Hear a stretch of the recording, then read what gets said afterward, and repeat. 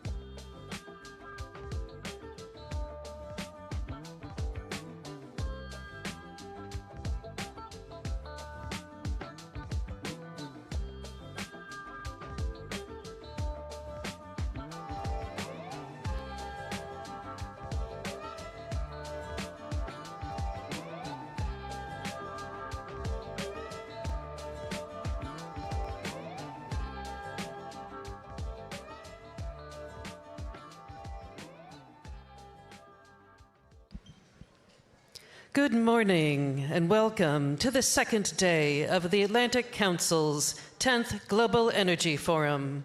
Please welcome Executive Vice President, Atlantic Council, Jenna Ben-Yehuda.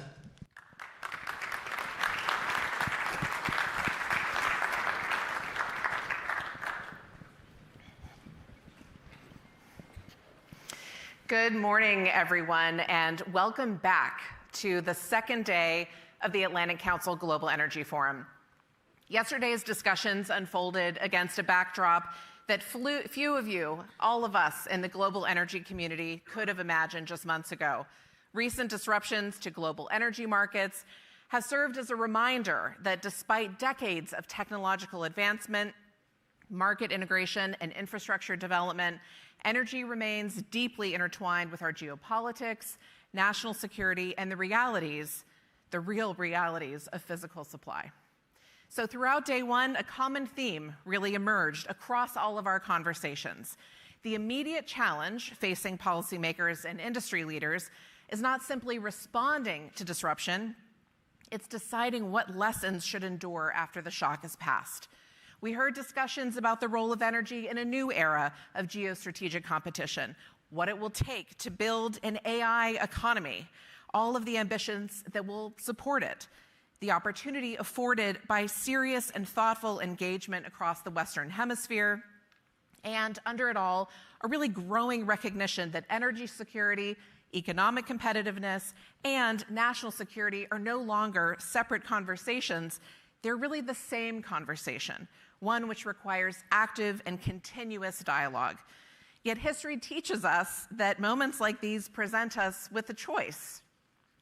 The choice, honestly, is a challenging one. The first option is to treat that disruption as temporary, to focus just on the immediate response and assume that once a crisis stabilizes, the underlying vulnerabilities can be set aside.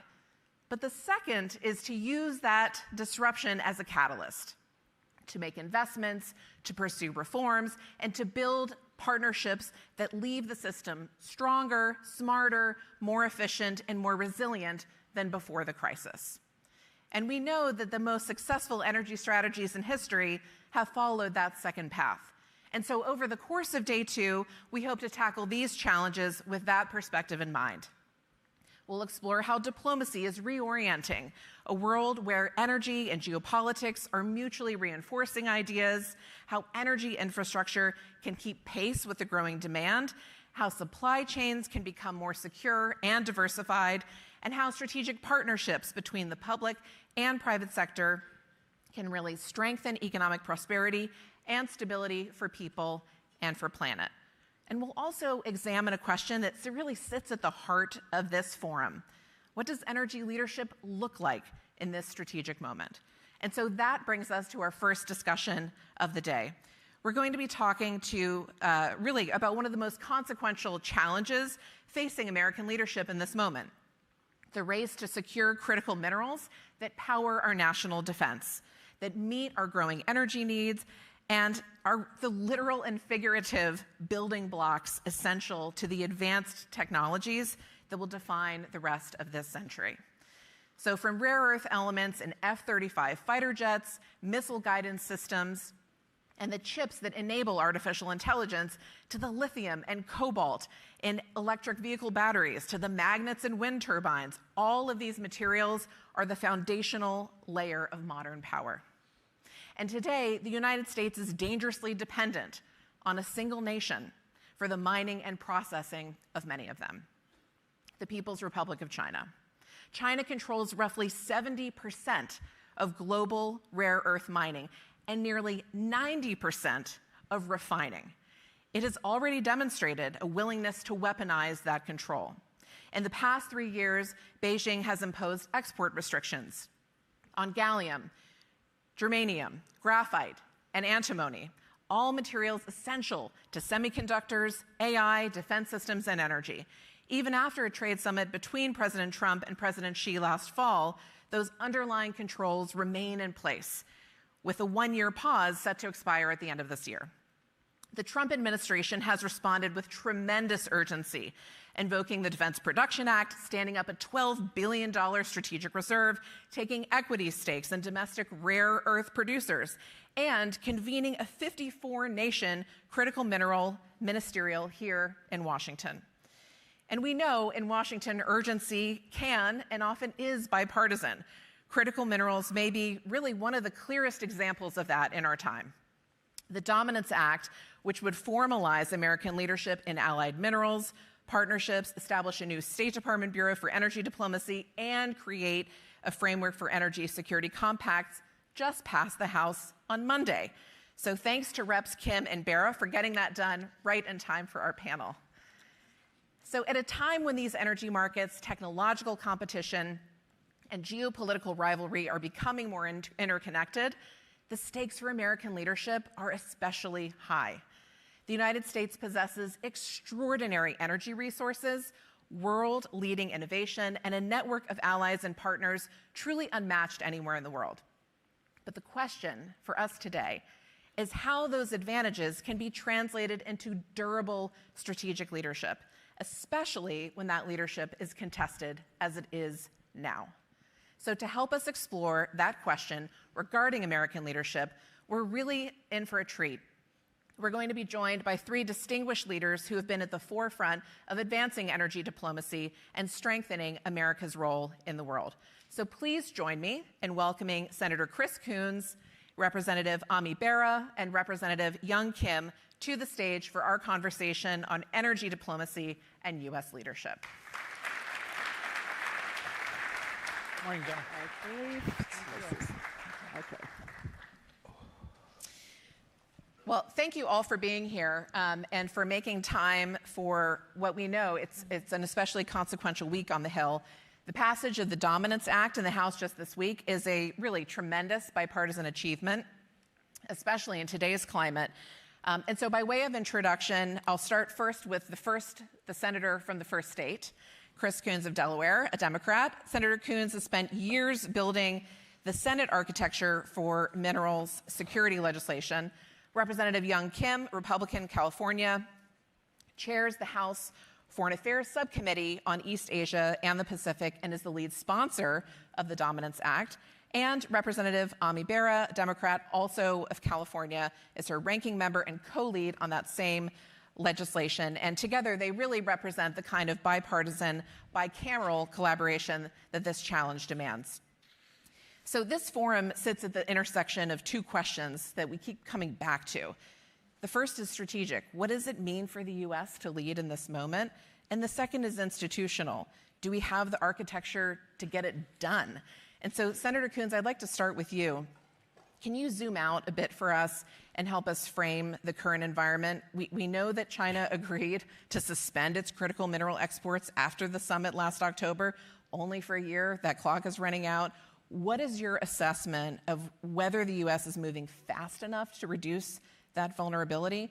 And what do we need to get moving on to get it right? Well, thank you, Jenna, and thank you, Fred. Thank you, Atlantic Council, and to everybody who's here, and particularly my friend and former colleague, Senator Landrieu, who's with us. We cannot move fast enough, but we can move faster, and we are. The fourth member of this panel who's not here, but who I'll just recognize, is Senator Pete Ricketts. We have a Republican and Democrat in the Senate, a Republican and Democrat in the House, and that's what's going to make the Dominance Act move.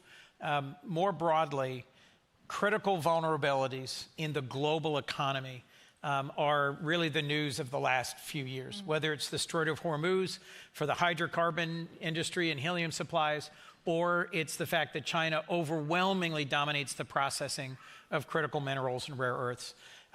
Many of the rare earths are not actually that rare. It's just that they are used in very small amounts in very high value applications that are critical to defense and to energy. And there's very limited processing capability. So the work that began under the last administration has been accelerated by this administration is critically important.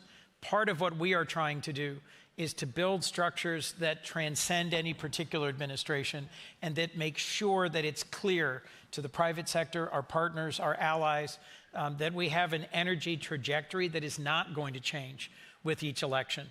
So part of what I'll talk about today or this morning is exactly how the energy pact part of this that Senator Ricketts and I are leading in the Senate will be one of the core pillars of the Dominance Act. That's great, and we're going to come right back to that. But Rep. Kim, I want to start with you.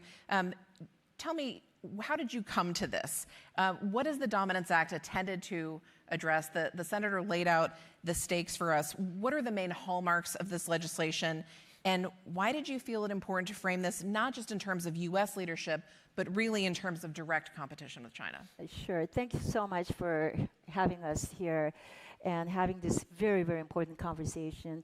Last year, we saw when China put export restriction on our ability to get our access to the critical minerals, we saw the vulnerability. And we saw the President Trump coming out with the executive order saying how important it is for us to retake our ability to compete against our adversaries, namely China at the time, because they retaliated to what we were trying to do. So I think having a lot of roundtable conversations with the industry leaders, both in mining industry to individuals who are trying to look at opportunities to invest in the mining and processing, and also finding out that there is opportunities, but we are not doing it. As Senator mentioned, we are not doing it enough. And we saw also the Russia invasion in Ukraine that put a lot of Russia is weaponizing Europe's dependence on oil after that invasion of Ukraine, and then we saw China having the critical minerals dominance. And then you mentioned Iran also. It is threatening the Strait of Hormuz, where the 20% of the gas trade is passing through that. So we saw the need to work on a opportunity to provide the long, durable certainty to not only increase the domestic production, to scale up the demands that we need, but at the same time, how do we provide the certainty and give our allies and partners so that they can look at United States as a partner of choice? Look, China, yes, has a lot of dominance in mining and processing, and they are everywhere in the world. But having the larger presence doesn't mean they are the partner of choice. Our partners, allies who are looking to work with us are looking for durability, looking for opportunities, and that's what this Dominance Act is doing, which is why I'm so excited. There is that the Bureau of Energy Security and Diplomacy. A lot of people think, why is it so new? But it is not, right? I mean, this is the first time actually we're congressionally authorizing a bureau that never existed before. Yes, some will argue, well, it was there before, but we had Energy Bureau with the Assistant Secretary. The position was appointed by President Trump in 2018, but it was not codified. So what we're trying to do in the Dominance Act is to recognize that our allies need one command center with one strategy, so we can all work together, and this is creating that Senate-confirmed position, which will be like the Assistant Secretary level official that will coordinate all of the activities across many different multiple agencies and provide that opportunity for our allies to come to us and say, let's work together. We have all of these tools that we have, but you have not, been able to work with us. We're giving that long-term, clear, durable, opportunity for them. So this will last from one administration to another. So this is not something like we saw previously. It's a great idea, great initiative that it goes away when the current administration is out of the office. This Dominance Act will provide that long-term stability that people are asking, and this is how we dominate our energy and critical mineral supply chain as well. So it's really the architecture that will root a continuous strategy. So, Rep. Beer, I want to come to you. What is the kind of core logic of this allied approach? How do you respond to critics, as you've been working together with Rep. Kim on this legislation, who argue that building supply chains through partner countries simply trades dependence on China for dependence on other nations who we may not be able to rely on? How do you think about that? Yeah, so a lot of those partner countries have, you think about Japan going back a decade. So you're doing other things besides working for the investment? A few things. Which firm are you working for? TWG. Okay. Yeah. Okay. Anyways, back to... Not exactly the voice of God. Exactly. Now it's like, okay, well, am I hearing things, or is it just me? Japan experienced the economic coercion, but the real wake-up call was the pandemic, right? That was not economic coercion, but it was a massive supply chain disruption. And then the recovery was slow because all of a sudden we realized our total dependence on a single nation, in this case, China. And the vulnerability, Chairwoman Kim just talked about how China not directly, but indirectly choked off some of our supply chains here. So it does need to be an all of the above allied approach with like-valued allies. The Biden administration started the Mineral Security Partnership, which really was foundational. The Trump administration's moved that into Forge. It is the right approach because you're talking about billions of dollars of investment to build this infrastructure, to build the processing and refining capacity. And as Senator Coons talked about, it's not that these are rare elements. They're there. We've got plenty in the United States. It's the refining capacity that is a real challenge. And we should do that with our partners. South Korea right now is chairing Forge. How do you do that? And Senator will talk about what they've been working on in the Senate in terms of the compact model, because it really is a different way of doing aid development and building this infrastructure. Going into the countries in Africa, where you create that context that allows our companies to go in and feel comfortable making massive investments, along with the Japanese, with the Koreans, with the Australians. So I think it's the right thing to do to work together, because we also do have a competitor and adversary that really does intentionally undercut the market. There's a reason why a lot of the U.S. companies have come out of the mining and refining capacity, because Beijing subsidizes this industry, and if I'm running a U.S. multinational company, I can get those the elements I need very cheaply from China. So we've got to do this together, because we may not be able to compete on price, but we've got to compete on national security. And so to that point, Senator Coons, we know the U.S. has no shortage of partnerships, dialogues, strategic frameworks. There are many. But your work on the Energy Security Pact suggests that we're missing something that is durable. So what makes it different? What does it look like? Statutory, long-term, mutual interest. I'll build on what Congressman Barrett, Congresswoman Kim were just saying. It's important to realize that some of the world leaders in mining and refining are countries that have long been our closest allies: Canada, Australia, Norway. They have abundant reserves of most of the critical minerals. And then there's other countries that are either treaty allies, like the Philippines, or long-standing partners: Malaysia, Indonesia, Brazil, Argentina, Chile, that have abundant critical minerals, but where their relations between the United States and China have shifted back and forth over time. Clearly because of the tariff war that Trump launched on a number of our closest allies like Canada, we've had strained relations. This was built on the model of the Millennium Challenge Compact, or the Millennium Challenge Corporation, that President Bush launched and has been sustained ever since, is still operating, is still a critical tool. It says we're going to enter into a long-term compact so that it crosses administrations. We're going to provide technical assistance. We're going to develop the goals of this compact in consultation with the country. So it's not just for our benefit and our values, it's for mutual benefit. If you look at the Philippines, for example, where Senator Ricketts and I went as we were developing this concept, they've gone back and forth between having very closely aligned U.S. administrations and less so, and so have we.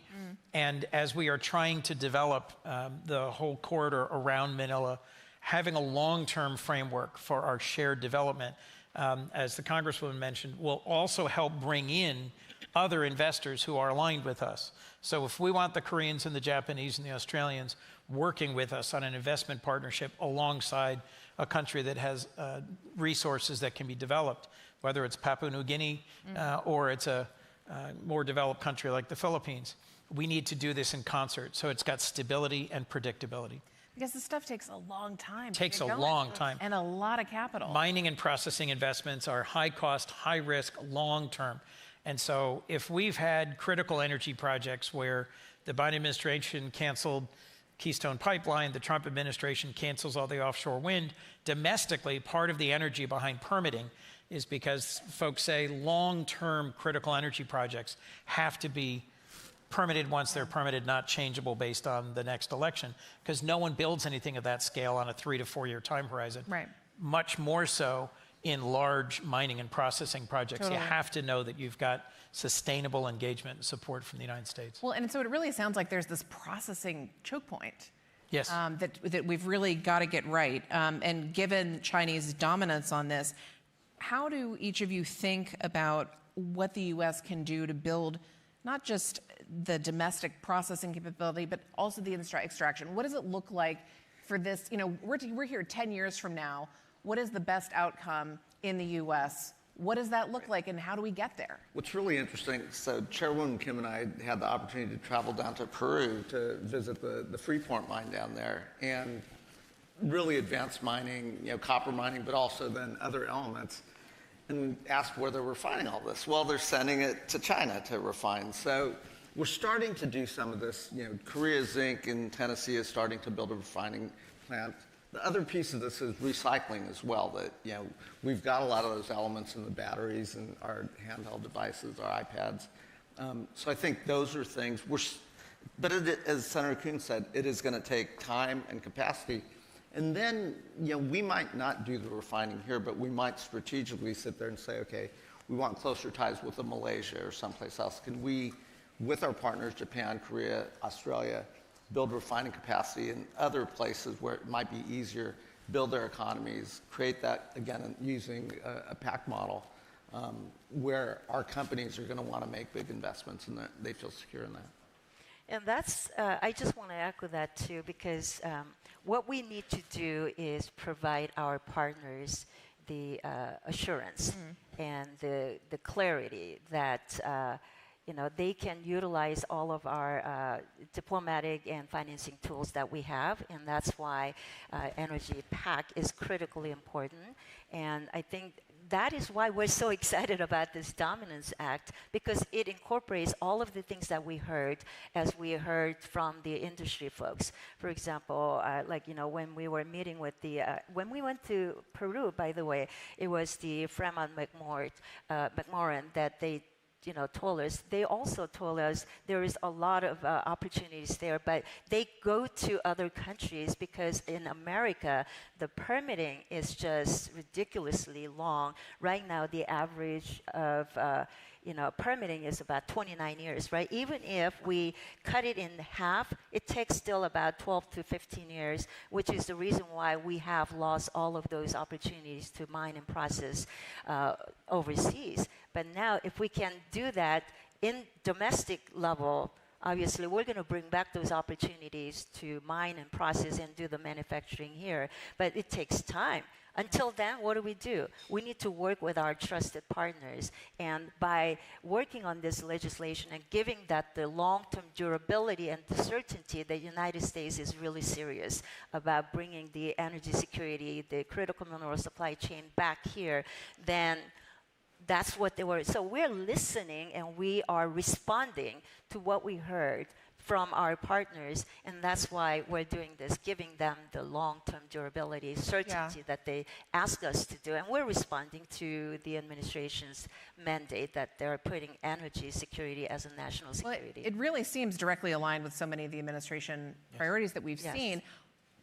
Did the White House call to congratulate you on Tuesday? What are you hearing about what happens next? We've been so busy with other, our committee had a very long markup on this, but we've been working very closely with the administration, and I have to really commend the work of the E-Bureau and working closely with Jacob Halberg, David Copley, and others who really understand this is what we need to be doing at this time. The time is now critically important. So we are very optimistic that since we've done our part on our side, now the Senate with Senator Coons and Senator Rickett and others who really pay attention. I mean, that Energy PAC is one of our key provision of the Dominance Act.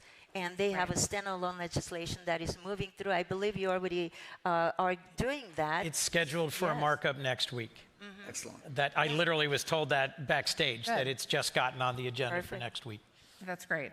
I want to, if we can, turn Senator Coons to rare earths and the defense industrial base, which obviously is a huge part of this. So the Pentagon has set a 2027 deadline for building a domestic rare earth magnet supply chain for defense applications. Can we get there? That's a challenging target, but a worthy one, because high-performing magnets that can tolerate huge challenges in terms of temperature and operating environment can resist demagnification. All those properties are critical in lots of different applications. Yesterday or 2 days ago, I'm the senior Democrat on defense and intelligence appropriations, and we just had the annual budget hearing for the Space Force and the Air Force yesterday. And the amount of investment in research and development, in fielding new platforms and systems, and the centrality of coordinated communications and operations in space to our future security demands that we hit this target, whether it's 27 or 28 or 29. But elevating it as a core target is important. We've got some real material science advances happening in the United States. And bluntly, it's one of the reasons why underinvesting or disinvesting in U.S. science research at the university level and the national labs is not in our strategic interest. In the competition for this century, looking at energy and energy production and bringing energy out of the grid, talent, chip design, and materials science are the core pillars of our national security and defense. And there's some policy choices that are costing us in talent. There's things we can and should do in energy and in accelerating access to energy at scale. But we also need to invest in research and getting this durable magnet supply chain aligned into the United States and through core and trusted partners and allies is a key strategic goal. Well, we've covered a lot of ground. There's so much to do. We've really got to get to work. We've got to bring those prices down, get the permitting times changed. We've got to bring some processing back. We're going to let you get back to it. I think you've got a lot ahead of you. Please join me in thanking them for joining us here today. Thank you, Jen. Okay. So Thank you. fun. Anytime. We really appreciate you being here. Thank you. Thank you.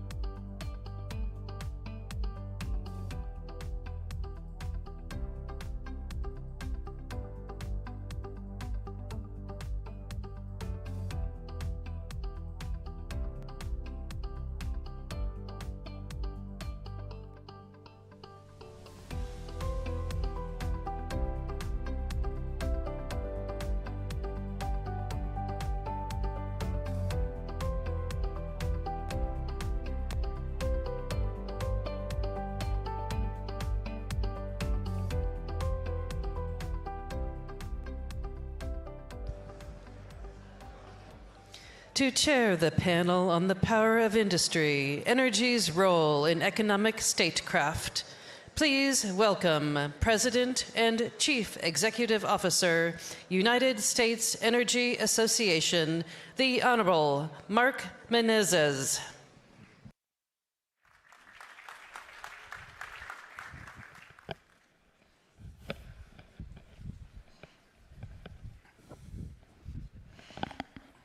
Well, good morning, everyone, and welcome to this morning's panel, where we're going to focus on the power of industry, energy's role in the economic statecraft. I am Mark Menezes. I'm President and CEO of the United States Energy Association. We're a not-for-profit over 100 years old. We have been dedicated to providing access to affordable, reliable energy, both domestically and internationally. working with these partners and others, working with the U.S. government. If you'd like to learn more about us, go to usea.org. Now, already much has been said about why we're having this. I want to thank the Atlantic Council having this policy discussion. It's very timely, and they have really brought together quite a group of seasoned professionals and policymakers to really explain the issues of the day. We know what the issues are. Energy has really become such a dominant player, both domestically and globally, as a necessary need for all nations for economic prosperity, and as we're learning more and more now, for national and global security. So let's just get right in it. Let me introduce our panelists this morning. Anatol Fagan. Anatol is the Executive Vice President and Chief Commercial Officer of Cheniere. Has served over 10 years at Cheniere. Prior to that, he was with Bank of America and J.P. Morgan, so he brings both financial background and energy expertise to the panel. Welcome, Anatol. Andrew Herskowitz. Andrew is Chief Executive Officer of Mission 300, Accelerator RF Catalytic Capital. It's a offshoot of the Rockefeller Foundation. Andy served over 20 years as a U.S. diplomat, a senior foreign service officer, and importantly and significantly, first Chief Development Officer at the U.S. International Development Finance Corporation, today's DFC. Welcome, Andy. Brittany Kelm. She serves as a senior policy advisor to the White House's National Energy Dominance Council. And before joining the White House, she worked at Shell, and prior to that, she worked for the U.S. refiner Valero. Welcome, Brittany. The Honorable Roger Martella, Chief Corporate Officer of GE Vernova. Roger has been with GE now for almost 10 years, and Roger served as General Counsel to the U.S. EPA, and prior to that, he was partner at Sidley and Austin, heading up their environmental and climate change practices. And finally, we have Tim Perry.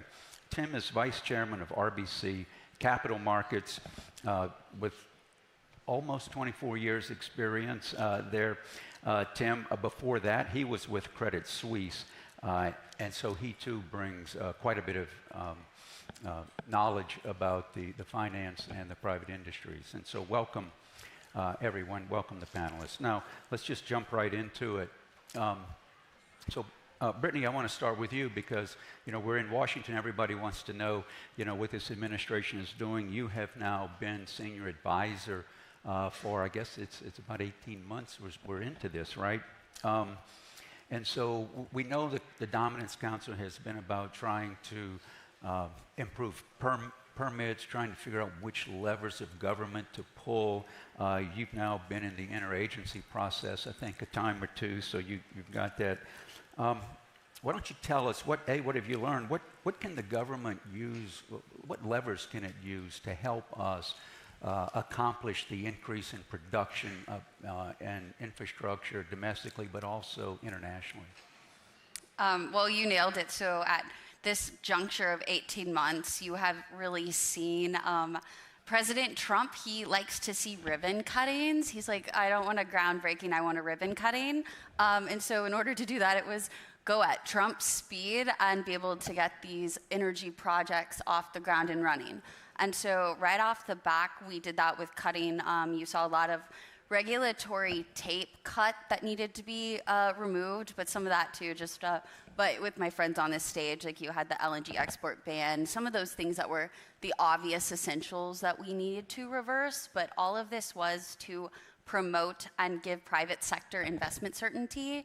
And so we were able to do that, I would say, I don't want to say relatively quickly, but we moved very fast in doing domestic red tape cutting. And so you saw procedures that we did at DOI and some of the agencies with expedited permitting, and then of course reversal of that LNG pause. And then you were able to see the markets just follow suit with that. And then that has obviously gone internationally. And so that's what we really wanted to do. The NEDC being the National Energy Dominance Council, we of course had already established energy independence domestically, and so Trump really wanted us to bring that on the global scale, because if you can supply that energy to your allies, that was true energy dominance. And so that's what we've done too. So obviously we have market levers for that are providing that investment certainty. And so we were going to show everyone we have your back, and so that is by doing those deregulatory efforts, cutting that red tape, allowing permitting processes to be expedited, and then provide all of the needed essentials to move that for exports, and then get our U.S. companies the ability to invest more internationally. And so that's what we've really been doing. And of course, we can go into the other levers of which you can do that with DFC and other resources in our tool belt. But that's the bulk of what our agenda has been thus far. And you saw last year more of that policy lever pulls, and then now you're seeing the implementation. And of course, I'll get into later what you're seeing with Venezuela, but we have some great examples and where my friends on the stage are able to really put their resources and invest. Thank you.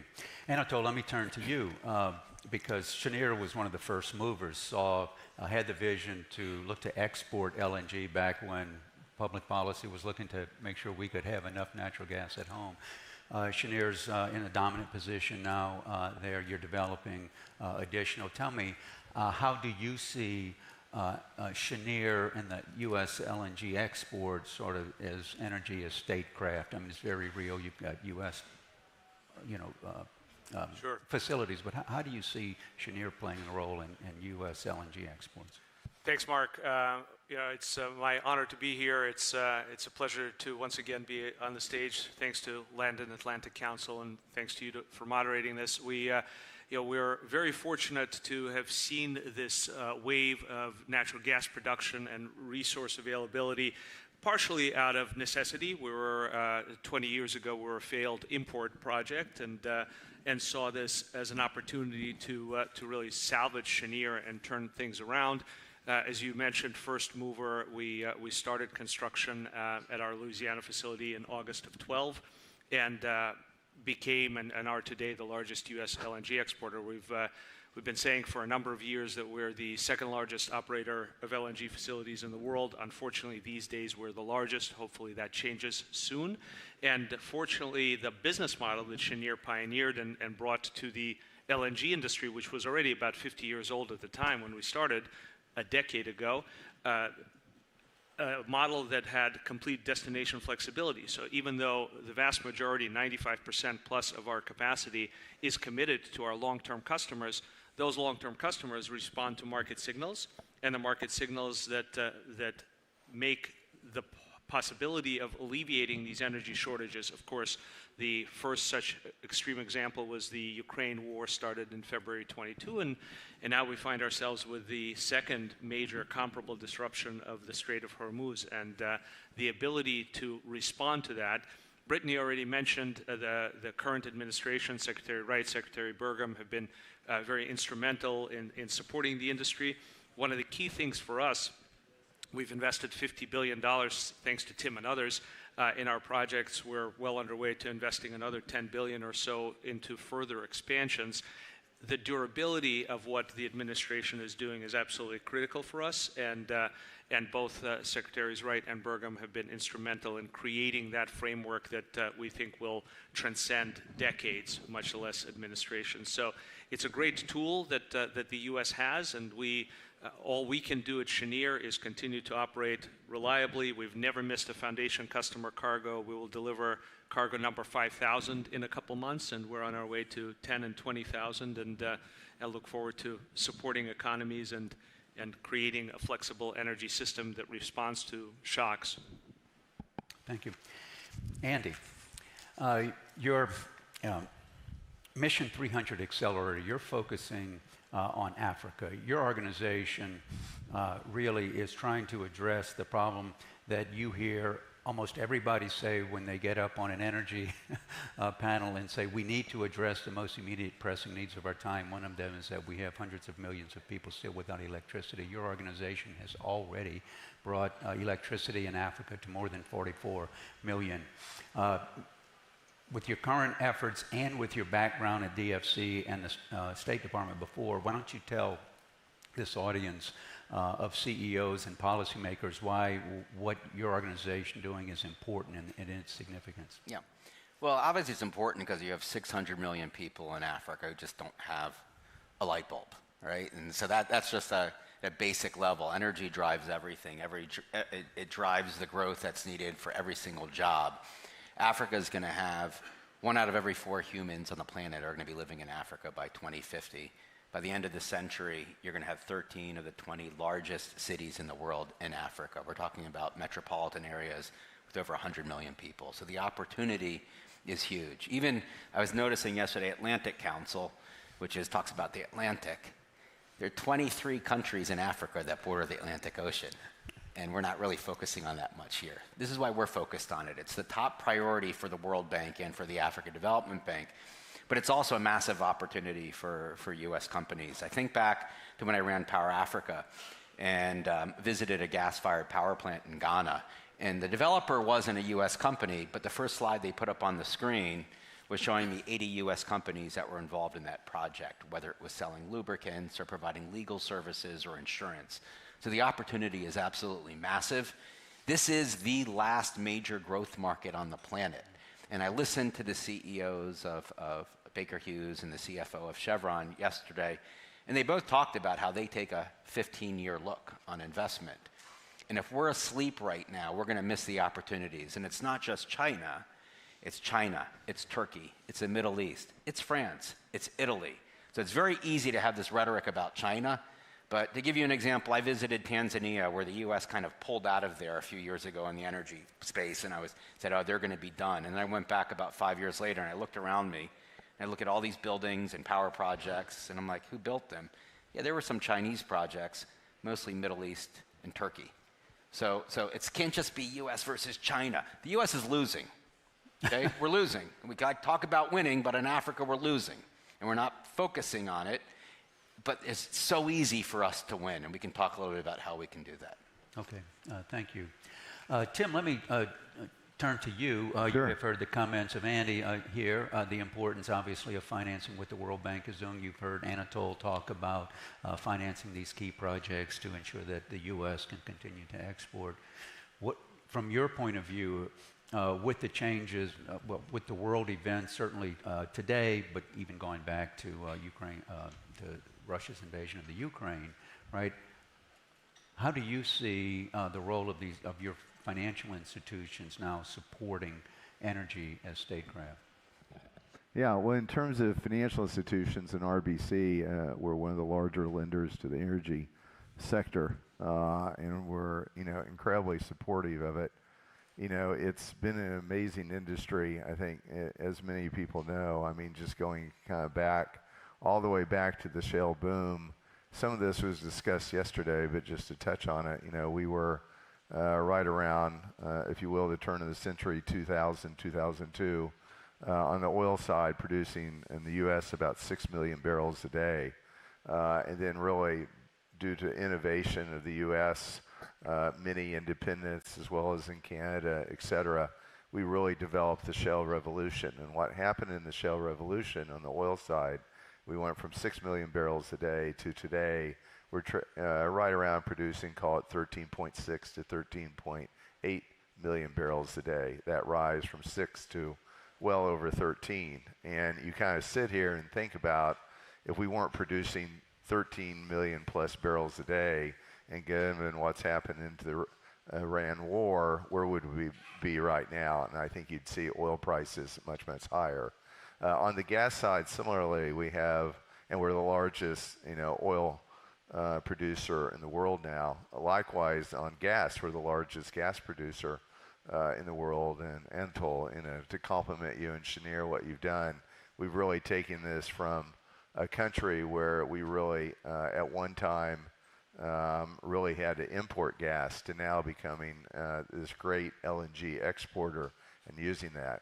On financing, we can discuss it. I think you've seen the bank market to be very supportive, as well as the capital markets, but we'll get into it. As important as this industry is, it really doesn't occupy that much of Wall Street in a way. The energy as a percent of the market capitalization of the S&P 500 is less than 4%, and people find that incredibly surprising. We can spend some more time on that, but. Thank you, Tim. Roger, GE Vernova, you guys have really been key in addressing the speed to power. You all are building as much as you can, probably as fast as you can, I mean, domestically. Let's talk about what GE sees domestically and internationally, also as a way that you can bring power, to help with energy serving as a tool of statecraft. Sure, well, thank you. And so GE Vernova, we're a company that helps produce 25% of the world's electricity, about a third if you don't include China. And we're in more than 100 countries. And when you talk about statecraft, I've never seen a time in my career where partnership with the government has ever been as critical as it is right now. So we're always working with our customers for their success, but I can't think of an example of anything we're doing as a company where we're not closely partnering with the administration, with the European Union, with countries all around the world to make sure that whatever we're doing has a strategic advantage both for our customers and for other countries, strategic relationships between the United States and other places. So statecraft is front and center in everything we're doing. And maybe I could just share one example, because I think an example is probably better than speaking at a high level. If you think about the deployment of nuclear technology, you talked about speed to power. About a year ago, the administration, the Energy Dominance Council and the White House released some executive orders on nuclear technology that I believe have now accelerated the deployment of small modular reactors by 5 years. It's been that much of a game changer. And so we're in a privileged position of building the first small modular reactor here in North America. And we've always known that there would be more to come. But we wanted to be very strategic in terms of how do you do that. So when President Trump went to Japan earlier in the fall, he worked on an agreement with the Prime Minister where they agreed to make an investment in small modular reactors here in the United States. It helped address the trade issue between the US and Japan, but it also helped investment here in Japan. So they were here a couple months ago, and they announced specifically a $40 billion investment to fund 10 SMRs here in Tennessee and Alabama. So that sounds like a US issue, but if you really break it down to statecraft, what has happened is, as a result of this, they have accelerated SMR deployment by, I would argue, 5 years for the US, which is good for the US. US becomes this clear leader in nuclear technology. But they've also helped Japan not only with tariffs, but Japan's actually super excited about this deal because it's now a nuclear superpower as well. Much of their supply chain will feed these SMRs. And so there's this opportunity where they're just as excited as the US is to be building these reactors here in the US because of the opportunities for them to now lead a global supply chain in nuclear. But we're not going to stop there. Where do we go next? We're looking at Europe and having close partnerships with Europe to take this technology in coordination with our friends in the US to how does Europe get to catch up too and be on a level playing field with the US taking these developments. So that's kind of statecraft at its essence. That's just one of our technologies. It's kind of three-dimensional chess across all these ways. But all of that's serving not only our customers, it's serving countries, it's serving relationships, it's creating stronger. I think I hear the comments on Africa, and I see how do we solve for that, because I think we are solving it through a lot of these opportunities to deploy electricity technology in ways that supports these relationships with allies. Yeah, thank you. Brittany, along the same lines, so where you sit, I mean, you see, you have domestic policy, you have international policies, you have different technologies that are coming to see you, different projects. I'm sure you hear from probably as many different representatives from foreign countries to try to figure out what your role is to ensure that there's always a domestic supply or the domestic policies in place. Tell me, how do you see your role as helping to facilitate these projects that can help in the international area? And tell me, what's your sense when people come and talk to you from all over the U.S., all over the world, do you feel like the U.S. is sort of, winning or losing? It seems to be a theme here that Andy brought up. He says we're losing in Africa. We could be winning. I'm overstating that we're losing, but we definitely could be winning, and I'll talk about that. I was going to say, I was like, well, from my perspective, and but truly, I mean, I wake up every day, and I say this all the time. I'm like, I have the best job in the world, but you literally just described why, because I get to sit in this position where I obviously get to serve my country and my stakeholders, like a lot of you from industry in this room, and I came from industry, so it's been an honor to get to do that. But then getting to bring that internationally has been so eye-opening and the biggest privilege, but also like I get to see the US as a powerhouse. A lot of what Roger just mentioned, like we're able to bring these technologies across the world and truly help our friends and allies, and like we have them, and back to the energy dominance thing, like we can supply those to our allies, and I think that's just an incredible thing. Like we don't have to just hold it all domestically, and so I get to see that on a day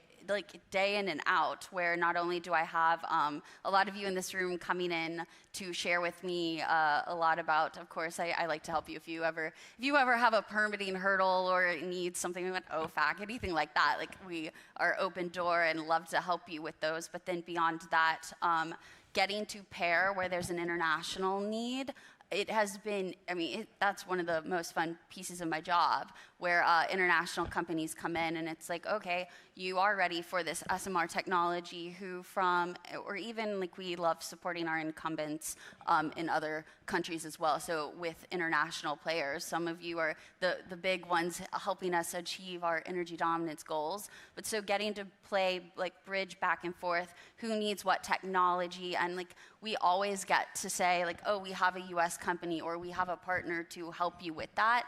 And like, there's never been a case where, oh, blank country needs blank this capacity, this LNG, where I can pick up the phone and ask like Cheniere or whomever, can you help blank country in Europe? And so that's just been so eye-opening. It's like, it's always, yes, the US can provide these resources, the US has this technology, the US has the companies, and then likewise, we have that relationship with the international companies. And so it's been a really great partnership, and it just keeps continuing, and it's never running out of capacity, and it's been great sitting at the NEDC, where we get to be more project focused and rely on the agencies to help us solve for X, Y, and Z. It's been a very unique but very successful council in that regard. Good. Yes, Andy. So can I jump in and Yes. tell people how we can be, I shouldn't say winning, how we can be totally dominant and knocking it out of the park? Let's see. Let's hear it. So the most powerful tool the U.S. government has is the Development Finance Corporation. And in my time between when I left the DFC and joined Rockefeller, I spent a year running a think tank, and we went deep on the Belt and Road Initiative in China. We wanted to see what are they doing? Why does it work? China's got this bank called Sinosure, which has a $1 trillion portfolio, which all the Chinese companies, much to the chagrin of Sinosure apparently, but they were told by the central government that you had to do this, were giving very low financing and risk insurance to the Chinese investments overseas. $1 trillion portfolio with a return of about $100 million. Okay, it's very small. The difference is the DFC is the only development finance institution in the world that is actually not required to earn a return. The US could put its thumb on the scale as much as it wanted to try to bring down interest rates, be really aggressive on taking junior positions on investments, provide all kinds of insurance and all of these things, but it chooses to not do it, and I think a lot of people, probably even in the administration, aren't aware of that. So whether it's for advancing foreign policy development or whatever you want, the DFC is extremely powerful.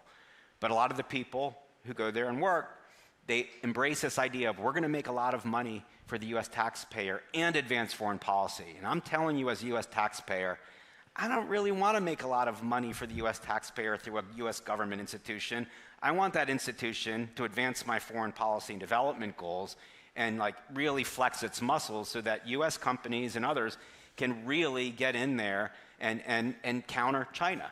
Imagine what we could do. $1 billion is not a lot of money to the US government. Even if we were to structure a portfolio where like on a $100 billion portfolio, you lost $1 billion, big deal.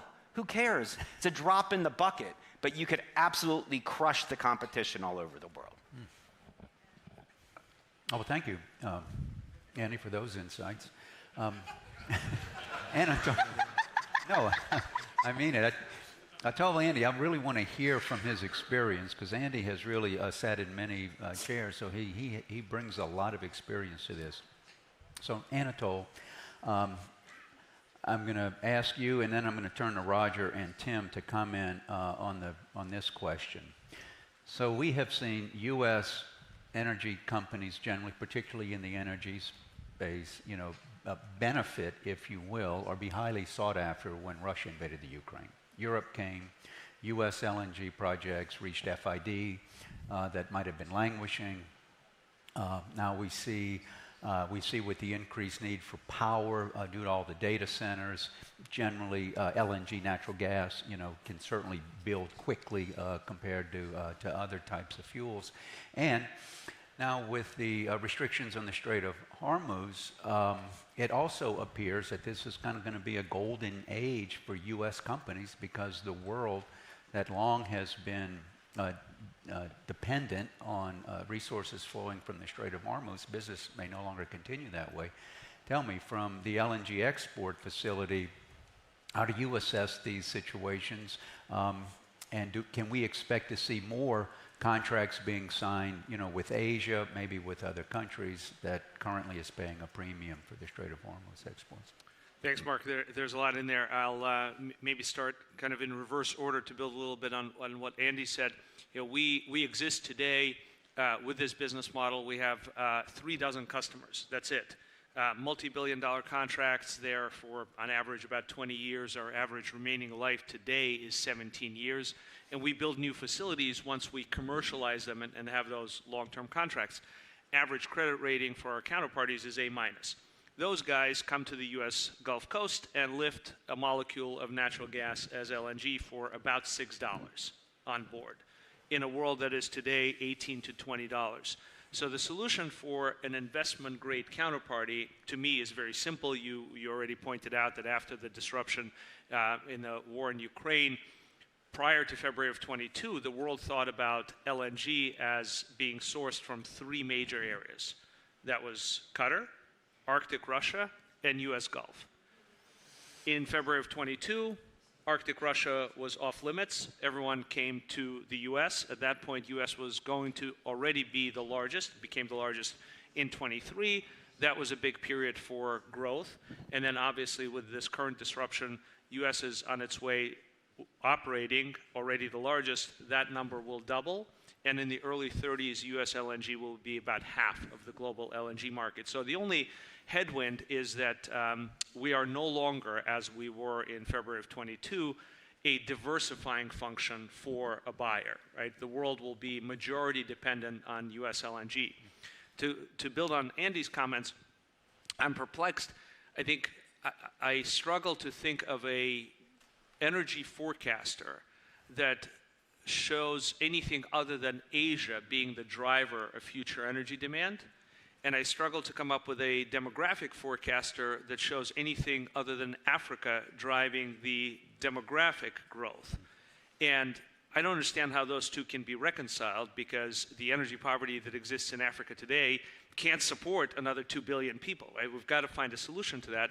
Building on your comments, investment-grade counterparties, easy answer, buy more from Cheniere and those like us. Non-investment grade energy poverty areas, I think this is an ideal situation where the DFC can support that. In our case, we've exported for a decade.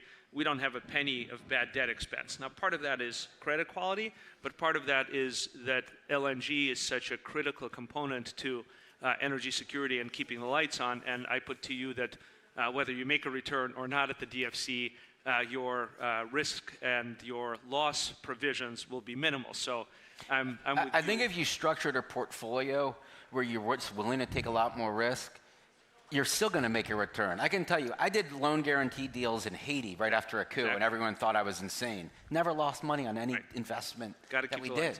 Everyone just gets so freaked out about it, but the markets know how things work. You just have to be willing to do it. Like I've got a really good record on deals in some of the most difficult places and companies. It just, people are scared. So, more opportunities for U.S. LNG. We are already the 800-pound gorilla, and we have the opportunity to continue to export this incredible resource that we have developed over the last 15 years. Let me turn to Roger and then Tim. Listening to Anatol and what is your reaction to this? Do you likewise see opportunities with GE, Vernova? We see the opportunities. To us, it's a little broader, as we're in the electrification space, making equipment for electrification, and I think the world is looking to use.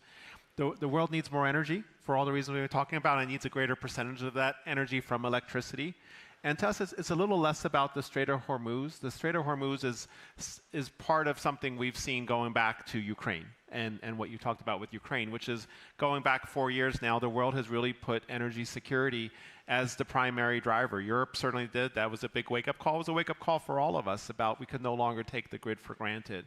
So what we're seeing is really a super cycle all around the world. I think the President Trump's agenda very much picks up on it. He uses different words perhaps, but everybody uses different words all around the world. But what we're seeing is a super cycle of investment in electrification infrastructure that we haven't seen probably since World War II.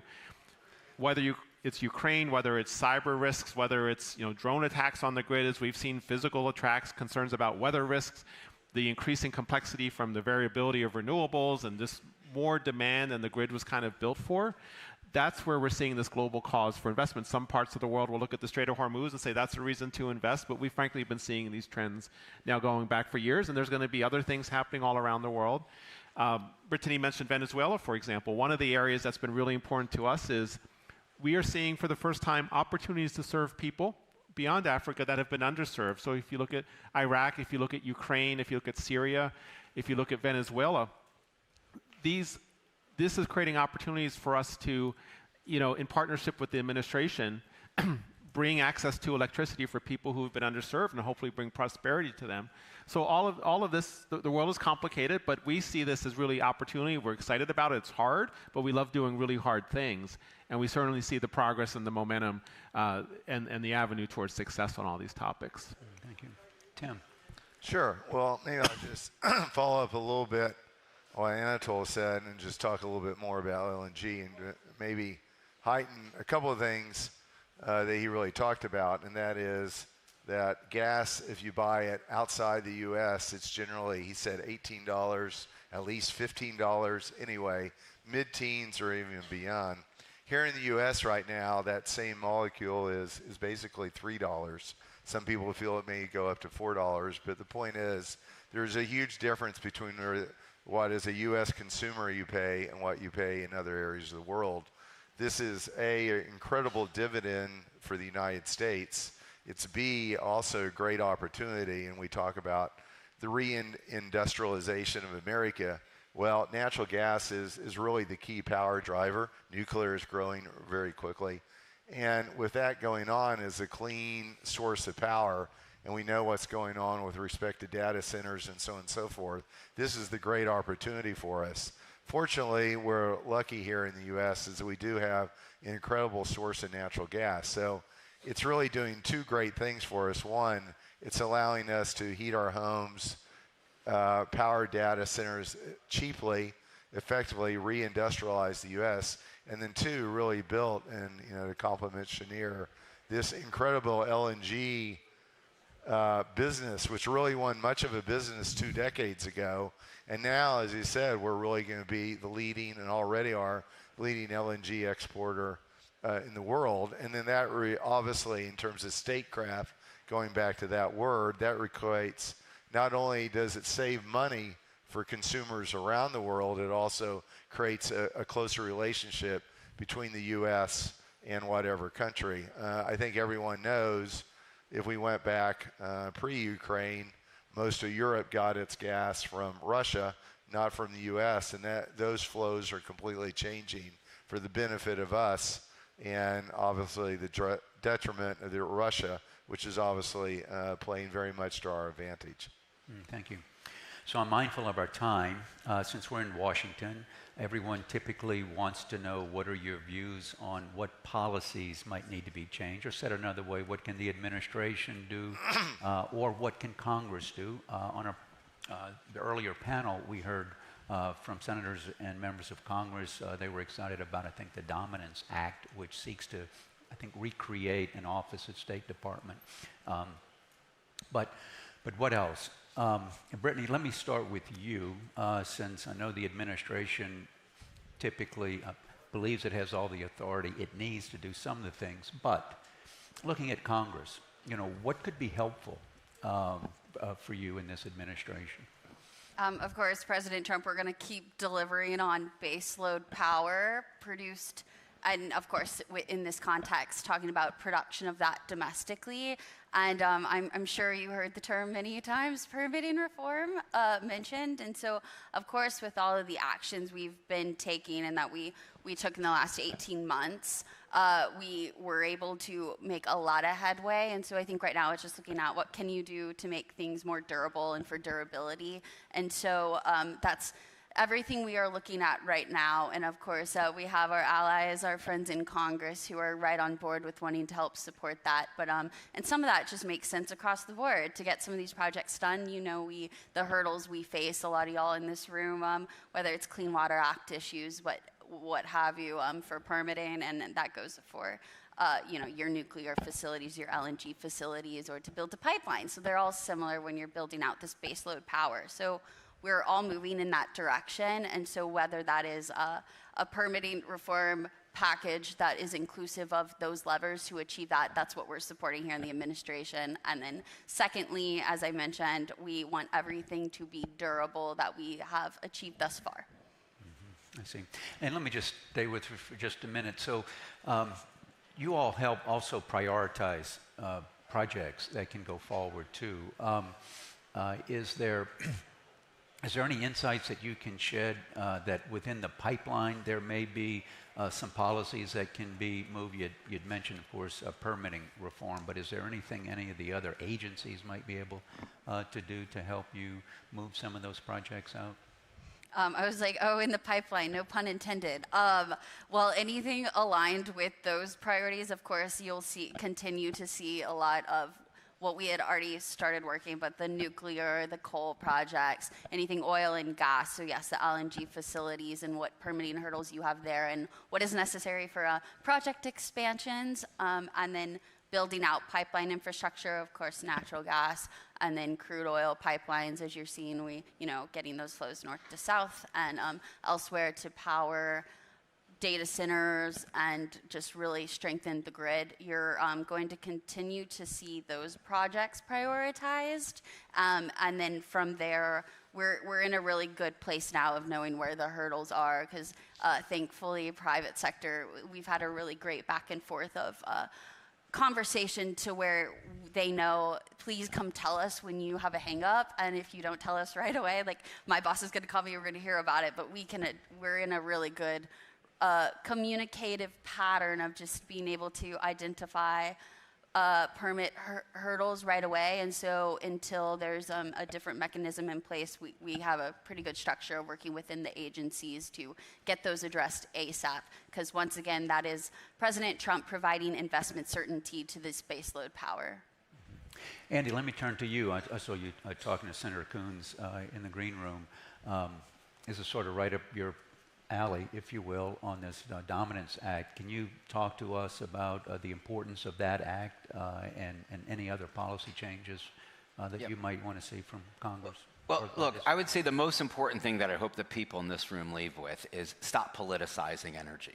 So one of the challenges that we face is that you've got, and I was at DFC, Biden administration came in, gas projects were canceled. Trump administration came in, solar projects were canceled. Creates a total lack of predictability for the market. And if you talk to anybody, which is most of the people in this room, about energy, you could care less about the politics of it. You're open to pretty much all technologies. That's what we need to truly be dominant. That's really important. You have to take an all-of-the-above technology approach, because people care about a couple of things. They care about availability, reliability, affordability, and security. That's all we should care about. And that should be bipartisan across administration. Senator Coons gets that, others get that, and I just wish that every administration would get that, because then that really puts us in a position to be energy dominant across the world. Yeah, thank you. Anatol. To build on Andy's comments again, while I completely agree with you, I will add that there is a right way to conduct business and a wrong way to conduct business. Yesterday over dinner, we were discussing the start of Marcellus in those early days in the late aughts. And my point was, when you went to Pennsylvania, southwest Pennsylvania in that era, with a naked eye, you could tell the companies that came from Texas and Oklahoma and the companies that came from the Rockies with the experience and the diligence of developing resource. And eventually the Texas and Oklahoma guys learned how to do it correctly, how to properly dispose water, how to invest in roads and schools and support industry. We need level-headed regulation, the kind of regulation that staff provides with the Federal Energy Regulatory Commission to our industry, and that needs to be part of the dialogue. That is something that Brittany already mentioned.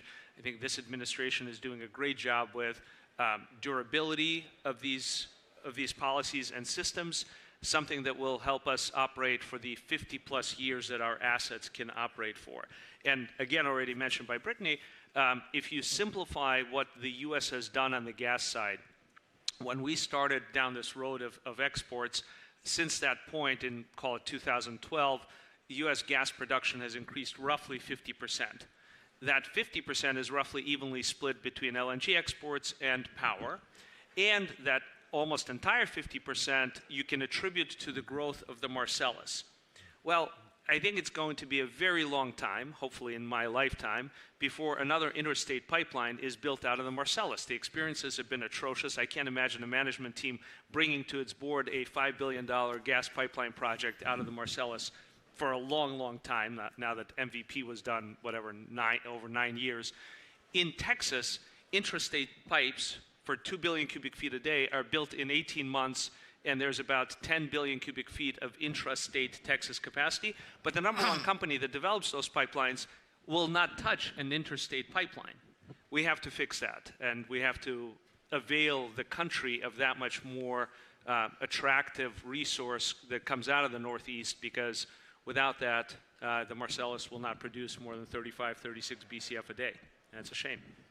Roger, you've been in the policy space. I'm sure you get many questions from GE about how can we solve this and that. Tell us about briefly. We're a little close out of town, and then Tim, I'll have you have the final word. I'll be super fast because I know we're on time. We think of accelerators and decelerators. I think a lot of times people just focus on the things that are broken. We like to focus on the things that can move us faster. We talked about trade policy. The trade policy has been working on driving not only orders for equipment, but that's led to more investments in our supply chain, $1.3 billion here, 1,800 jobs, and serving strategic relationships.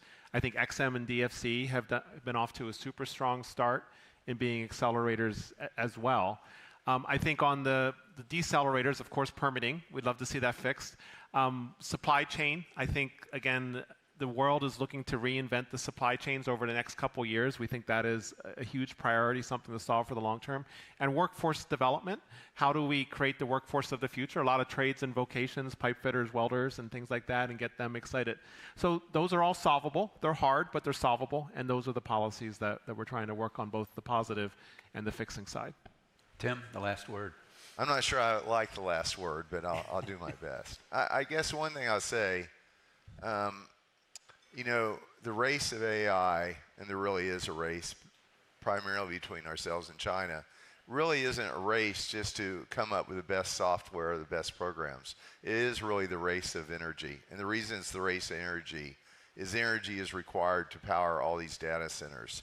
I guarantee you the data that's coming out of China is that they are growing their energy in all forms, coal, every sector, nuclear, as fast as they can. So all the things are being said here and I agree with all of them, in terms of permitting reform, building pipelines, quite frankly, doing things faster, is really, really critical if we're going to win the AI race. It's not just coming up with better programming. It's really coming up with more affordable and available energy. Well, we'll have to end it there. Please join me in thanking our panelists.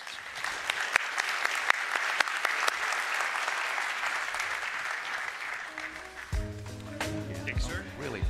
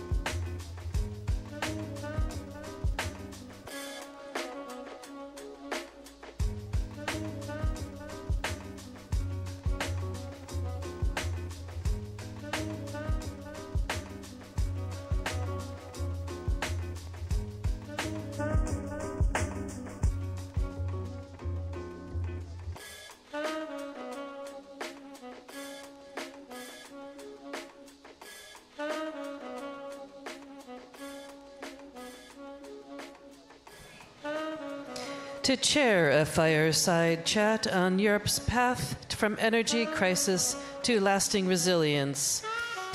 Please welcome Senior Director, Europe Center Atlantic Council, Jorn Fleck.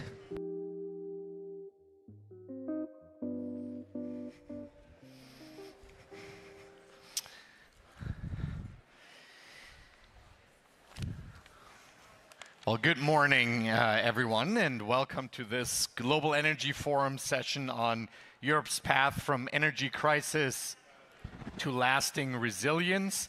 A big question for this morning, and I'm delighted to be joined by two ministers of two countries in Europe that are key players in answering that major challenge for the continent, for the European Union more broadly. We have with us His Excellency Michael Damianos, Minister of Energy, Commerce and Industry for the Republic of Cyprus. A warm welcome. And, of course, His Excellency Stavros Papastavrou, Minister of the Environment and Energy for the Hellenic Republic. A warm welcome to both of you. And I want to dive right in because we have big issues to address and little time to do so, and look forward to the conversation with you. When we look at this challenge of Europe's path from successive crisis to lasting resilience, we've seen since especially 2022, Europe facing a series of severe shocks to its energy system, first from Russia's invasion of Ukraine, more recently the conflict with Iran, the fallout, the disruptions we've seen from that. That has added to longer-term challenges to European energy systems and competitiveness. So if I can turn to you, Minister Damianos, first, and if you could give us a little bit of a state of play in how you see the European debate on and progress on addressing these successive shocks. Where are we in moving towards resilience and away from the immediate crisis? First of all, good morning, and it's a pleasure to be here. Cyprus is holding the presidency of the Council of the European Union for this current 6 months. Until the end of June, we had a lot to do and a lot to discuss with respect to the position, especially as far as external shocks are concerned. You're absolutely right. It started with Russia in 2022. We had the shock through the war in the Middle East in February, which I think we managed to let's say not control but adapt to a bit quicker than we did in 2022. I think the general idea, and this is what we're trying to do as the European Union, is to make sure that we're more resilient, and becoming more resilient means being a bit more diversified. So Europe needs to progress with, so for example, the grids package. We need to increase the stability of our infrastructure, proceed with furthering LNG terminals. We do have renewables, we do have targets. With renewables, it currently means that you can get your own energy within the country rather than being reliant on external sources. But most importantly, I would say you need to develop your own internal sources of energy, and it can only include fossil fuels as well. So, for example, we do have substantial quantities in the Cypriot EZ. Greece has its own quantities in its own exclusive economic zone. So the idea is to try and get as much out as we can in terms of that diversification. And obviously also consider and expand the relationship with reliable partners like the US, so we can rely on each other and not be reliant on a single source, which has been the case in 2022. Not any longer, but it takes time to make sure that you really are there. So infrastructure, renewables, fossil fuels within Europe, but also reliable partners in the area and the other side of the Atlantic to make sure that we are able to adapt to external shocks in a much shorter time period than we used to up to now. We'll come to a number of those issues you've laid out, but I want to ask Minister Papastavrou. Can I make a comment on the previous answer? can I take the question up? Comment? But also, you've spoken about Greece pursuing a policy of energy realism. And I want to ask you, on this path that Europe is moving on towards greater resilience, where are we? What progress has been made? Are you seeing a shift towards greater energy realism when it comes to Europe as a whole? We'll come to country and regional issues in the next round. The comment I want to make, and I will answer right away on your question, is that we learned the hard way, both with the invasion of Ukraine and now with the Straits of Hormuz, about the systemic risk of weaponizing energy. So whether it is from Russia or whether it's from Iran or from whatever, any country, weaponizing energy is a systemic risk for Europe, and Europe should be united addressing this and not accepting to work with this. So the weaponizing of energy is something that affects global security and regional security, and we should be very much aware of it. Now, on your question, actually it has been the Prime Minister who has been speaking about energy realism with his article in the Financial Times, and I think has been a leading voice on that in the European Council. I think we realized all that we put a goal of clean energy, which is a noble goal, but we turned that a bit on morality. So when you were speaking to Brussels about a 100 million project of hydrocarbons, you were considered to be a villain. If that was blue hydrogen, you were a saint. We need to be technologically neutral. Europe needs to have energy security. Energy security is national security. So as Michael said, we need to develop all the domestic resources that Europe has in order to be able to be to have our energy independence. And in that sense, we need to be cost efficient and cost effective. Europe discussed about putting a tax, a carbon tax on shipping, on global shipping, where global shipping contributes less than 3% on the global emissions and transfer more than 90% of the global trade. That's not a good start. I think this is catching up. I think most of the European leaders have followed up that we put a goal that did not take into account the competitiveness of the economy, the social cohesion, and now this translates not on a change of course, but of a recalibration of the speed, in a way. And compared to the crisis of 2022, where it took like 12 to 14 months for the EU to realize that there was a problem and we need to act together, now, as Michael indicated, things have moved a lot faster. So I think energy realism, which has started by Prime Minister Mitsotakis, now becomes, I think, a common sense approach for the majority of the European countries. So greater recalibration and speed, you're saying. I want to come to the East Med as your region and its specific role in advancing European energy security. Obviously, the region has a strategic role to play here. Energy security, it's home to significant offshore gas reserves. It plays a role in critical interconnection infrastructure linking Europe, Africa, the Middle East. So I'd be interested, Minister Damianos, in what you believe are the key drivers differentiating the region from the rest of Europe, and also how you really leverage that unique position your countries, but also the region more broadly is in supporting European energy security. So I'll talk about Cyprus, but I'm sure that Stavros will add later on.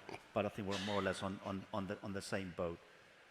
The Eastern Mediterranean it's a volatile region geopolitically. It has always been, but Cyprus is, let's say, in the Western camp. It's an EU country, rule of law, and these days, quite a bit of hydrocarbons in our own EZ. We have 20 TCF in our exclusive economic zone. Blocks awarded to a small block to Eni and Total, but substantial gas quantities to a consortium led by Chevron and another consortium led by ExxonMobil. So we're talking about oil majors being active in the Cypriot EZ. We have the 3+1 partnership, which is Cyprus, Greece, Israel, I would say reliable partners with the support of the US. So we're talking about reliable partners in a volatile area that need to do what we're meant to be doing with the support of the US. And it's not just getting the hydrocarbons out, because with hydrocarbons we can support the area, we can support Europe, we can support globally. It's a lot of gas. I mean, if the gas we have in our EZ, we had to use it for Cyprus, it would have been enough for 3,000 or 4,000 years. So we're going to be selling in the next few years. But generally, other than that, we do need the electrical interconnection through Greece, through Cyprus, leading to Israel is going to be a first step. I mean, the GSI is going to be a first step with respect to connecting Cyprus and Israel with the grid in Europe. Exactly. And then there's more to come with the, let's say, with the India, Middle East corridor. So it's a first step that we need to materialize. And in order to do that, we definitely need European support, but European support, we're part of Europe. It is fundamental to have the US assistance with respect to energy security and the involvement of, for now, 2 big oil majors in our own EZ and generally in the area, because they are active in Israel, Egypt, and Greece. It's actually very important in making sure that we're going to have this security of supply, because it's more important not only for the area, but I think globally in terms of supplying energy to Europe and even more than that. We'll come to 3+1 in a little bit, but Minister, I want to ask you, Greece has really leaned into this regional hub role. How are you looking at the next few years in terms of Greece's role in the wider region and in support of European energy security? Yeah, I think, if I may speak in terms of the new geometry of energy, I think Greece and Cyprus are becoming the epicenter, the strategic node of this new geometry. And when I say geometry of energy, I mean creating vertical access, or the vertical corridor, which is, after decades from gas flowing from the east to the west, now we have a vertical corridor which brings US LNG into Greece and through the infrastructure through Bulgaria, Romania, reaching Moldova and Ukraine. Then we are creating a strategic triangle, as Michael said, with Israel, which is a quadrilateral with the US. We have a circle of cooperation with the East Med Gas Forum. We should not underestimate this important framework. Yesterday, or the day before, actually, time flies, together with Michael, we sat on the table with representatives of the government from Israel and Palestine. After 3 years, energy is becoming a bridge for the region. And we have, after the vertical axis and the triangle, we also have the diagonal line from the IMEC. So the East Med is actually the center of this new geometry. And through the interconnection of Greece, the electric interconnection through Greece, Cyprus, Israel, through Gregi, Egypt, Greece, this area becomes the epicenter for the new European architecture. More and more, the countries of the region realize that we stand to gain more by working together than doing it on our own. And 2 weeks ago, in Athens, we had the Minister of Energy from North Macedonia and Serbia, where they expressed their interest to have an extended vertical corridor.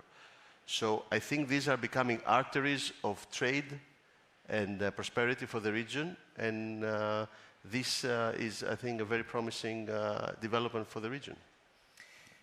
Let me follow up on both. East Med's Gas Forum on Monday. Tomorrow you'll be meeting U.S. Secretary for Energy Chris Wright in Houston for the 3+1 meeting that you already mentioned. When you both go back to Athens and Nicosia at the end of the week, what do you hope in terms of specific deliverables to take back with you back home from these meetings and this week in the United States? Let me first say that both the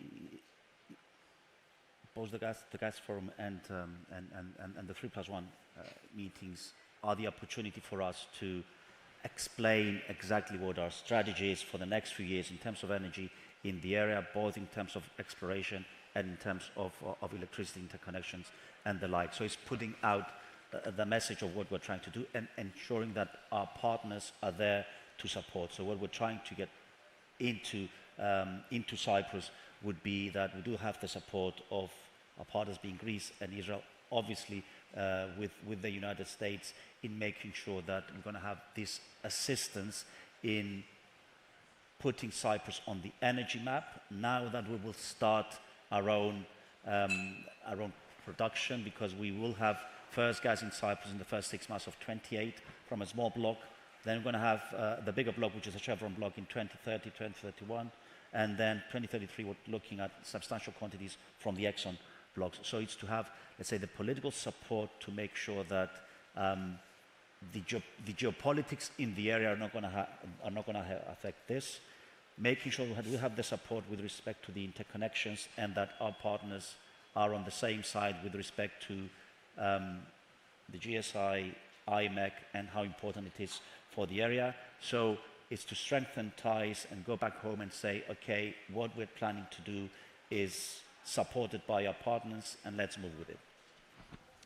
Minister, similar question to you.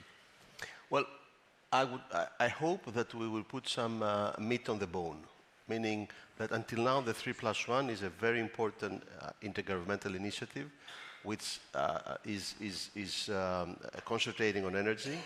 Hopefully we can create something which is more permanent, and therefore we are looking forward to commencing a cooperation with the East Med Energy Center in the Baker Institute in Rice University, which will allow the 4 countries to have a permanent center of geopolitics cooperation. And Baker Institute being a leading school on the geopolitics of energy. And I think this has a broader importance for us, because the 3+1 initiative and the EMGF are initiatives that are not excluding anyone. What they're excluding is the weaponization of energy. What they're including is a framework of cooperation which is based on trust, which is based on a win-win approach, which is based on respect of common rules, of good business practice, which does not accept unilateralism, threat of violence. This is a whole frame of thinking, of culture of cooperation that can bring the East Med to the surface of the global energy scene. But for this, we need to work together based on the commercial rules, based on Lex Mercatoria, based on how the big oil companies have been working, and create a frame of cooperation and stability. So I think this is an important step, the commencement of the Energy Center in Houston, which will allow to have a permanent base for our cooperation. Let me turn to the EU side of things. You already mentioned Cyprus is holding the rotating presidency of the Council of the European Union. You're setting the agenda, you're navigating, producing consensus among member states and the Council on energy, and especially energy security and affordable prices. Been a priority for the presidency. With about 3 weeks to go in your presidency before Ireland takes over, what are your greatest achievements, you think, on the energy front, and what are you going to push on that home stretch on the EU agenda? So let me just first say that our motto as the Cypriot presidency was an autonomous union open to the world. So the idea was, especially in energy, to be more resilient and diversify. Part of the resilience has to do with updating the grids. We have the grids package regulation and EU regulation that it's extremely important that we are hoping to close, to have a general approach by the end of June. We'll have an energy council in Luxembourg as my last council holding the presidency at the end of June. So we're hoping to close that, it is important for this to go through for a number of reasons. Other things I think we've managed to go to put through is to try and get out of this crisis a bit quicker than in the past. I think there was a general consensus between energy ministers of where we're trying to get at. It will take years to go exactly to the direction that we're hoping to go. But I think, for example, with the grids package, it's a very good start to continue. But generally, I think the overall idea is that we have kind of passed on the message that renewables are one thing.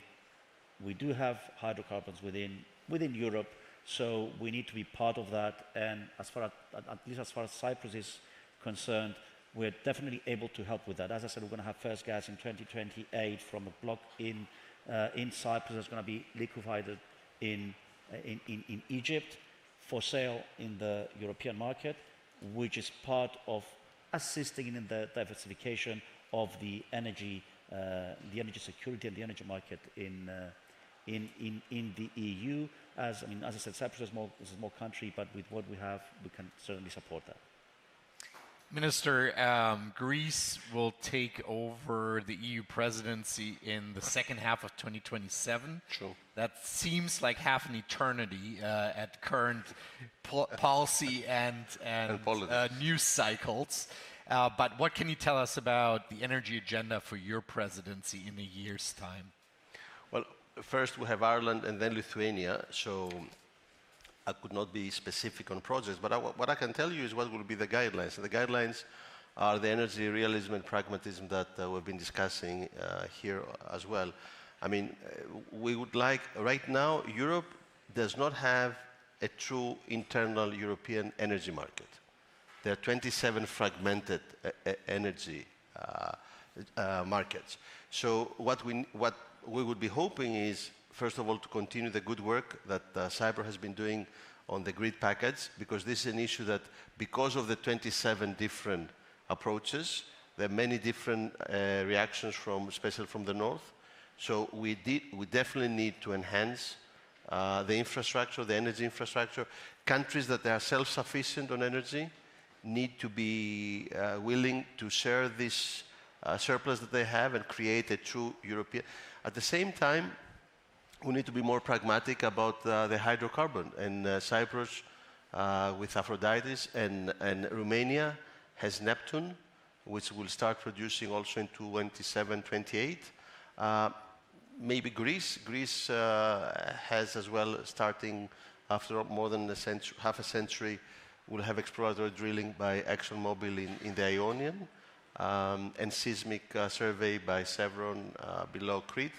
So we need to have a balanced energy mix, which will exclude nothing, technologically neutral, which will take into account nuclear, which will have countries that are very advanced on that.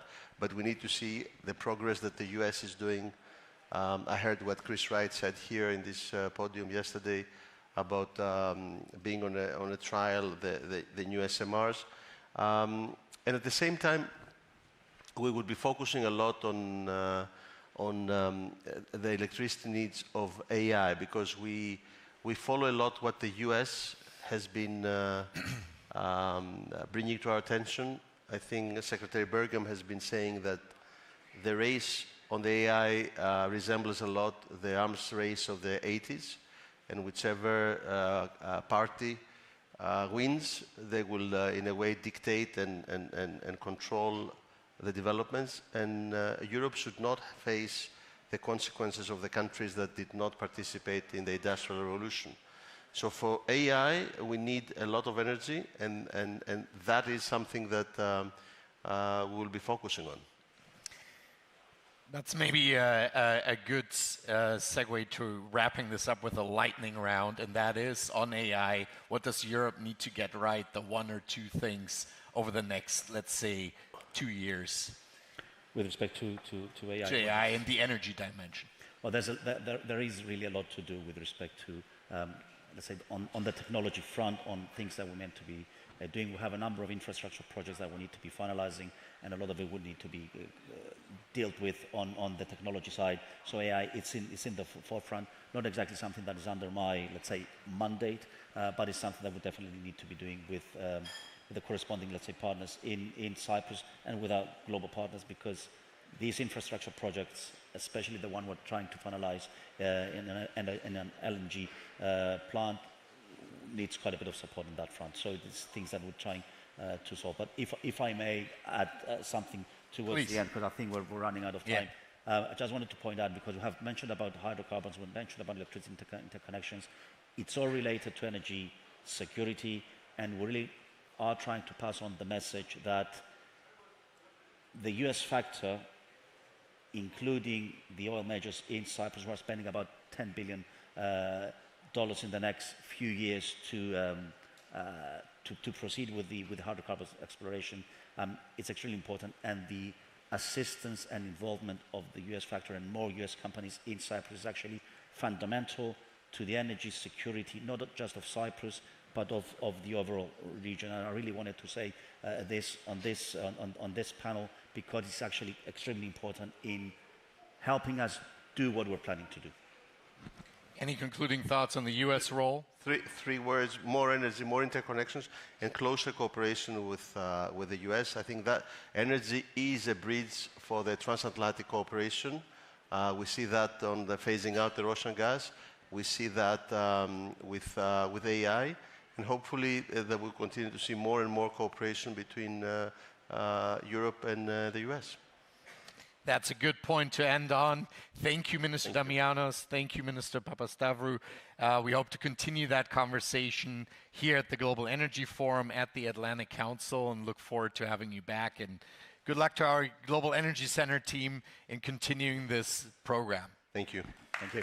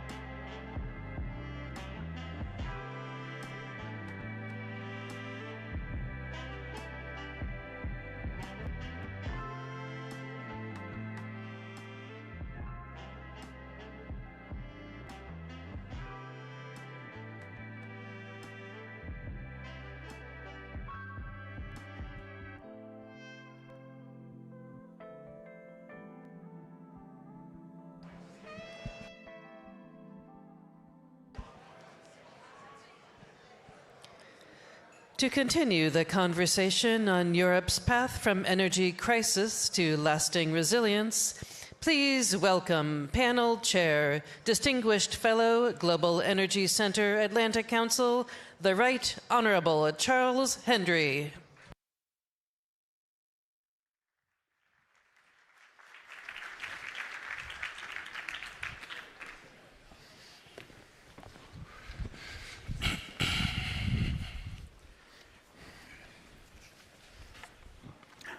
Well, good morning, and thank you all for being here. Thank you to Fred, Landon, and the team at Atlantic Council for what is proving, I think, to be an absolutely wonderful forum, an incredible range of speakers and panels, and it's a great privilege to be here to take part of it. We're going to continue with the theme now on Europe, and also how Europe can move from crisis to lasting energy security. I was UK Energy Minister under David Cameron when we faced our fair share of crises, but nothing quite as significant as we're facing today. I think security comes in different formats. That we've got security when it comes to, and security is the building block of energy policy, because without it, what you have will not be affordable, and it certainly won't be clean. And I want to look today at a couple of different aspects of security. The security of where your source of energy is, because what we saw after Russia's invasion of Ukraine was that Europe paid a heavy price for being over-reliant on a single source of gas, namely Russia. And then the current crisis has shown the problem of routes of supply and security in that regard. And even though not much of the product coming through the Strait of Hormuz comes to Europe, we are still inevitably impacted by the supply constraints and the price increases which are happening elsewhere in the world. So it's time then to rethink our approach to energy security and to our energy resilience. I'm joined by a wonderful panel. On my immediate left, Ambassador Joviti Nelupshine, who is the European Union's ambassador here to the United States and been here for the last 2.5 years, and previously the Deputy Foreign Minister for Lithuania. Joshua Volz, who is the Special Envoy for Global Energy Integration at the US Department of Energy. Ambassador Jeffrey Pyatt, the ubiquitous Jeffrey Pyatt, who seems to be on every panel and every meeting. Somebody who, when I first heard him speak, sounded as if he knew everything about everything and knows everybody, and indeed he does. Who was a former ambassador to both Greece and Ukraine, and Assistant Secretary for Energy. Kostis Sifneos, who is the VP and Managing Partner of Gas Trade. And at the end, Chris Trina, Executive Director of PAGE, which is the partnership to address global emissions. So let's look at 3 different aspects of this. First of all, have we learned the lessons of what we got wrong in Europe? Secondly, are the policies which we're now pursuing the ones which are the right ones to give us the energy resilience we need? And then to look at how we can improve that relationship between the US, Europe, and the UK. Ambassador, let me come to you first. How can Europe reduce its dependency on imported energy? Is the goal for the European Union to reduce the energy imports just in general, or is it to have a wider variety of routes of supply which come in? And linking into that, there's some skepticism about whether Europe can finally end its use of Russian gas next year. Can you update us on where that is and whether that's likely to definitely happen? Well, thanks. Thanks a lot for having me on the panel, and thanks for the question. I think that to answer in the short way to your question will be all the above. And well, first of all, I think that right now the energy composition, the energy mix in Europe, from the very south to the very north of Europe, is such that we cannot get rid of imports. So you have to diversify, and diversify. This is probably the answer for the imports. You have to have the storage. You have to have the reserves. You have to follow through your rules to make sure that what you get is the best what you can get on the market, so don't harm climate too much. Then you go to what you can produce domestically. So for us, all the renewables, probably for the first time in the very long period when we apply our green policies, actually is that the green is not only about climate change anymore, it's about energy security, because the renewables are the resources which we can actually produce at home. And on top of that, we learn from the experience of Ukraine, renewables are extremely very good in ensuring energy security because they are dispersed. It's not centralized. So if we really go to this very dark scenario, we can actually end up pretty well. Last not least, I think that dependency is vulnerability. So our dependence on Russian gas and oil, which was around 45%, in some places even more, was really very tough lesson and very costly lesson to learn. And I think that one thing is to have your sanctions, as we have coordinated with UK and 50 more our partners, but another is actually to legislate.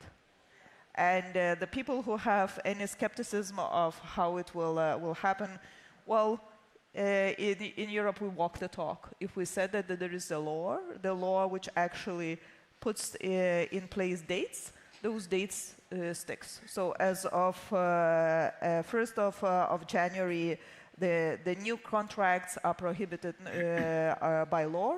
on gas. As of 21st of April this year, the short-term LNG contracts from Russia are prohibited, and long-term LNG contracts will be prohibited. LNG contracts will be prohibited as of 1st of 2027. And we can go one by one, and the long-term contracts of the pipelines will be prohibited of September 2027. Can we do that faster? Probably. Can we agree, all 27 people in the room? No, not yet. But we are getting there, and there is a point of no return. Last but not least, efficiency. Sorry, guys, but we have to reduce the gas usage and fossil fuel usage in Europe. And actually, when the crisis comes, our citizens proved quite resilient in a way. When we had to do that back in 2022 and 2023, I can tell you, in some places they reduced gas usage by private citizens, not only by companies, by 30%. That's actually amazing. So I think that all the above is the answer. Very good. You said diversity, diversity, diversity. There's a Winston Churchill quote for everything, and he said, when it comes to energy, security comes from diversity alone. He said that over 100 years ago, and it's as true today as it was then. Joshua, let me come to you next.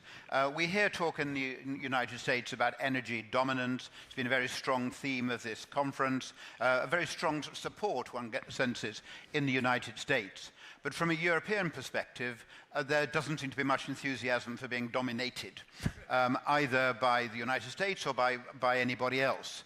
How do you reconcile the dialogue from the United States and the language which is coming through there with the desire which you would see in Europe for a more balanced range of different suppliers and a much wider range of diverse sources?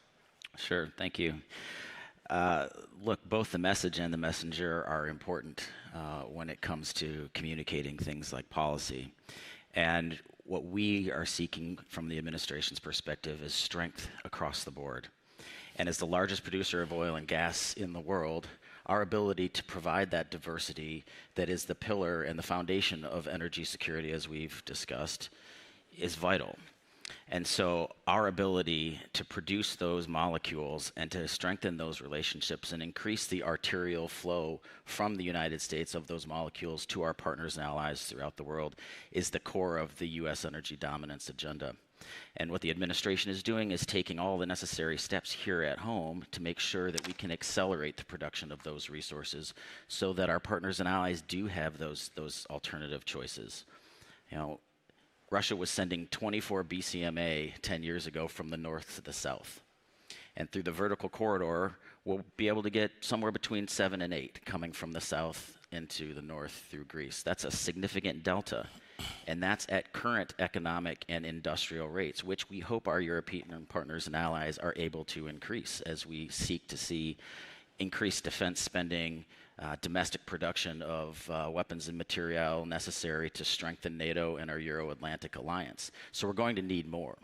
And I agree with the ambassador that this can't come at the expense of the diversification of both sources and routes. But having spent the predominant amount of my time working on some of these energy corridors in southeastern Europe, I've had the privilege to spend a lot of time by the sea over the last several months. And having grown up a sailor, I know that when you want to sail in a direction, the wind isn't always blowing in that singular direction. And so if you want to continue to move, you have to tack, and you have to adjust the way that you're moving in that ship to continue on the overall trajectory that you seek. And I think the energy security conversation, the energy diversity conversation is no different. Joshua, thank you. And I think it's right that we put on record as well our appreciation for you for the tireless work which you do into trying to build those relationships and that trust. Jeffrey, if we look at some of the changes which have happened since 2022, we've seen a huge amount of investment in LNG. The Germans did it remarkably quickly. We've now seen new investment coming into other sources for LNG. but there still remain bottlenecks in terms of the supply. You've been leading some work with Atlantic Council on how we address those issues. What have been the conclusions that you've reached, and what are the lessons to be learned? So I think, Charles, first of all, thank you for framing the issue. Thank you for the very gracious introduction. And I would just emphasize, first and foremost, an appreciation of exactly how far Europe has come over the past 4.5 years of the full-scale invasion. And I have a somewhat unique perspective because I was living in the European Union as U.S. ambassador in Athens when this all began. And I was listening very carefully to Minister Papastavrou just before us, and the sort of calm determination that we heard from him was very different from the atmosphere in the winter of 2021-22 when there was near panic. And I think, as you say, Europe has gone very, very quickly to build out additional regas capacity, new gas transmission corridors, reverse flow options, for instance, through the old Trans-Balkan pipeline. But the other side of the coin is huge growth in liquefaction capacity here in the United States, and a really historic opportunity for Europe to rewire its energy system with a very strong and mutually beneficial partnership with the United States and U.S. gas suppliers. 70% of America's LNG exports today go to the European Union. That's a material fact which will endure from one administration to another. You asked about some of the reports that have been done. I commend to everybody the new Atlantic Council report, which is available outside. But one of the points that comes through there is the need to do more on regulatory issues. When I was in government, I had the privilege of working closely with Director General Dieter Jorgensen, and my team in the State Department's Energy Bureau did a lot of work to help identify what were those regulatory bottlenecks, things like pancaking of transmission tariffs, some of the issues tied up with European competition policy. This was a high priority for DG Energy, and I think that will be the case as well under the new Director General. There are also, I think, some very interesting ideas coming from American gas producers about how to consolidate markets and consolidate demand. Josh talked about the work that we've all done together on the vertical corridor. How about selling gas into a vertical corridor, an integrated vertical corridor market? And then this connects to my work on Ukraine, because one of the things that Europe will need in an energy future, which as the ambassador described, will be fully decoupled from Russia by next year, is the stability of markets that large-scale storage provides. For many, many years, that storage was in St. Petersburg. If there was a cold snap in Europe, somebody called St. Petersburg, you called Gazprom, and they opened the taps. That's not going to be how it's going to work in the future. But Europe has a tremendous opportunity because of the relationship with Ukraine, and in particular the significant volumes of gas storage that Ukraine has and Ukraine's full integration with the European market. So I think one of the other to-do items that I would suggest to European leadership is to accomplish on the gas side what is already being accomplished on the power transmission side, which is the full and complete integration of Europe's market with the Ukrainian market.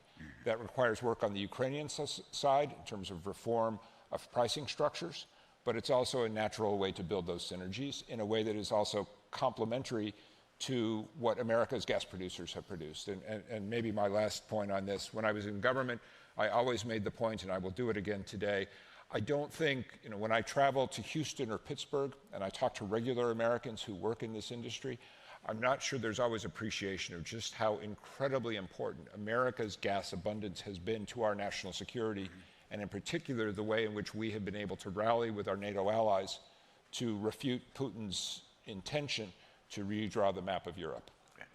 Thank you. And let's stick with the vertical corridor issue, and Kostas, may I come to you? That I think it's probably misleading to look at Europe as a single entity. It's really a continent with multiple different energy challenges in different areas. You're particularly familiar with the Eastern Mediterranean, the areas around the Black Sea. Gastrade has been instrumental, one of the leading organizations involved in the vertical corridor linking Greece, Romania, Bulgaria, Moldova, and Ukraine, which could be transformative. Tell us where you've got to in that program and what is going to be delivering in terms of security for that part of Europe. Well, thank you, Charles, and I really appreciate being here and being in a panel with such distinguished colleagues. Ambassador Payet has been instrumental in reshaping, well, changing the mindset in southeastern Europe in terms of how we work together and how we can actually face the challenges which have evolved from the invasion of Russia in Ukraine. Now, in fact, yes, Europe is, you cannot consider Europe as one totally similar geography.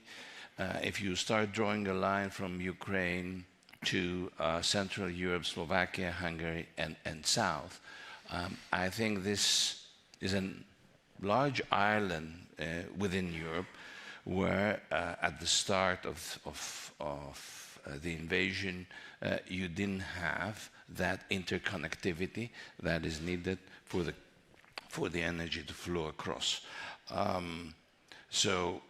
And mind you that as we speak, the only region that still receives Russian gas now is exactly that region from gas which is coming through Turkey into Bulgaria, into that region. Now, really, when the regulation is fully in place by the end of next fall, the countries and the markets that will be mostly affected are the markets within this region. Therefore, interconnectivity and the ability to substitute Russian gas with alternatives, which there are not too many.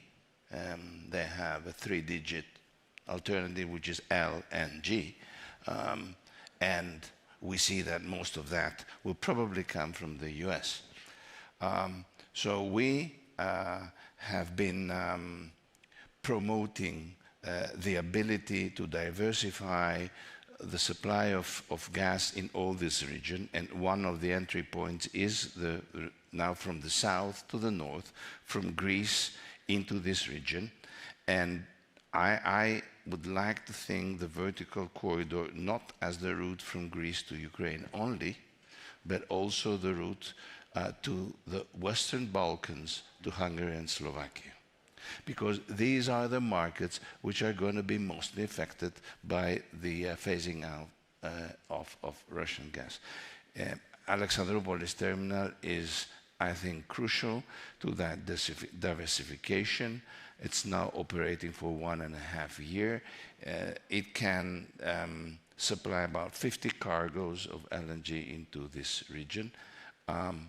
It's not enough for covering this region, but I think it's really crucial for the vertical corridor from south to north. I mean, there are other options for supplying this region from Poland in the north, from Croatia in the west. But we need to see the role of Greece, which has totally changed strategically in this region following the invasion of Russia into Ukraine. I think it's been inspiring to see both the vision and the speed of delivery for that particular project. Chris Page has also helped in the report with Atlantic Council, looking at how the EU and Europe more generally can diverse in its sources of supply. Can you tell us more about the conclusions and also what Page has brought to that as an organization? Yeah, sure. Context on Page I think would help, because one of the reasons we started and launched Page with our founding members, EQT and Williams, was because we saw the opportunities here in the US to decarbonize even in 2024. As recently as then, simply switching from coal to natural gas was our greatest emissions reduction tool, and a market-driven one at that. And so we had this approach that we should get out there and start talking about policies that can support our friends and allies around the world in their ability to also decarbonize through US LNG. Of course, once Russia invaded Ukraine, it became a quick education for us that you can't talk about decarbonization through US LNG unless you have secured energy in Europe. As the cargoes flowed rightfully from Southeast Asia or other destinations into Europe based on spot market prices or other mechanisms, we came to realize that this is an interconnected problem, both the decarbonization opportunities for U.S. LNG, but also the energy security of our allies around the world. And so we began engaging. It started obviously as education about the incredible resources we have, even just among our members in the U.S. and the ability to displace Russian gas. We could not be more encouraged that we're at that tipping point of potentially being where we were at with as much U.S. LNG going to Europe as there was Russian piped gas before the war, and I think that should be a great moment of celebration and something that we're certainly proud of the role that the U.S. industry played in helping achieve that. But the study, concludes that certainly, aggregate EU may have a black eye, but that there is a role to be played for these coordinated efforts, that we do have interconnected infrastructure systems that must be considered, that much of the infrastructure built along the coasts needs to be supplemented by internal infrastructure, which is exactly the same problem we have in the U.S. and why we need permitting reform, which is a different panel discussion for the U.S. But nonetheless, I certainly would encourage folks to take a look at the study. I think it provides some insights on where creditworthiness issues can be overcome by buyers clubs. I think we've heard from the previous panel about all of the triangles, circles, verticals, and I think it's just encouraging for those of us that have been engaged on this side of the Atlantic with our European counterparts to see that they're thinking about these things in coordinated, regional, and of course continental ways. Very good. Let's move on now to looking at some of the actions which are being implemented now, how policies are being put in place to address these things. Josh, let me come to you. The US administration has been, how shall I say, occasionally skeptical about some of the energy policies being pursued in different parts of Europe. Are you seeing, though, a greater integration now, people taking on board some of the guidance, advice, views from Washington and moving in a direction which you think delivers a more holistic approach to energy security and energy well-being? Well, I think what we're seeing, as Chris pointed out, is a really important lesson learned at a really painful cost, and that is the over-reliance on a single source of energy or an over-reliance on a single type of generation. And our partners want to see industrial growth and economic growth. They see what's happened in the United States with the tremendous influx of foreign direct investment as incentivized by tax policies that make it advantageous to invest and industrialize in the United States, as opposed to a system of penalization if you don't move in a certain direction. So it's incentivization versus penalization. And I think that's really starting to resonate in a lot of jurisdictions. I think it's also been interesting to watch the tension that has arisen from the drive towards decarbonization in Europe, but the drive towards industrialization and increased energy security. And there is tension there. And that's being navigated with a series of conversations between the United States as the largest producer of oil and gas, the most reliable producer of oil and gas, U.S. industry having never missed a contracted cargo, even through natural disaster and tremendous struggle at some points in our production capacity. So I think that realization is soaking in, but there is very real tension that has to be navigated between those aspirations and the way to balance the two. So we're encouraged by the conversation and the direction of travel, but I think that it needs to be accelerated, because I'm not sure that the aspirations and the policies are syncing up at the right speed to really help replace and do what President Trump and President von der Leyen has agreed is the right direction of travel, which is to really purge the European energy system of an unreliable partner, and by the way, the highest carbon intensity producer of natural gas in the world. Ambassador Javita, can I also get your response to these issues? Because that if you, in response to some of that skepticism from the US, but also growing skepticism within Europe, I think, about the net zero agenda, do the countries of Europe need to reassess that agenda? Do they need to perhaps make it less absolute, look at the timescales for doing it in order to respond to the current energy challenges? Look, first of all, let me put a bit in the perspective. EU is the largest buyer of American LNG. We buy more than all the other countries of the world taken together. We buy at least 54%. 2 years ago, last year probably it will be even more.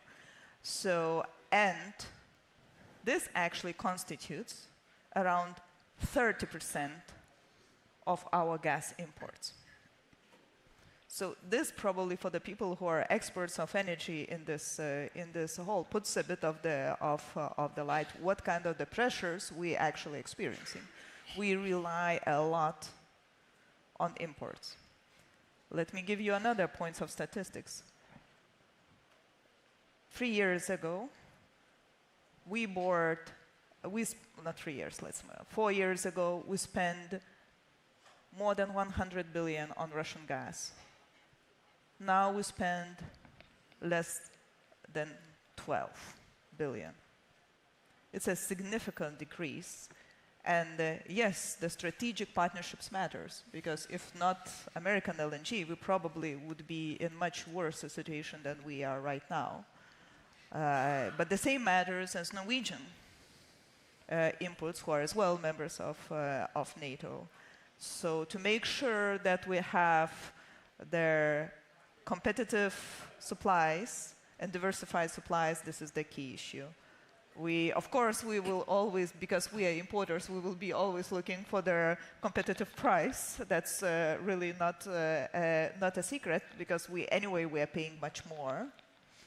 But on the other hand, we have to have to respond to the citizens' interest of having cleaner and more sustainable energy in our systems. Yes, there is a tension. Industry will always would wish to see less pricey energy resources. Yes, the technology development is tremendous, and tremendous, of course, in the United States for the case of this. And we need all the energy, all the above. Whatever we can produce, and in this case, in particular, this geopolitical situation, whatever we can import at the moment. And on top of that, we need to have as much flexibility within our energy system as possible. So I would agree that actually our investments right now, first of all, should be in the transmission systems, in the interconnectivities inside the EU. Not only vertical corridor, which is moving at an amazing pace, but as well, Poland, as well the Amber corridor from Lithuania, Klaipėda, and anything you can do. And I think that what would be at a certain point, especially in 2030, because energy is the sector where you think a few years ahead.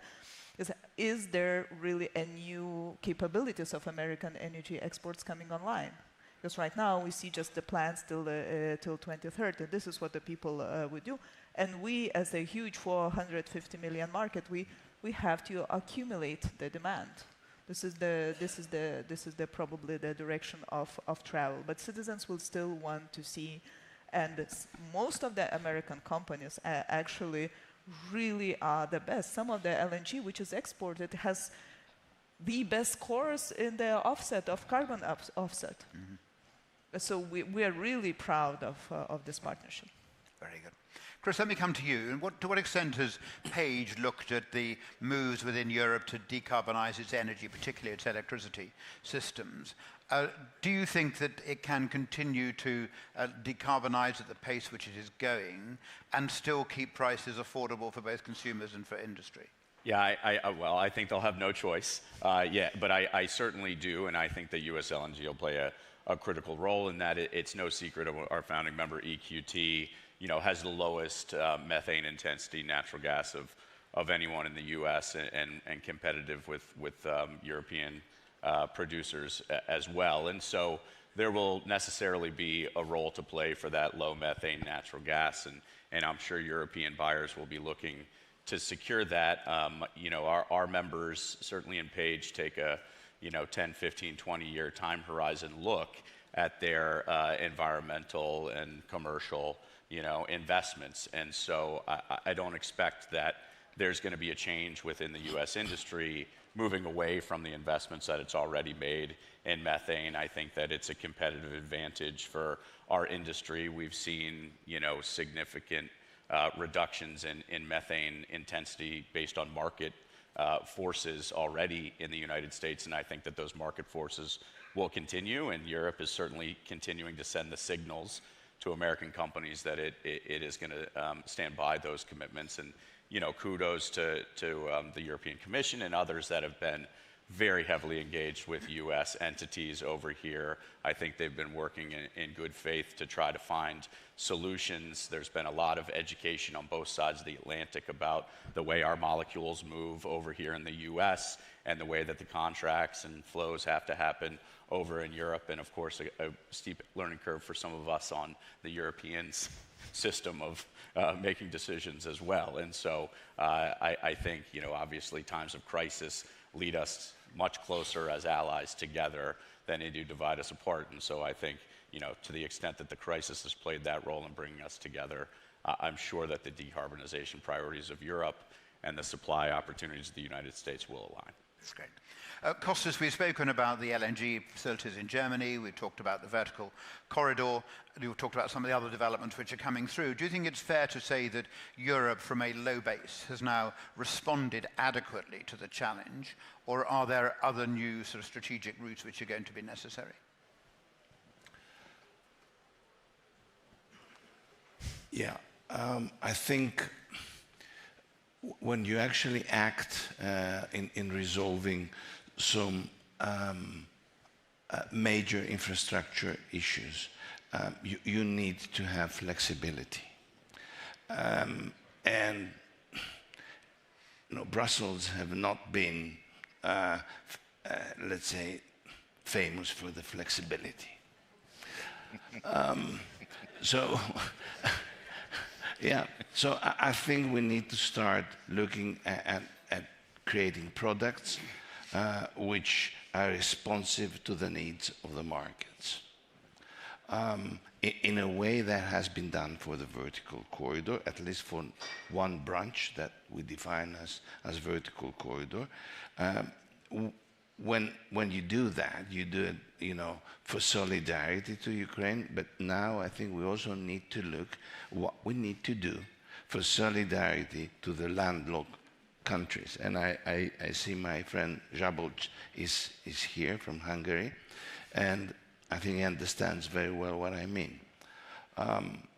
There's one other thing which is quite important, which is associated with the Strait of Hormuz and the conflict in the Middle East. This has drawn out of the market significant portions of LNG. So Ambassador Payet was saying 70% of US LNG is going to Europe. Right now it's about 50%, because a lot of it is now going to the Far East, because the margins are better. So we might see ourselves facing a security of supply issue this winter, rather than just a diversification issue.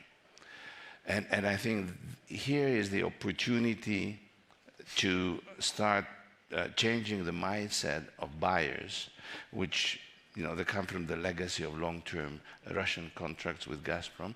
But now they kind of went to a very short-term opportunistic approach in buying LNG. Now maybe it's the time that buyers and sellers, however, try to set up more longer-term relationships, offering a competitive and affordable energy in these times of crisis. Very good. Jeffrey, we've heard about Ukraine. You talked about it earlier on. You probably know it better than almost anybody else in this forum. They've seen so much of their energy infrastructure destroyed that Maxim Timchenko of DTEC at a conference in London recently talked about the importance of distributed energy, so you haven't got massive nuclear plants, massive gas plants, massive grid infrastructure which can be targeted by an enemy. What advice do you give to the Ukrainian government for how they build that system in a resilient way? So the first point I would make, Charles, and listening to my friend Chris over here, the one country where I never hear complaints about permitting is Ukraine. and being invaded by a nuclear-armed neighbor will do that to you. And I've had the privilege since leaving government of continuing to work closely with a number of Ukrainian companies. DTEC is one of them. And it was fascinating for me. I was in Kyiv in September when DTEC inaugurated what is in the process of becoming Europe's largest Eastern Europe's largest battery energy storage system. And then I came back here to Washington, and I went up to Ballston to see the CEO of Fluence, the battery company joint venture of Siemens and AES that was the supplier to Ukraine. And the CEO, Julian Nabrata, made the point to me that he was able, and his team was able to move faster in Ukraine than they were able to deploy anywhere else in the world. So I think there are some lessons there. I was in Kyiv last week, and one of the things that came through loud and clear in those discussions is Ukraine's understanding now that energy is a core component of national security. That's why my old bureau, the Bureau of Energy Resources at the State Department, was created, was to acknowledge and to leverage that fact. And I think for all of us, thinking about energy as both a affirmative component of national security strategy, but also as a vulnerability that has to be protected. That's the new reality we face, and of course, the past 4 months in the Gulf have reinforced that lesson. And then maybe the third observation I would make is, and sometimes not appreciated sufficiently here in Washington, Ukraine is going to win. I think that's clear now as you watch what's happened on the battlefield. Putin is bogged down. His efforts to target energy infrastructure in order to achieve what his armies have failed to secure on the battlefield has clearly failed. And you see that in the determination of Ukraine's public. So for Europe, thinking about the opportunity and the challenge that incorporating 40 million Ukrainians as members of the European Union is important, but also for American business. Last observation from my most recent visit. I drove in, which meant I went through Bucha, and everybody remembers the terrible images from the spring of 2022 following Russia's occupation of Bucha and the tremendous human rights violations that took place there.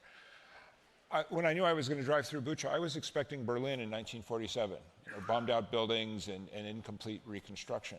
What I saw looked like Tyson's Corner. And one element of that is that DTEC, working with GE Vernova, rebuilt the Bucha substation much, much faster than anybody expected. Again, because of this determination of the Ukrainians to demonstrate that they are going to be good Europeans. They want to be part of Europe. And I think for Europe, which is grappling with all of the issues of competitiveness and energy diversification that the ambassador talked about, Ukraine is a spectacular opportunity because it is a true all-of-the-above power. It has a very strong nuclear base. It has terrific oil and gas upstream potential.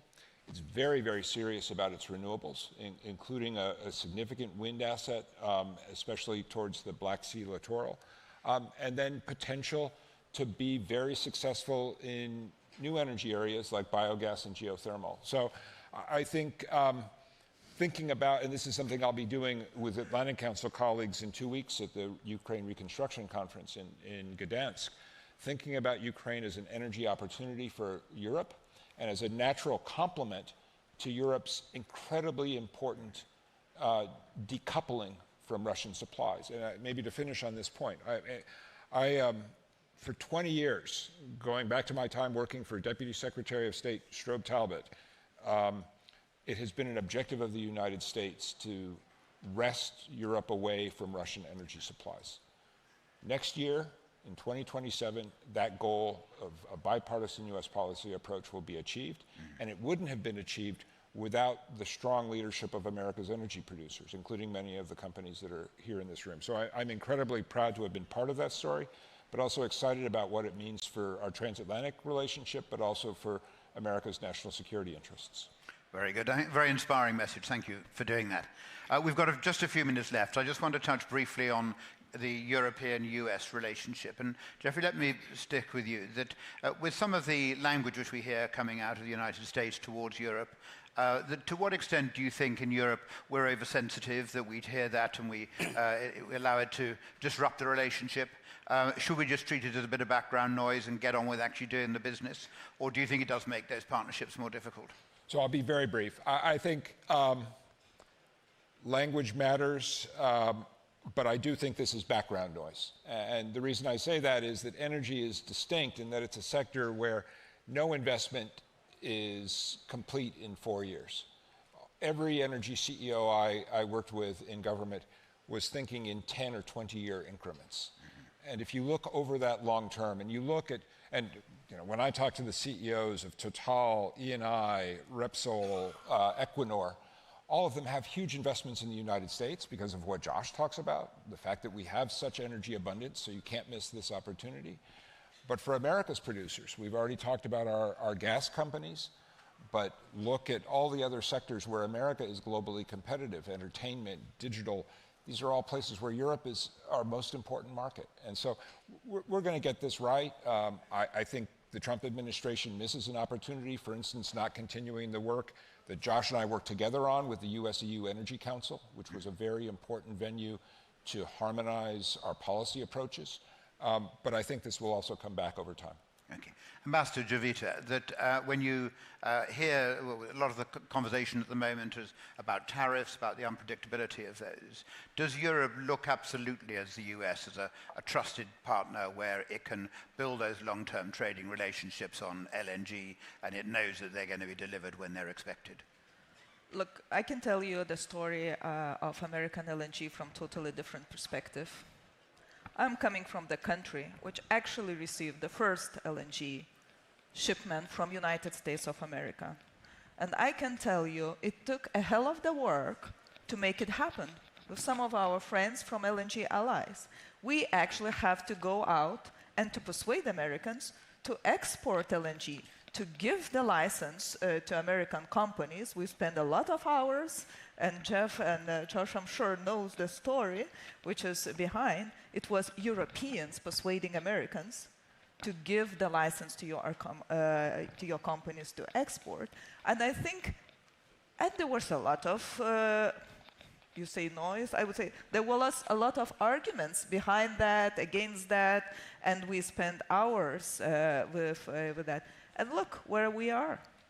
Of course, you know, the tragedy of Russia's aggression in Ukraine helped us as well.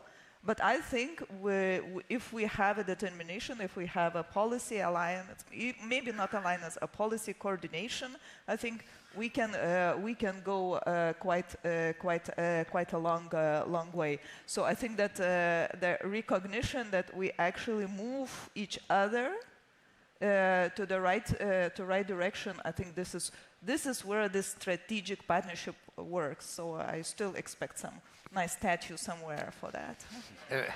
Very good. Well, we're almost out of time, but I just want to give the final word to Josh. There's been a lot of talk about renewables, about gas, but I want to talk about nuclear, because for some of the countries where the relationship on renewables may be a little bit strained, there's huge scopes, as with the United Kingdom, for great cooperation on next generation, on SMRs, AMRs, on fusion. How do you see that panning out, and how do we make that relationship really work? Sure, thanks. Look, it's been an incredible conversation, and I want to touch on just 3 quick points. I think one is that we need to shift our paradigm from getting through the crisis to learning to live in the crisis. The idea that these are fragmentary elements in human history that will go away just isn't borne out by the arc of human history. Human history is beset with crisis. And so if we are developing policies, both financial, infrastructural, energy, that are the equivalent of holding our breath underwater until we can come back up for air, which is normal, I think we will absolutely miss the opportunity to optimize what the future of all of these energy systems and these opportunities look like. So first, we live in crisis. We don't get through it. Secondarily, I think what's been talked about a lot is really important, and that is a systemic approach to the solution. It has to be from the wellhead to the scope 3 end use consumer, and those things have to be coordinated in a way that they just aren't. They're still more disjointed than they need to be. And if we're going to find those optimizations that are best for producers, best for consumers, best for diversification, and best for energy security, it has to be a systemic approach. Third, I think that in the end, what we need to do is we need to focus on the fact that there are more opportunities than there are obstacles. And if what we choose to do is focus on the obstacles, then that's where we're going to spend all of our time. So focusing on the opportunity versus the obstacle, I think, is really important. Now, nuclear. Nuclear's, from a Department of Energy perspective, it's not just the future, it is the present. And it will be an increasingly large part of the future. And as new nuclear technology continues to diffuse both in Europe and in the United States, we are going to see a massive shift in the way that the world delivers energy. You're going to see a massive shift in terms of the way that industrialization takes place. High process heat will increasingly be generated by nuclear energy. The shipping industry, which is, the beating heart of global commerce, 90% of the world's commerce moves by water. We've had small nuclear reactors in our ships and in our submarines since the early 90s here in the United States. To think that that's not going to diffuse to the commercial sector would be, again, to miss an opportunity. So it really is the cornerstone of a future energy system. That is the very definition. Nuclear is the very definition of a long-term relationship. These are relationships that are 100 years plus. But there's some things that we need to get right in that relationship as well. And we don't want to trade one vulnerability for another. And the nuclear supply chain in the United States and globally remains vulnerable. So we have to work on increasing the security of that supply chain if we're going to realize the full impact and opportunity of the nuclear sector. Well, look, that's a great place to end. Thank you very much. Thanks to Atlantic Council for bringing us together, giving us a chance to talk about these issues in such a collaborative, strong partnership approach. I think your phrase there, Josh, that we should be focusing on the opportunities, not the obstacles, should be the message which we take out, ringing in our ears at the end of this. But please go and show a real appreciation and round of applause for this excellent panel, for Javita, Josh, Jeffrey, Costas.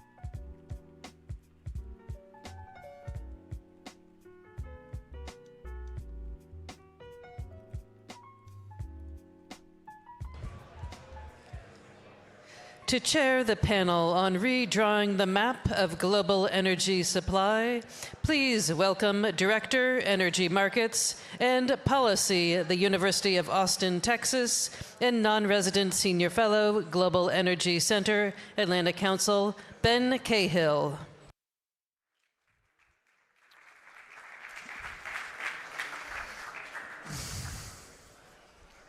Hello, everyone. Thank you for joining us for this panel on redrawing the map of global energy supply. Really excited to dig into this topic with a great group of experts here on the panel. Let me introduce them quickly. We have Reid Ianson, who's an economist at Kepler, the market intelligence data analytics firm. We have Elisa Newman-Hood, who's executive vice president and general counsel at Accelerate Energy, major global LNG infrastructure player. We have Helen Curry, who's the chief economist at ConocoPhillips, longtime, very well-known market observer.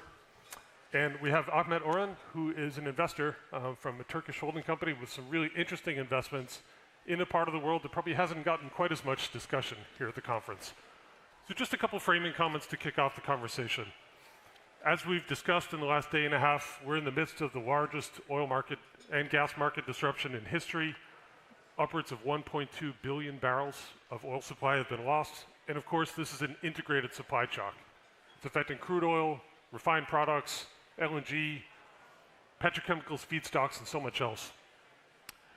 So these events really raise some fundamental questions, I think, we'll dig into in the panel here. How will energy flows and trade relationships evolve around the world? How will governments think about energy security and supply diversification and relationships in new ways? And which energy sources will have appeal in different geographies around the world with different resource endowments? So again, I'm really pleased to have this group of experts here to talk about this. So Reid, let's start with you. Kepler monitors flows around the world almost in real time. What are some of the most important changes that you are monitoring in the Strait of Hormuz and elsewhere at the moment? Yeah, it's been amazing. I think when the Iran conflict began, my real concern was if the Strait of Hormuz remains closed into May, oil prices are going to be north of 150, right? You've lost 20% of supply to the market. You're going to see really acute supply issues. We're in June, and WTI is trading under $100 per barrel, right? So the oil market's really shown a lot of resiliency and ability, at least up to this point, to kind of push through this supply disruption. And I think there are two big reasons for that. Number one is China. Chinese seaborne crude imports are down about 4 million barrels per day from pre-conflict levels, right? In February 2026, they were importing about 11 million barrels per day. It was below 7 million barrels per day in May. And I think a big driver of that decline has been buffered by domestic Chinese refinery run cuts, which were last month and this month, expected to be 2.5 to 3 million barrel per day cut relative to February 2026, alongside a limited draw in onshore inventories as well. And so I think that's the one key balancer. Number two is the United States. U.S. crude exports last month, seaborne exports finished at 5.6 million barrels per day. Keep in mind, last year on average, we were sitting at 3.8 to 4 million barrels per day, so a huge uplift. You add products on top of that, petroleum products, transportation, fuels, and the U.S. is easily, adding 2 million barrels per day of supply to the market that was not there 3 or 4 months ago. And so I think that was a second key balancer. But of course, the question now is, how much longer can this go on for before you do start to see real structural breaks? But I think those were the two kind of keys that have helped the oil market stay resilient and prevent that oil price from really pushing towards 150, 160 bucks per barrel. Yeah, I think that's exactly the kind of question that analysts are asking ourselves. How long can you sustain those U.S. exports and those refinery run cuts and inventory draws in China? There's a lot of opacity around the data. It's pretty murky. Thank you for that. So Lisa, let me turn to you. Your company Accelerate's been around for a long time. You've seen several energy crises. From your perspective, what makes this one different in terms of the scale and the impact from what we've seen in the past? Thanks, Ben. Great to be here. And yes, you're right. Accelerate has been developing LNG import, or as we call them, regasification terminals, for more than 20 years. Perhaps I'll just take a moment to talk about our business before I get to your question.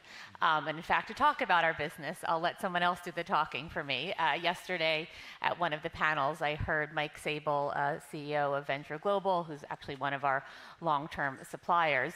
I heard him say, in relation to regasification terminals, so the business that Accelerate is in, I heard him say that these are, quote, hard assets to develop. He's exactly right. It's not easy, as we've been doing, again, for some time now, opening markets to LNG for the first time. It's not easy when you are, again, in a country that's never before imported LNG. The regulators are considering or thinking about your FSRU, so our floating LNG regas terminals, and they're thinking, do I regulate this as a marine asset? Is it a vessel? Do I regulate this as fixed infrastructure? And they're making those determinations in real time as you are developing the project.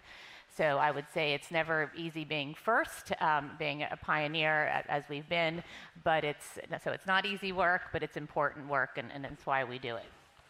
But specifically to your question, and I'll be brief, and it'll be a relatively, I would say, quick walk down memory lane, because as industries go, the LNG industry is fairly young, certainly compared to the oil or coal industries. And when I look and I can think about sort of to your question, sort of key historic or milestone moments in our industry, and I'm thinking about Qatar coming online as an LNG powerhouse in the early 2000s, and then just over a decade later, the United States coming online, and really what felt like overnight shifting from being a major importer to a major exporter, as we all know. And when I think of those moments, I really think that was a time of settling in and figuring out, okay, who has the gas, who has the ability and the will to liquefy and export it, and who has the natural gas demand and the interest in importing it. So those were sort of, again, settling in moments.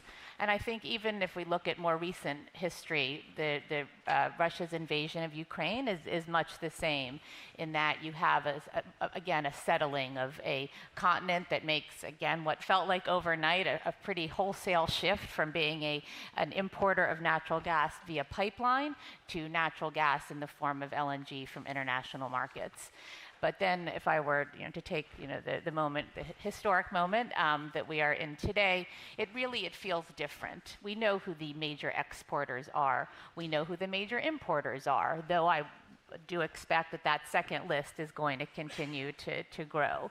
So we're not so much in a sort of a balancing or a settling. It's just a question of, okay, basically supply routes.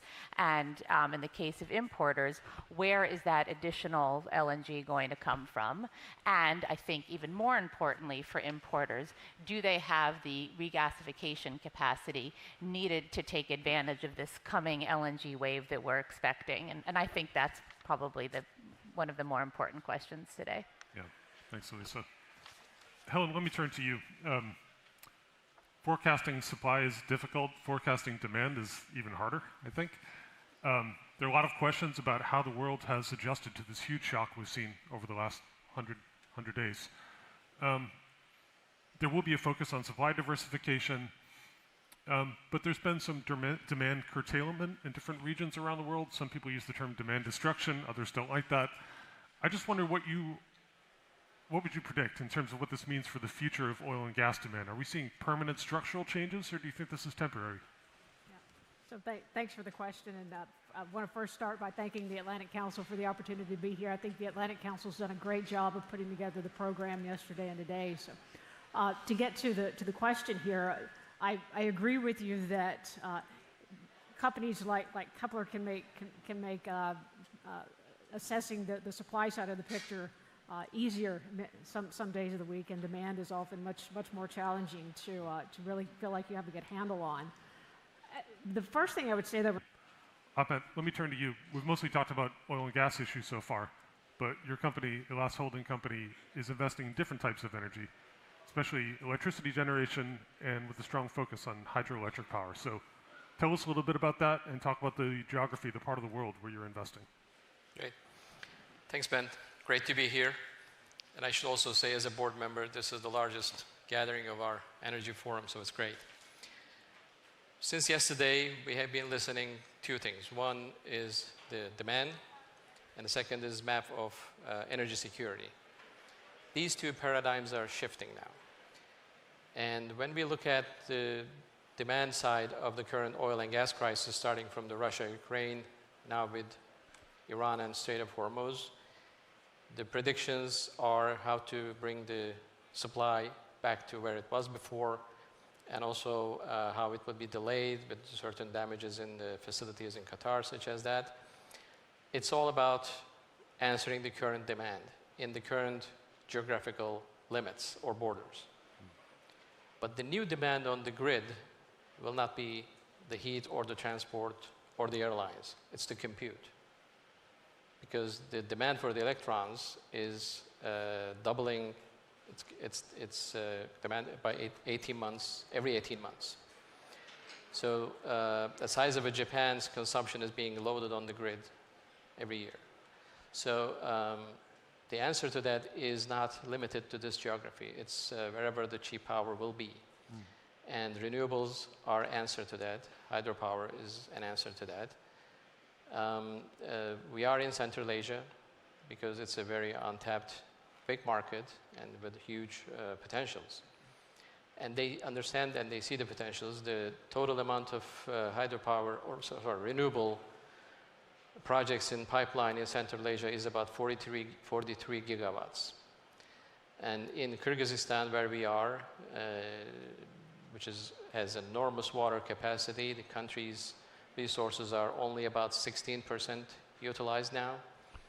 There's, give or take, 10 gigawatts of hydropower projects in the pipeline. So this is the answer. This will be the answer to this big demand facing the whole industry.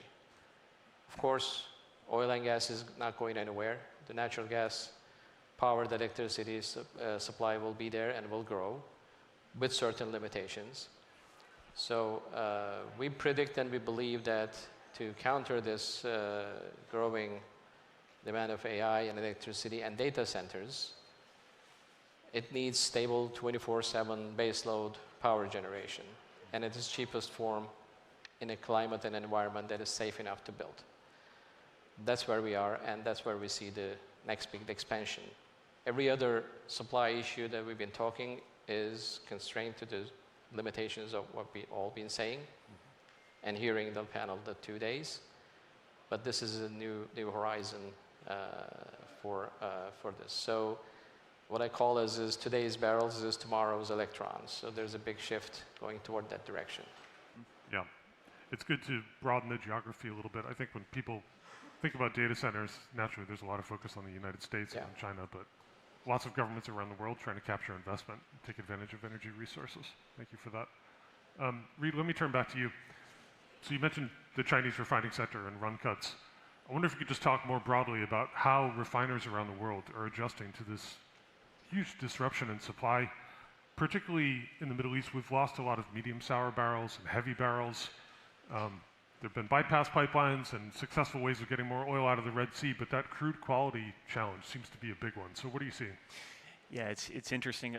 Really, you know, and I mentioned the Chinese refinery run cut story earlier, and I think across the broader Asian region, ex-Middle East, we've seen, you know, this month alone, refinery run cuts relative to pre-conflict levels down 4 to 4.5 million barrels per day.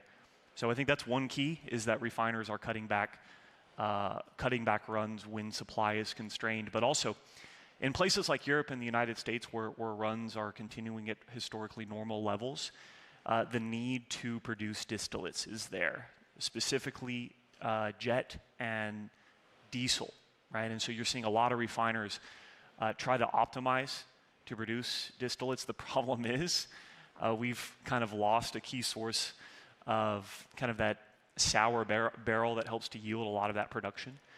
And of course, the problem is, yes, the US is exporting a lot more crude, but a lot of that's light, sweet crude that's better for producing gasoline. And so you're seeing these disaggregations within the product market in particular. Gasoline is kind of okay, right? And you can even look in the United States, gasoline demand's kind of at the low end of the 5-year range. Jet and diesel demand is not. Demand for those products remains pretty healthy, and yet that's kind of where we're having constraints on the yield side. And so I think refiners are going to try and pump as much of that as they can into the market. And of course, when it comes to crude sourcing, as I mentioned earlier, the United States has been a critical source of crude, you know, up 1.8 million barrels per day from pre-conflict levels. But even, you know, we're seeing more volume out of other non-OPEC regions. Brazil is helping to play a role, Kazakhstan as well.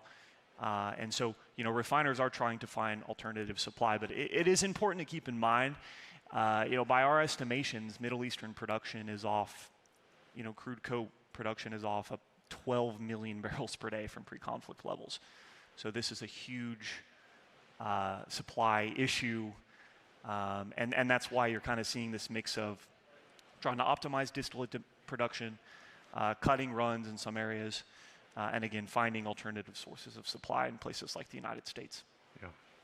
Yeah, I mean, there have been so many surprises, I think, for energy analysts in the last 100 days, but one of them has really been the flexibility of the global refining system to adjust to this huge shock. Elisa, let me turn to you next. You've already mentioned the fact that there are a growing number of LNG importers. There's different types of infrastructure that lets countries deploy these faster than they could in the past.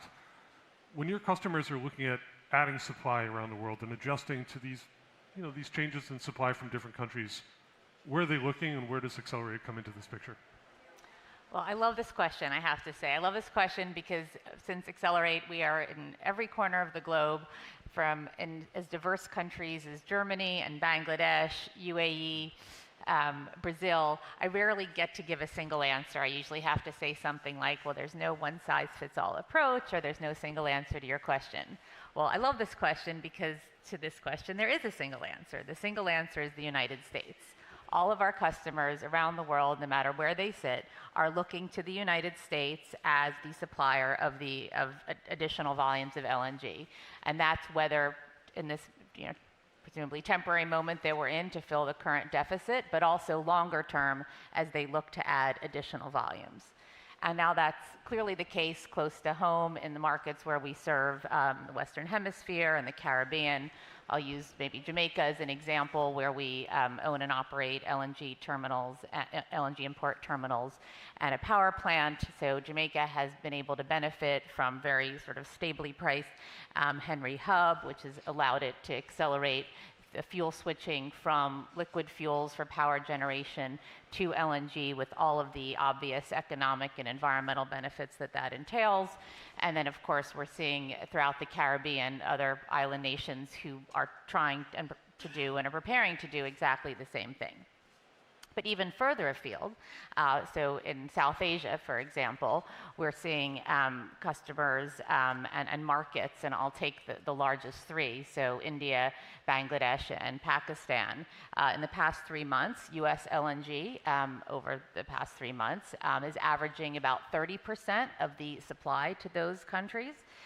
That's a tripling, so not even a doubling down, but that's a tripling down on U.S. As the source of LNG in those markets, in those growing markets.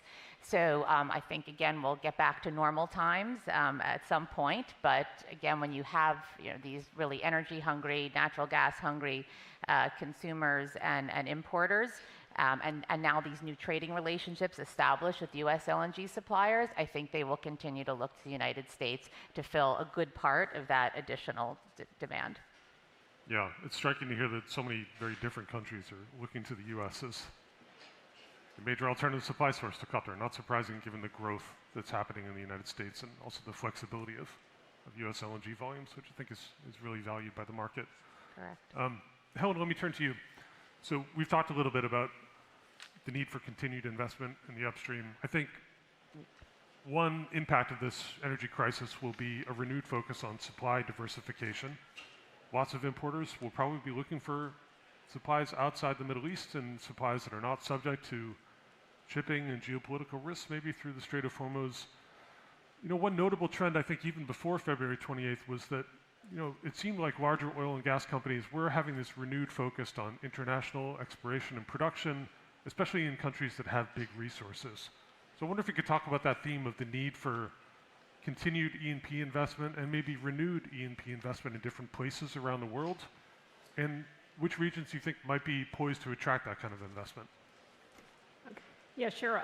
So I'll start with saying, predicating this on our base case outlook going forward is that not only will the Strait of Hormuz reopen, but that Middle Eastern production of both oil and natural gas and LNG will return to normal. The question is when and exactly what are the circumstances under that. But so just setting that there, I think it's important to remember that the Middle East will still attract capital. It's still a very low-cost resource base to be and very competitive. But aside from that, so going to where else is there? Clearly, the United States still has a lot of running room, a lot of very productive resources, particularly in the Permian. You wanted to focus on international. Let me start with Canada, our neighbors to the north. Canada has a vast resource base. There's a lot of very good things going on in Canada, both in the oil and natural gas sides. They have export capabilities, both for LNG as well as for liquids. So I think Canada is one area that could win from this. There's also going towards the south, Latin America, Brazil, other locations. Venezuela is a possibility. There are still risks and a lot of things to sort out regarding Venezuela, but we know there's a large resource base there. It's a matter of what becomes cost competitive. So going beyond that, there are many other locations around the world, whether it be in Africa, elsewhere in Asia, that there are very competitive non-OPEC resources that can be developed. So I think the question then comes back to what area attracts capital, and I think the E&P sector will be investing globally, both onshore and offshore, because there are resources that will be competitive and offer good returns, and because those resources are going to be needed. Yeah. Well, let me stay with you for a minute, because you mentioned something significant there, which is that the Middle East is a low-cost supplier of energy. The United States is, of course, too, particularly for natural gas. So just talk about the role of U.S. energy exports and the role of the U.S. as an investment destination, given this low cost of production and the diversification element. Do you have more to add on that topic? Yeah, sure. So the U.S. will continue to do it to attract capital. This administration's done some great things to try to facilitate the expediting deployment of capital, expedite development of projects. And I think we do have a lot of successes ahead of us. Great. So Ahmed, I want to return to one of the phrases that's in the title of this panel, which is, redrawing the map of global energy supply. Of course, there are different types of energy supply and different trade routes that are emerging, and the picture is always changing. But when you think about Central Asia and the linkages with domestic demand, maybe for data centers and elsewhere, but for other markets as well. I wonder if you could just comment on this theme of resource endowments and how they vary among different countries, and how you see countries trying to take advantage of the resources that they hold within their own borders, even if they vary. Right? Some countries have hydro resources, some have geothermal, some have oil and gas in abundance. It's going to vary region by region. So maybe talk about Central Asia in that regard. Yeah, sure. I think we have to go back one step back, and the whole interest in the region is elevated significantly because of all the reasons. It started with President Trump hosting all the presidents from Central Asia last year. And then 2 C5+1 meetings happened, one in Kazakhstan, one in Kyrgyzstan very recently. And the mandate for the US agencies like DFC, US Exim Bank has been updated and changed towards Central Asia. And parallel to that, European Union Commissioner Ursula von der Leyen opened in one of the meetings last year, they announced a major grant and incentives program for Central Asia. All because of the potentials that are there. In our anchor country, Kyrgyzstan, as we mentioned, their dialogue in the White House or with the United States is not about oil and gas. It's about their water capacity, it's their natural resources, mining in uranium, gold, and other rare earth minerals. All of these countries have potential in solar and wind. Uzbekistan has a major gigawatts of pipeline projects in wind and solar. Similar in Kyrgyzstan and others. Kazakhstan is a bit different because of their oil and natural gas capacity. But the growing demand also brings another aspect, you cannot move oil and gas capacity to another location easily. But the way this power generation resources are coming in pipeline and power, data centers, AI companies will be establishing pretty much next to where the power is. All they care is about a fiber, or maybe in the future satellite connections, that will enable them to be free from the geographical restrictions. In addition, there's a big grid project in Central Asia. It's called Casa 1000, starting from Kyrgyzstan all the way, passing through the whole middle corridor. And especially in Afghanistan, that transmission line project, I think almost 80% is completed by now. This will power transmission throughout the whole region that will support these power generation projects. So from the West perspective, the interest in Central Asia in this perspective is increasing, and of course it drives investment into the region.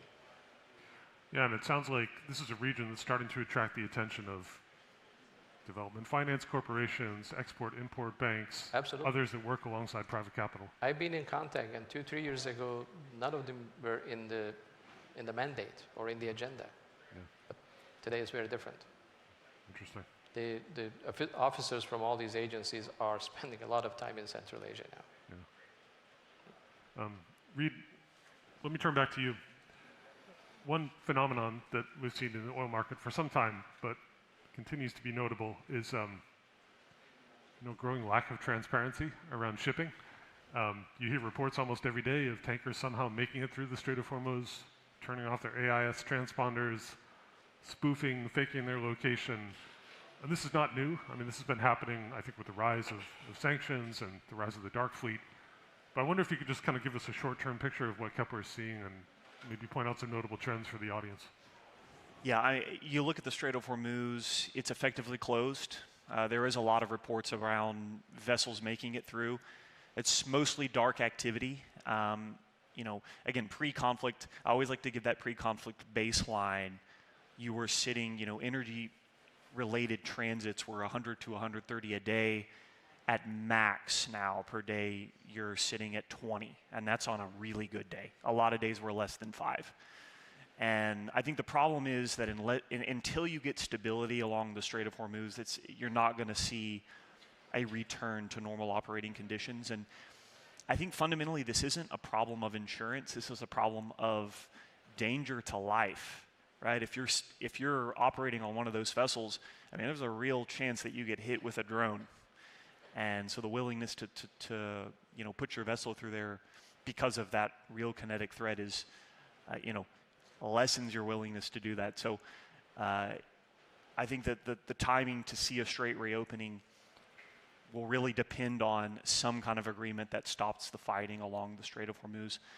And I think more broadly, when it comes to thinking about sanctions implementation, this dark fleet, 10 years ago, I remember being in this space and the focus was really on efficiency.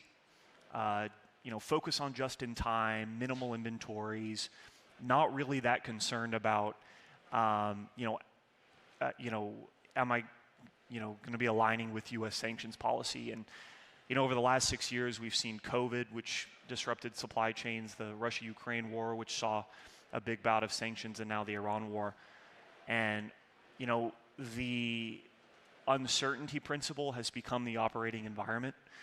And so, a big job and a big focus at Kepler is what is that dark fleet doing? What is that gray fleet doing? Because they're kind of two different markets from your normal commercial fleet. And I think that moving forward, it's going to be our operating environment, right? It's going to be becoming more used to this kind of two-tier market, one that's trying to evade sanctions, the other that's abiding by them. And so I think longer term, it's a reality that's going to remain. Yeah. And I think one of the aspects of this energy shock is that governments and buyers are doing what they have to do to secure supply. Yeah. And in some cases, that means opening lines of communications with new parties.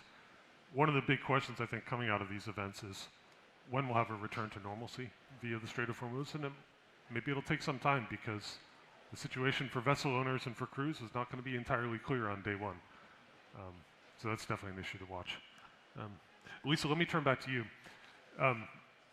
Maybe just introduce at a high level the concept of what FSRUs are, where they're deployed, and for your company in particular, when you're thinking about deploying these really valuable assets, what type of market dynamics draw those types of investments and encourage that kind of partnership? Well, just maybe to deconstruct the acronym, right? So FSRU stands for Floating Storage and Regasification Unit. And actually maybe to Ahmed's point about the relative flexibility of renewables versus fossil fuels. I think this is an area where fossil fuels and natural gas in particular are quite flexible because we can take, these are vessels, they're floating assets, and we can take them from one jurisdiction and to our customers. But in terms of, I would say, what we're looking for when we invest in different and really a wide variety of jurisdictions overseas, probably three key priorities that I'd mention. First and foremost, we're looking for jurisdictions in countries where we see a long-term demand for natural gas. One that can't be met with indigenous supplies, maybe because the domestic resource base has been depleted or depleting, and that also can't be met with existing international pipelines. And if that's, I would say, a very long list of countries that fall into that category that meet those criteria, and then and a list that I think will only continue to grow as with this coming LNG wave and the increasing affordability of LNG. And then perhaps back to the flexibility point, if it turns out we're wrong in a particular jurisdiction and that long-term natural gas demand isn't there, again, we take our FSRU and we go somewhere else. Another key criterion we're always looking again is at integrated projects and where can we add value. So of course we think we add a lot of value just bringing in the LNG import capability to begin with, but we're also asking where can we also supply LNG? Where can we invest further downstream in pipelines or gas-fired power generation? And then lastly, and this might be my bias as Chief Legal Officer creeping in, we're looking for pragmatic counterparties, ones who typically feel, when they come to us, they have a pretty urgent need for natural gas and LNG supply. So again, pragmatic counterparties that can negotiate and sign agreements pretty quickly, who can more or less adhere to our standard terms, and importantly, have sufficient credit. So to make gas work, you need lots of different things to line up, right? Exactly. Contract sanctity, the right legal environment, the right types of infrastructure, the demand climate, and so on. As our CEO says, we need to get all the soup in the bowl at the same time. Okay, right.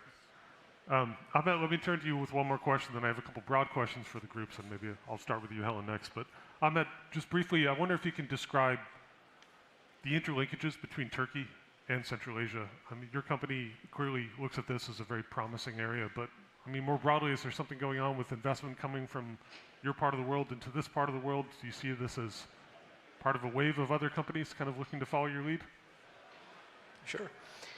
Well, it's a combined world. Turkey and Central Asia, all from the same roots and same history. My first trip to Central Asia was in 1993. With the late President Turgut Özal. I was a much younger man, but it was an amazing trip. We got to meet the presidents and the leadership in the countries. Turkey's interest in the region is not new. It's been for decades. And this is a two-dimensional relation, back and forth. Today, Turkey plays a role in terms of helping in some ways for the development of the region. And there's a Turkic Countries Organization, which is a partnership of all Central Asian countries with Turkey. But specific to what we're trying to do is international projects, and we are in touch with from DFC to World Bank to other international finance organizations, but also regional finance corporations, because they see all of these are concentrated in the host country, but global projects.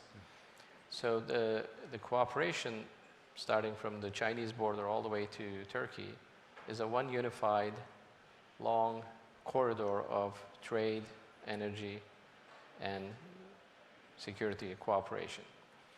So obviously, both sides benefits from all of this.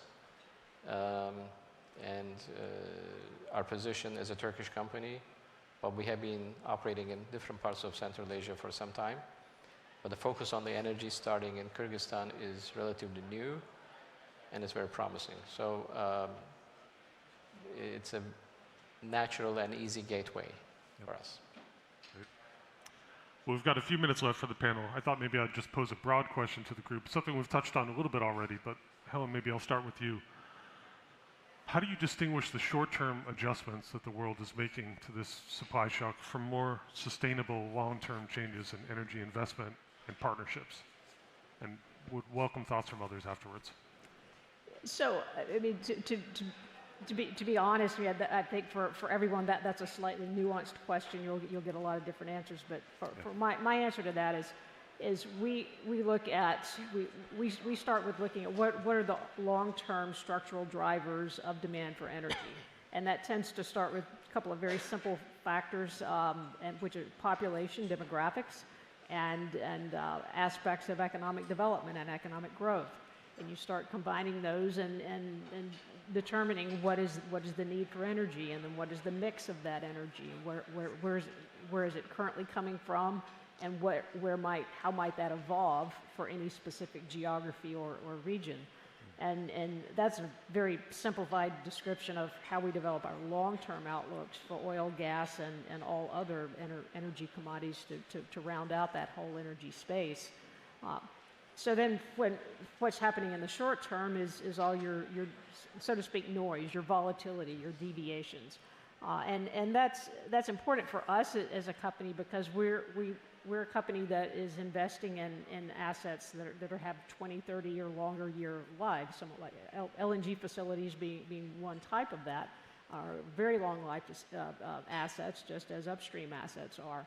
So for us, it's that long-term element that is first and foremost and most important in how we allocate capital, how we decide what regions are we going to go into to do business, whether it's upstream, downstream, commercial type activities, or anything in between.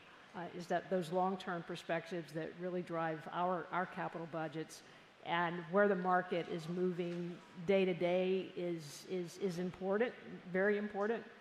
But it's not so much driving our long-term capital deployment plans. Yeah, thank you. That's very useful to think about the ConocoPhillips framework for separating signal from noise. Elisa or Reed, any thoughts on this topic? Yeah, there's two things that I'm thinking about, especially as this conflict goes on. The first is, again, where is demand growth going to come from in the future, right? And that's an important driver. Always has been for kind of structural, where's structural investment going to flow, but also a question of supply security now is becoming increasingly important. And you'll have a lot of governments who are thinking about how do you diversify maybe an import supply chain that was not very well diversified before. And I think this conversation started early this decade and is going to continue as we move forward. So longer term, I think it's those two questions, right? Not only where are you going to get new demand growth from, but also for countries that may not see a lot of additional demand growth, but are focused on source diversification, whether it comes to crude or how you build out your electricity grid and how you feed that. I think are two critical drivers. Elisa? Not sure that I can say it much better, but maybe if I can extrapolate, Helen, some of your great points, and to LNG in particular. So sure, structural changes, sort of short-term adjustments rather, can lead to structural changes, but as new trading relationships are being developed, as we're seeing now, though I do think things tend to, they trend towards the middle and boomerang back, and obviously the Middle East, and Qatar in particular, has a huge advantage of geographic proximity to supplying LNG to markets in South Asia and the Far East, and I do think we will see, largely a return to that. Yeah, thank you. Ahmet, your thoughts on this question as an investor? No, my answer would be like on the oil and gas side, the calculations are within some margin of error can be made. But I think in the next 2 to 5 years, the assumptions and calculations what for the demand on the AI and the electricity and data centers will probably be redrawn, and we don't know what it will be. So this is going to change the whole expectations of not on the supply and demand side, also the security side of the power generation, and that's an unknown. There are a lot of assumptions and calculations, but with the growth of AI industry by itself, I believe in the next 3 to 5 years we'll have a whole different scenario in front of us, and nobody's ready for it. Yeah. None of the sectors, not the renewable sectors, not the oil and gas sectors, in my opinion. Yeah, thank you. Well, we're still in the midst of this. It is an unprecedented energy shock. It's affecting lots of forms of energy in many geographies around the world, so we're all puzzling through this. So I'm grateful to my panelists for helping me puzzle through this together. Please join me in thanking the panelists for a good discussion. We appreciate it.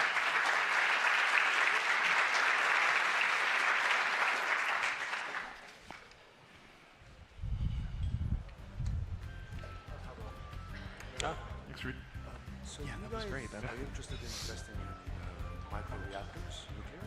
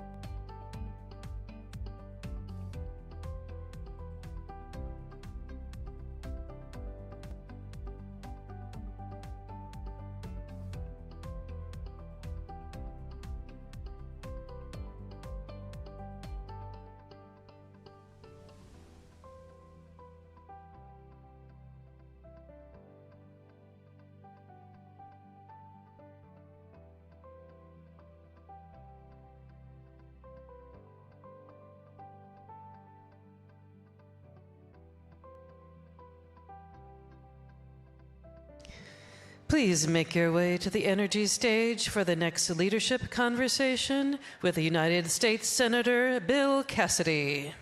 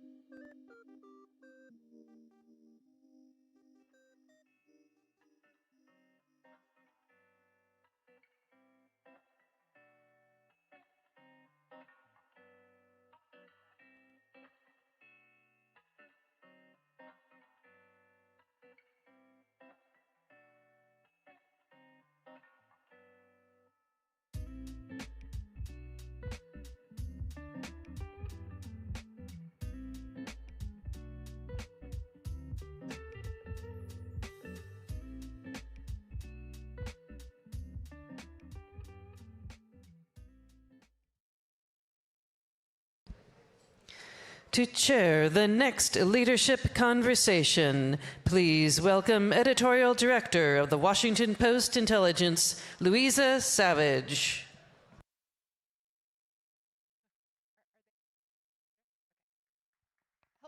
Good morning. Good morning, everyone. Come on in. Take your seats. Don't be shy. There's lots of room. It's the best conversation of the day. So get comfortable. Very excited to be sitting down with Senator Bill Cassidy of Louisiana, who's backstage fueling up on some coffee. My name's Louisa Savage. I'm editorial director of WP Intelligence, and you're like, what is that? And that is a new professional analysis, research, and executive membership service from the Washington Post. And we cover topics like energy and climate, global security, AI and technology, and healthcare. So we are absolutely thrilled and honored to be a media partner of the Atlantic Council's Global Energy Forum this week. And you may have seen us out doing some interviews in the hall. But I am particularly honored to be here with Senator Cassidy.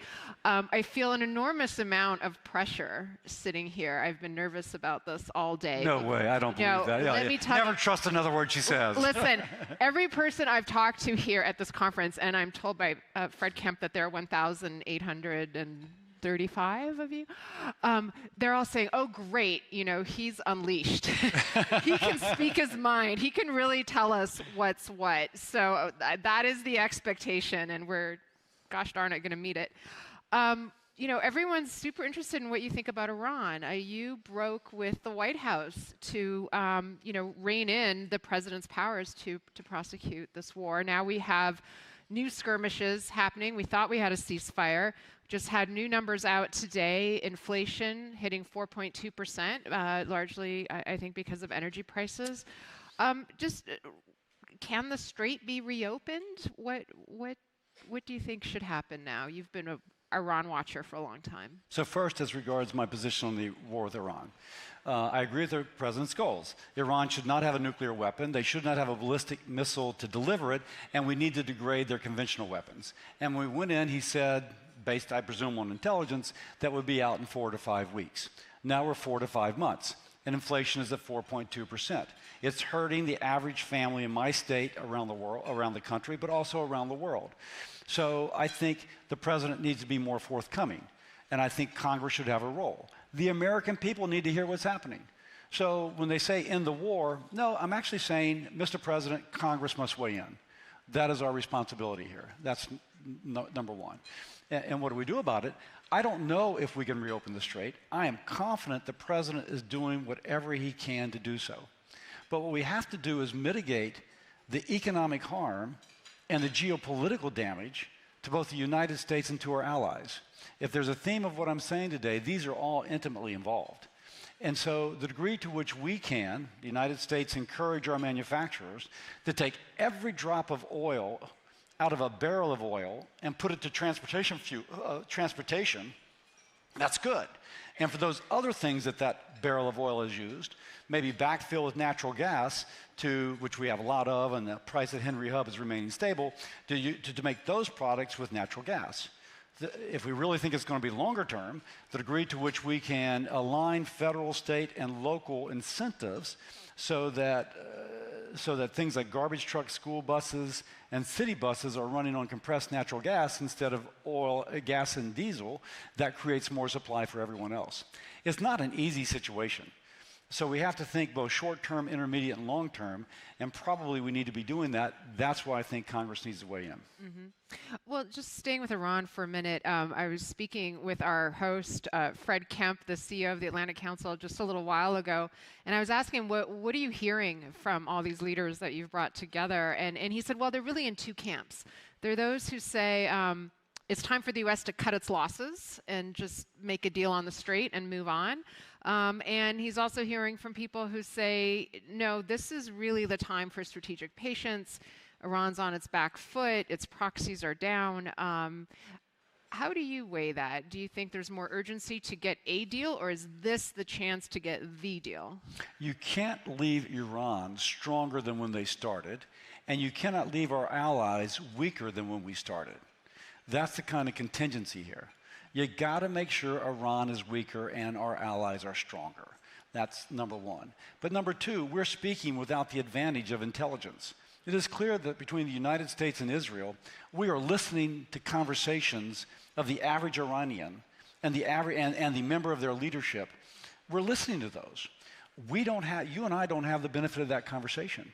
And we should be able to gauge kind of what direction to go as to where that tipping point is.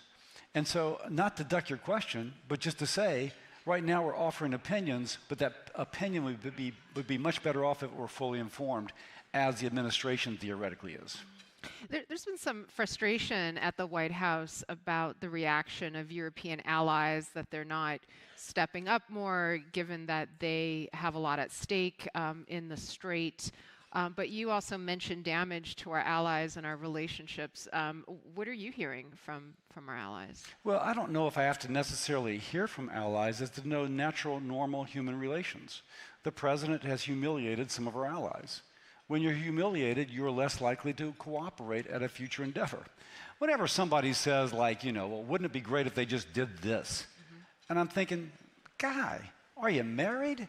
I mean, like, if you went up to your wife and you, like, were just yelled at her, and then right after that said, hey, baby, I love you, she's going to say, you know what I'm saying? So now we're asking them to commit large sums of money, potential political unrest at home. Why? Because the guy who's been bullying them now beckons them to join on something he didn't inform them of beforehand. That's just not the way you run a country. So what are your thoughts now as you look at your sort of home stretch here in the Senate about the role of the institution in foreign affairs at this moment? I mean, I'm sure a lot of allies are trying to figure out how to even begin to deal with this very unpredictable foreign policy coming out of the U.S. What should the Senate's role be, and what can senators do? So I've been advocating, started working on this 8 years ago, something called the foreign emissions fee. And in the foreign emissions fee, it's my observation that if you're talking about national security, economic security, it is so intimately involved with energy policy and with environmental standards, so much so that if you focus on one and do not pay attention to the other three, you don't get the one you're focused on. And that's been my advocacy for the last 8 years, and I can truly say that now people now understand that. And that has become part of the conversation. I wrote an article for Foreign Affairs a few years ago, and recently someone whom I respect greatly basically quoted my article mentioning those 4 things. So it tells me that the conversation now understands that. So if you will, what's the role for Congress?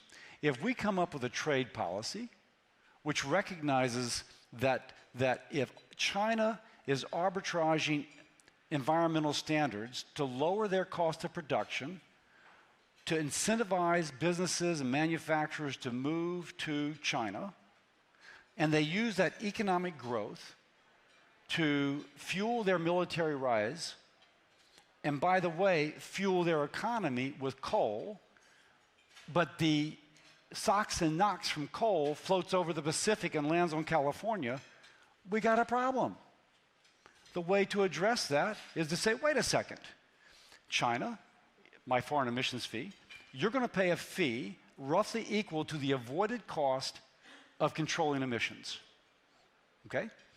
And that fee, you're either going to buy a lot more natural gas, which improves our economy, but increases your cost of production, or you're going to turn on your scrubbers, which is going to increase your cost of production. But either way, we're going to level the playing field. Now manufacturers are incentivized to stay here with our cheap natural gas, and that improves our economic security. It weakens them because their economy is weaker, but our stronger economy increases our national security. We can do this because of an energy policy that we've developed. And by the way, the whole thing that ties us together is paying attention to environmental standards. You do those 4, you achieve it. If we combine with the Europeans, trade policy, they want a CBAM, we would have the foreign emissions fee. Now we have Team West, our Team Western values. Throw in the Aussies, the Japanese, the South Koreans, etc. If the Chinese want to, or another country, import to any of those countries, they would face the same situation. Team West, team democracy, team freedom grows, and those who wage war against team freedom shrink.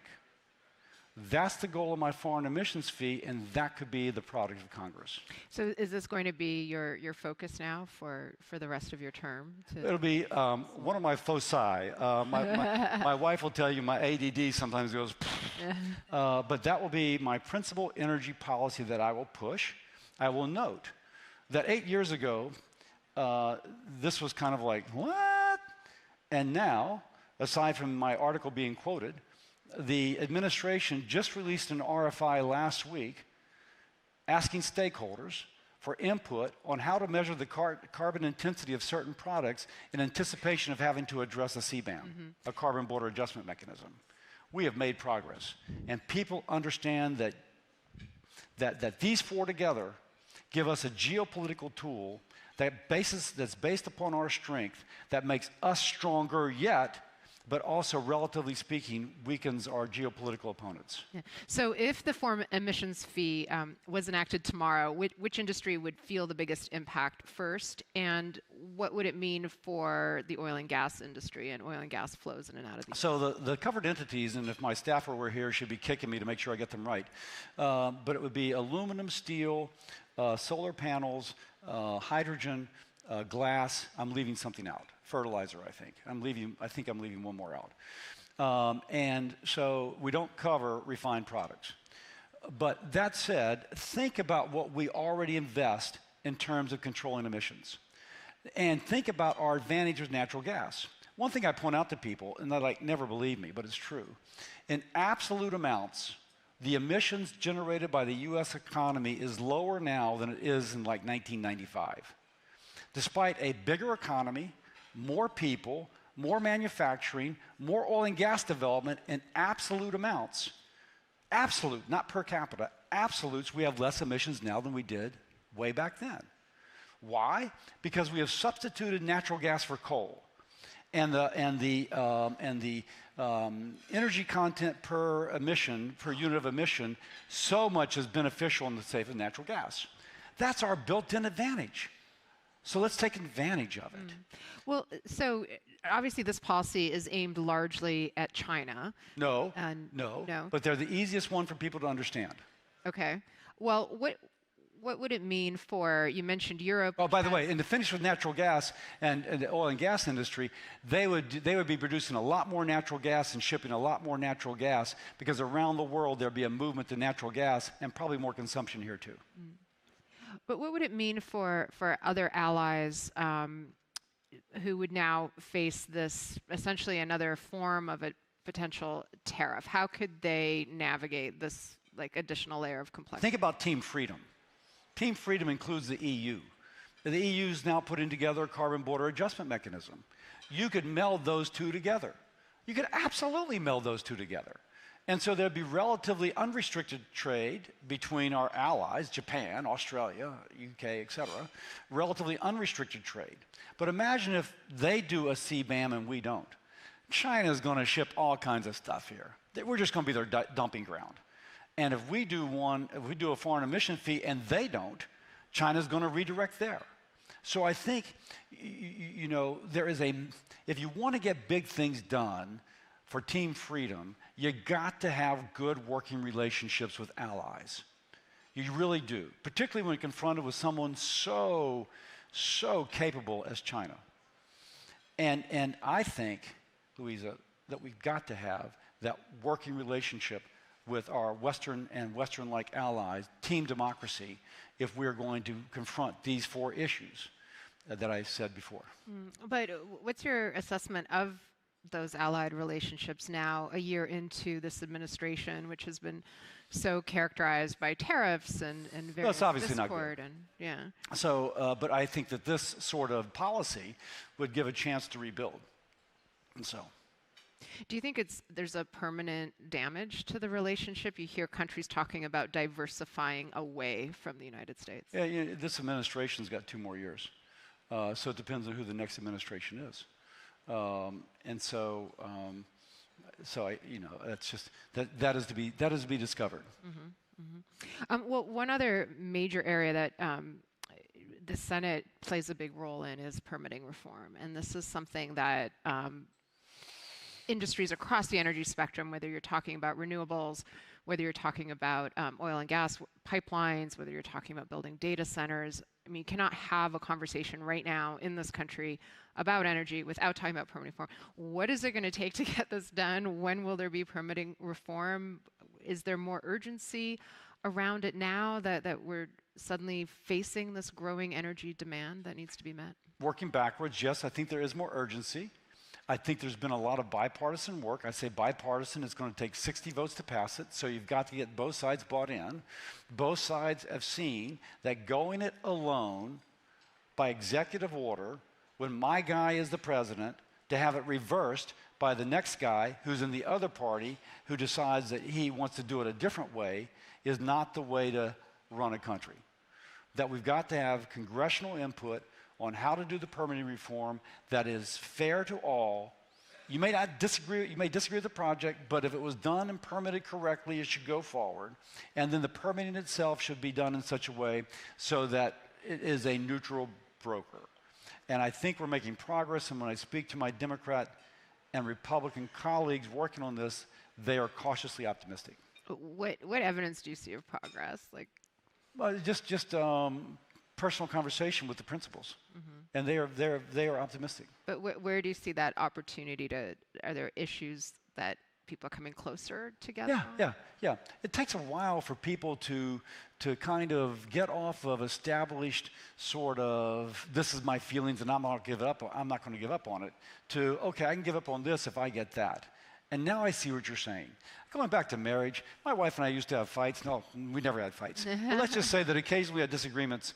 And it turns out, once we understood what we were speaking about, the different definitions of what we were discussing, we no longer had the disagreement. So sometimes believe it or not, when Democrats and Republicans speak, we use different definitions, or there's different button words. So it takes a while to kind of work through that. Wait a second, I know what you're saying. I can't go there, but could you go here? And this is what I'm really trying to say. Oh, yeah, I can do that. Well, one area that you've been pushing on is the sort of post-permit litigation challenges that come up.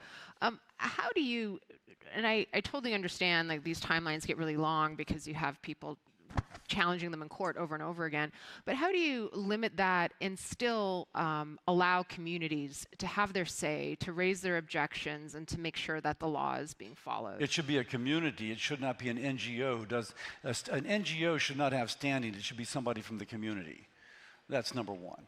And right now, people who don't actually have a relationship beyond being an NGO well-funded by somebody who wishes to oppose the project can file, say, off just before, like in Alaska, you can only drill certain times of the year, so they wait to file their lawsuit just before that time of the year began, and then it would work through, get dismissed, and then just before the next year's construction weather became permittable, they would file another lawsuit. So it's a lawfare strategy, and that's not fair to people who are looking for the economic opportunity, the jobs, as well as for the people who are putting all the money into the permitting. And just to put a point on this, I grew up in Baton Rouge, Louisiana. There was a young man who I went to Sunday school with named Thor. His father was a pipe fitter, and I remember being struck. I was probably 10 years old. His father left Louisiana to go work on the Trans-Alaska Pipeline as a pipe fitter. We're talking about jobs. We're talking about jobs that really pay a great wage, contribute to someone's pension, gives them lifelong security, and it's being tied up by somebody with an ideological objection. That's not right for that family, sending somebody across the country to make a better living. And we've got to keep a focus on that family. Well, one thing in our final minute here on permitting reform, one prediction I hear a lot is, well, we won't get it before the midterms, but maybe in the lame duck session after the midterms. If you had to, put a percentage on the chance likelihood that would happen, More than 50%? It's hard for me to comment on that because I'm not in the middle of that negotiation.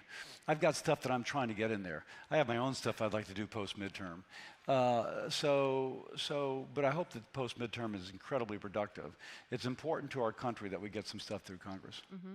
So give me your top 3 priorities for post-midterm. I'm trying to do a Social Security reform, which whenever you say that, people kind of pat you on the back and they smile. But we have a bipartisan group of senators and people in the House, bipartisan, who are interested in doing this. It's a way to fix Social Security without cutting benefits and without cutting taxes to the senior citizen, but it builds upon what the federal government has already done in the Federal Railroad Retirement System.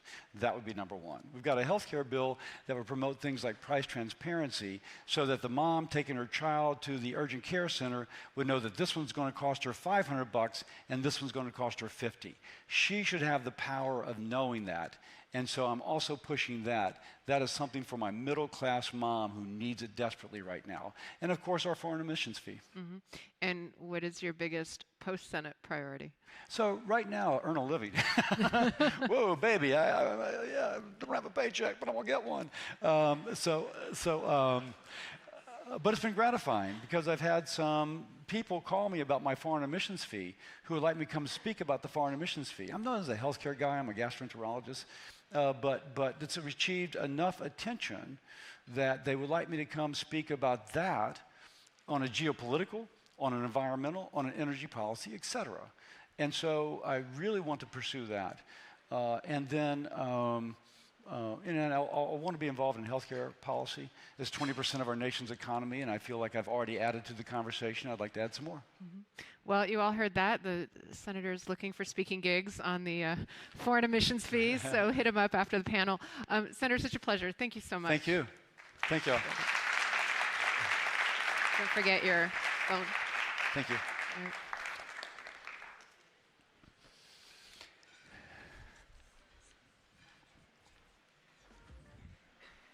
You okay? Thank you. Please make your way to the leadership stage for a leadership conversation chaired by Randolph Bell. Lunch is also available in the lobby. The session will resume at 2:40. Please make your way to the leadership stage for a leadership conversation chaired by Randolph Bell, and then please proceed to the lobby for lunch. Sessions will resume in this stage at 2:40 p.m. Thank you.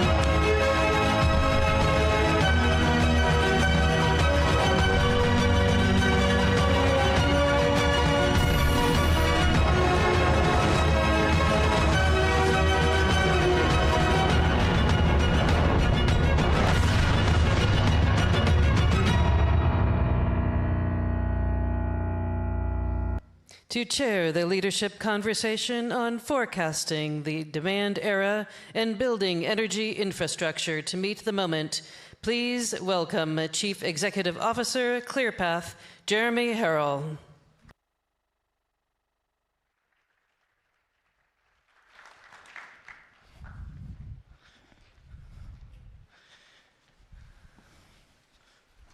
Good afternoon, everybody. Hope everyone enjoyed lunch and some of the breakout sessions here. My name is Jeremy Harrell, and I'm the Chief Executive Officer of ClearPath. ClearPath is a DC-based conservative clean energy advocacy organization focused on energy security and innovation. And so we're working on policies to scale up new technologies, everything from advanced nuclear, enhanced geothermal, and gas, to how do we make building blocks of the economy, like steel, cement, and fertilizer in a lower emissions but affordable way. And I'm pleased to chair this next couple sessions here at the Atlantic Council's Forum. It's been an incredible couple days here, and just really kudos to the Atlantic Council team for the critical work they're doing to convene all these great executives within the industry and talk about the future of the energy system. And I am very privileged today to have a conversation with a good friend of mine, Tristan Abbey, who is the 11th administrator of the U.S. Energy Information Administration. Prior to joining the Department of Energy, Mr. Abbey served as the Distinguished Fellow at the Energy Policy Research Foundation and a Senior Fellow at the National Center for Energy Analytics. He has served multiple roles across the federal government, including our time in the Senate when he was a senior committee staffer at the Senate Energy and Natural Resources Committee, spent time at the National Security Council, the National Economic Council, and the U.S. Department of Energy. Thank you so much for joining us today, Tristan. Thank you, Jeremy, for the opportunity to share some thoughts with you, and thank you to Landon Durrance and the Atlantic Council and everybody else on that team for a wonderful event today. Awesome. Well, let's dive right in. Rising demand, top of the conversation across every meeting here over the last couple days, and frankly, re-ingrained in our day-to-day life as we think about the energy sector. EIA, there's a lot of ranging projections that are out there, but EIA, the government stamp as you look at this. And so maybe we start a little bit and talk about the annual energy outlook and what your outlook and what the team at EIA is working at has been saying and how it's shaping how we should be thinking about the energy sector as a whole. Sure, great question. So the AEO, as we call it at EIA, is a fantastic product suite. It consists of 10 side cases, a counterfactual baseline, a narrative analysis, the data sets, the data viz, and then one of the really coolest things I've seen so far in federal government, which is a real retrospective tool that allows us to compare EIA's projections to what actually occurred in the past. So even though projections are not predictions per se, if you wanted to treat them as a prediction, you could see how they performed against historical data, which I think is a useful test of the model. And so we looked at 10 different side cases, and not surprisingly, there was one on high electricity demand, there was one on alternative transportation policy, alternative electricity policy, and then the usual core cases on hydrocarbon resource availability, economic growth, up or down, and so forth. So it's a really cool product, and I encourage everyone to check it out if you want to just think about possible future scenarios. A lot of the fluctuations and some of the projections out there are about the data center and AI boom, but kind of maybe under-discussed across the process is our country's focus and this administration's focused on onshoring new American manufacturing, general electrification of the economy that's driving forward. How do you all, in those scenarios, balance and forecast the outlook related to AI and data centers versus other sectors of the economy that are also driving this unique demand era? Sure. So for the past couple decades, there's been a story about energy consumption in the U.S., and that it's basically been flat, and when it's been going up and down a little bit, sort of like a wave, it comes close to 100 quadrillion BTU, but it never quite crosses the line. And this is because of rising efficiency, perhaps because of reshoring. Some industries offshore where you can sort of outsource the energy demand elsewhere. It's due to fuel efficiency, EVs, certain light bulbs that we're all familiar with. And so there's a story about energy consumption. Then there's another story about electricity demand, which has also been flat the past 10 plus years, except that over the past few years, it's gone up about 2% per year. Now you can say, oh, 2% per year, what is that? That's just a rounding error, but it's not. And that's because of the consecutive 2% growth each year on average. That starts to add up. And so for a system that is so large and so stable, to have sustained increases even of a 2% magnitude per year is something to look at very closely. EIA, to be honest, is playing catch-up on data centers. The market is evolving so rapidly. EIA right now captures data centers in what we call the Commercial Building Energy Consumption Supply Survey, and this comes out every few years, 4, 5, 6 years. And as a result of the long lag on the survey, the data that we come back with, which captures some data centers, is already out of date by the time it's published. And so what we're moving towards is an annual CBEX, and data centers are going to be a key part of that. So right now we are undertaking a 10-state series of pilot studies, essentially pilot surveys, looking at on a voluntary basis, trying to better understand data centers. Industrial consumption growth is also interesting. You'll see some of that in many of the scenarios in the annual energy outlook. This is something that we track through, among other things, our manufacturing energy consumption survey, which we're also shifting to an annualized basis. So that's really the story at EIA, is playing catch-up and making things faster, more granular, narrowing the scope, perhaps, for some of the surveys, but we're going to get a much sharper signal. In the most recent publication, you've got these wide-ranging scenarios. There's a pretty big gap between the high demand scenario and the more modest projection, perhaps is the way to put it. How should readers here in the audience and analysts who are looking at this and trying to take that data set and overlay it with some of the other information that's out there, how should they be reading into these wide gaps and ranges? Sure. So historically, there's been a tendency among many readers of the Annual Energy Outlook to think of the so-called reference case as EIA's best guess or preferred outcome. And so you'll often see companies, think tanks, research reports using our reference case as sort of the most likely scenario. If you're reading a geology report, you might say that is the 95% certainty level.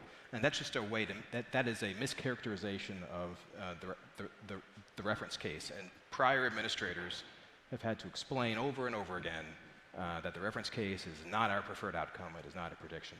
So rather than waste our time fighting that battle over and over again, we've just changed the name of the reference case to counterfactual baseline. And I would challenge anybody to mischaracterize the counterfactual baseline as our preferred outlook. Really, the 10 different side cases are where all the action's at. If you think that we're going to enter a period of high economic growth, then check out the high economic growth case. If you think that we're going to enter a period where zero carbon technologies are low cost, that's the case you should go to. If you think that certain policies will unfold together in sync, go to our combination case, or combination alternative transportation, alternative power scenario case. So it really is just a menu of different ways to think about the future. And people can say, well, we really wanted to have a preferred outcome so we could do our budgeting or our forecasting or our project planning. And I'm sorry, you got to find that someplace else, not us. I mean, it's an incredible moment here in the energy sector, right? Like, you've had multiple decades of experience working in government, working in policy, this realm. How has this stint, your stint in government now, radically changed relative to when you were in the administration at the department during the first administration? And how have you had to think about these issues differently, given the dynamics that have shifted? Sure. I would say that things are moving extremely fast. At EIA, we have entered a period of what I've called decisive acceleration. Acceleration refers both to the direction and the speed that you're moving, and we've changed both in many ways. I am extremely proud to be the administrator of EIA. The staff are incredible. They've done incredible work. We've launched more pilot studies in 1 year than I think has ever been done before, probably over the past several years. We have reimagined the products that we're rolling out. We have, in many cases, consolidated or rationalized the way that we do a lot of things. There was a lot of inefficiency. A lot of that efficiency has been ripped out root and branch, and we've really broken open some of the processes internally. And this has been almost entirely staff-directed. There have been a lot of great staff at EIA who have had great ideas for many, many, many years. And now it's one of the most exciting things is not only identifying the people who can help execute an agenda of decisive acceleration, but also bring to fruition the ideas that they've had for so long. No-brainer ideas, many of which would astonish you if we had more time to chat about it. For those that have worked with you in the past, I think they recognize you're being humble here. I think you're enabling a lot of the modernization that was needed at EIA and really rising to this moment. Can you talk a little bit, and you touched on this, on the pilot surveys, be initiating the higher frequency of those more than have been historic. How is that process, the pilot surveys that you're conducting, some of the state level analysis you're doing, helping EIA wrap their head around this moment and ultimately position it as a critical piece of the government that is going to help guide energy decisions and markets and give us the data that we need to tackle this moment that is likely here to stay? So EIA runs about 60 different surveys, depending how you count, and these are on a weekly, monthly, quarterly, annual, semi-annual, triennial basis. It just depends on the survey. And our core surveys are mandatory responses. So if you think about something like our petroleum numbers or our refinery numbers, those are 100% response rates. Those are basically scientific data. That is the gold standard for data science. 100% response rate, consistent responses, and a 40-year-plus long data set. That is just astonishing to have. One of the challenges that we have with something like data centers is that we don't have that longevity, we don't have the time series, we don't have the granular understanding. And so what a pilot survey does is it allows you to bypass the 18-month-long average process to launch a new survey and to launch them immediately with OMB approval if they meet certain requirements. And so what we have done with these pilot surveys is really launch them extremely quickly. I long for the day, and I think it's coming soon, where an EIA analyst could have a question themselves about how a natural gas processing plant, what it does with ethane, for example. I think they should be able to launch a new survey and get results in a week or two, not a year and a half. And there is absolutely no technical reason why we can't do that. There's no legal reason why we can't do that. I think our staff have proven that AI, artificial intelligence, may be a great enabler, but the will to renew is entirely human, and the work that they do every day is really showing the truth of those words. I mean, utilizing AI generally in government to improve efficiencies, allow us to be more nimble, get better information, I think has been a central priority for the administration as a whole, and that's definitely been the case at DOE as well. How is AI shaping how you all are modernizing the process here and allowing you to tap both the technical expertise that you've got within the department, the staff that you've recognized here, and using new tools to better prepare ourselves to be nimble? So it turns out that there's a lot more you can do with AI than just draft emails or read emails using AI that have been sent to you over AI. I'm not sure what value is added from that whole exercise. One of the priorities that we have is to rebuild the modeling systems that underpin the short-term energy outlook, which is a set of actual forecasts, things the EIA believes will happen, and the annual energy outlook, this set of medium-term, longer-term projections. Two different modeling systems, both built on relatively archaic coding language. The code for NEMS, the really core of it, is written in Fortran, which is something that is really hard to find fresh undergrads who can work with. It would be impossible for us to translate that Fortran into something more modern like Python without AI tools. It would be impossible to do that on any reasonable time frame. And I'm all about reasonable time frames, and so that is why we're using AI as aggressively as we can to make things better as soon as we can. You referenced the short-term energy outlook. Obviously, that's driving a lot of conversation on Capitol Hill, in states, among public utility commissions. Can you talk a little bit about the projections on the near term and how we should be thinking about that as business plans for this near-term need? Sure. So one of the interesting things about the short-term energy outlooks in the past few months, since the crisis in Hormuz has unfolded, has been the story about natural gas in the United States. Natural gas, we have high production, low price.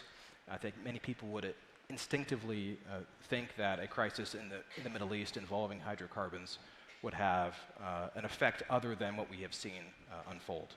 That has been, I think, kind of I wouldn't say, I'm not sure our analysts were that surprised. I was, but our analysts are a lot smarter than I am. I also think that the electricity demand story that you see in the short-term energy outlook shows greater than 2% growth. Not that 2% number applies to all of power demand. But if you look at just, say, the commercial sector where we count the data centers, you see something more like 8% growth. And I think wondering, does that 8% growth that we're forecasting for commercial buildings, including data centers, over the next year or two, does that really measure up with the sort of more quieter time series that we see for something like the AEO? And one of the things I'm very interested in seeing play out is, does energy demand writ large in the US really stay flat or even decline, or will it actually increase? Will it ever cross that 100 quadrillion BTU number? So that's the number I would leave with you all, is 100 quadrillion BTU. Will US energy demand ever cross that line, or is it some kind of asymptote? We're running out of time here, so one last question for you, even though I wish we had some more time to dig deeper on that. What does success look like for you at the end of the next couple years here at EIA in your modernization effort, and what you want to hope to be the kind of signature accomplishments you have as you look to modernize EIA? EIA's mission is to collect, process, analyze, and publish energy data for the American people.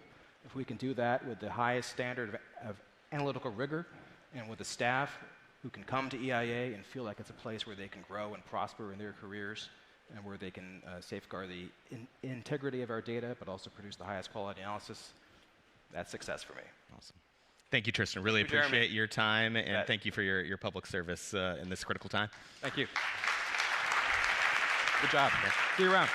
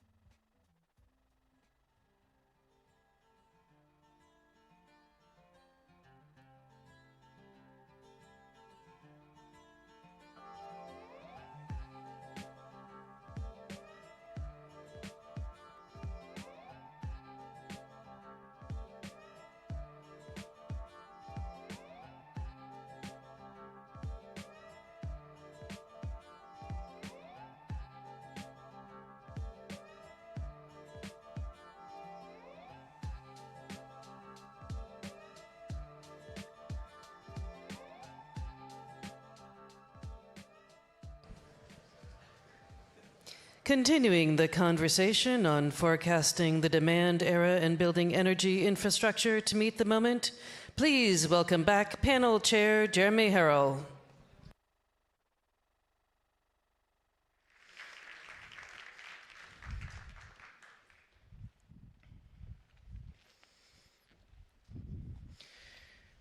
All right, we're back. Thank you again, Administrator Abby. I think that really sets up this conversation really well, where we have got four really key executives in the energy sector who are wrestling with these challenges, the uncertainty around electricity demand, how it's changing market dynamics, and ultimately how it's shifting their doing business in this sector. So I'm really pleased to have this group of four folks before us, and I'll do some quick intros here before we dive right into the discussion. So we have Marissa Buchanan, who's Senior Vice President of Strategic Corporates and Partnerships at BP. Sasha Mackler, Senior Vice President and Global Head of Strategic Policy at ExxonMobil Low Carbon Strategies. David Sewell, President and CEO of Solstice Advanced Materials. And last but not least, Pete Sheffield, Chief Sustainability Officer and Vice President of External Affairs at Enbridge. I want to get us started right off the bat and ask each of you how this moment has been changing how you all have been approaching business development, how you are formalizing new partnerships, and you're wrestling with rising demand. And Marissa, maybe we'll start with you. Yeah, sure. Thanks, Jeremy, and thanks to the Atlantic Council for hosting this panel. It's great to be here and talk about this topic at such a complex and interesting time. So just for a little bit of context, hopefully you all know BP, but we are a global integrated energy company. So we produce, refine, supply, and ship fuels from all over the world to a diverse range of customers. And I lead a team that proactively works to grow and protect value with a range of different customers, large complex customers with complex energy needs. So that ranges everything from traditional fuels to renewable fuels to electricity and the like. So it gives, I think, me and my team a really interesting perspective on which to view the current energy dynamics and what we're seeing in terms of changing energy demand, but also supply. So look, I think, and we've heard many panels over the course of the last 2 days. I think fair to say energy demand is definitely rising. Certainly, I think the big difference here now is the shift in electricity around the world, in the US, but also Asia, Europe, et cetera. What I think is interesting now is for us to think about how we actually mobilize the supply to meet that demand and what that looks like in markets like the US as well as other markets. And I think one of the things that we're really seeing is that, geopolitical events, call it, say, over the last 5 years, including over the last few months, have really, I think, brought this to a head for many companies where, a number of years ago, companies were solving principally for decarbonization. It's not that they're not solving for decarbonization anymore, but the things that they are having to solve for have gotten a lot more complex. So this is something we describe as a real optimization challenge. So it's how do you get your energy today? How do you guarantee reliable supplies in the future? How do you manage things like volatility?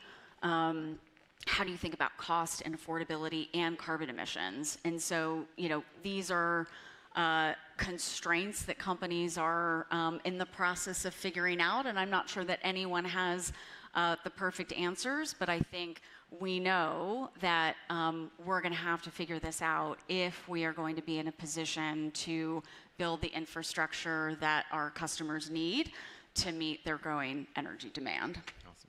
A lot to unpack there. Sasha? Lots to unpack.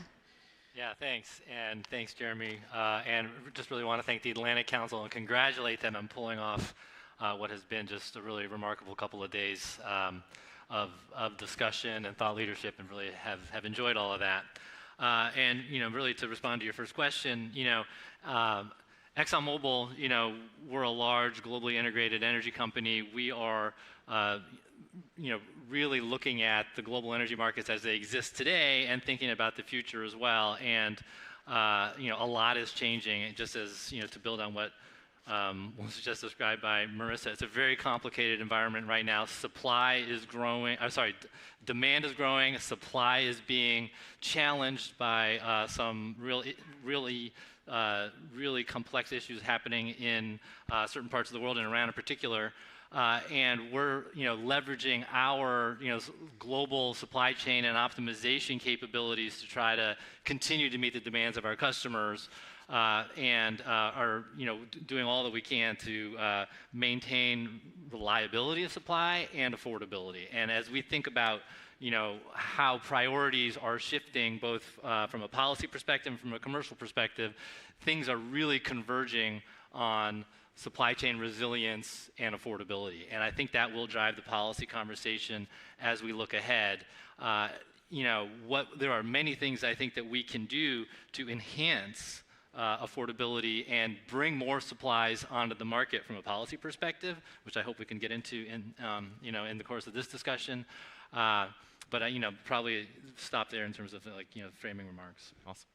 Yeah, Jeremy, thanks for having me, and thank you to the Atlantic Council. Just a quick background on Solstice. We are a very recent spin-off from Honeywell, and we are one of 3 uranium converters in the world outside of Russia and China that provides uranium hexafluoride for nuclear energy. So for us, to answer your question, what I think is so critical is recognizing the entire value chain as we try to solve for this dramatic increase in demand for energy.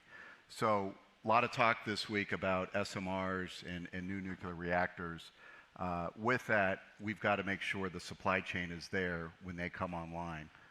So for us, as we think about it and others in that supply chain, that partnership with the government as well as utilities, as well as the SMRs to align, to balance the market, to ensure that whole supply chain is there, is just critical for success in meeting the energy needs.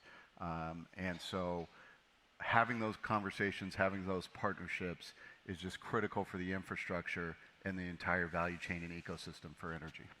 Thanks, David. Pete? So thanks, Jeremy. Thanks to the Atlantic Council. You know, when you're last in the queue, you got to find something interesting to say. I guess I'll start with a little bit of context for Enbridge. So where do we fit in the energy ecosystem?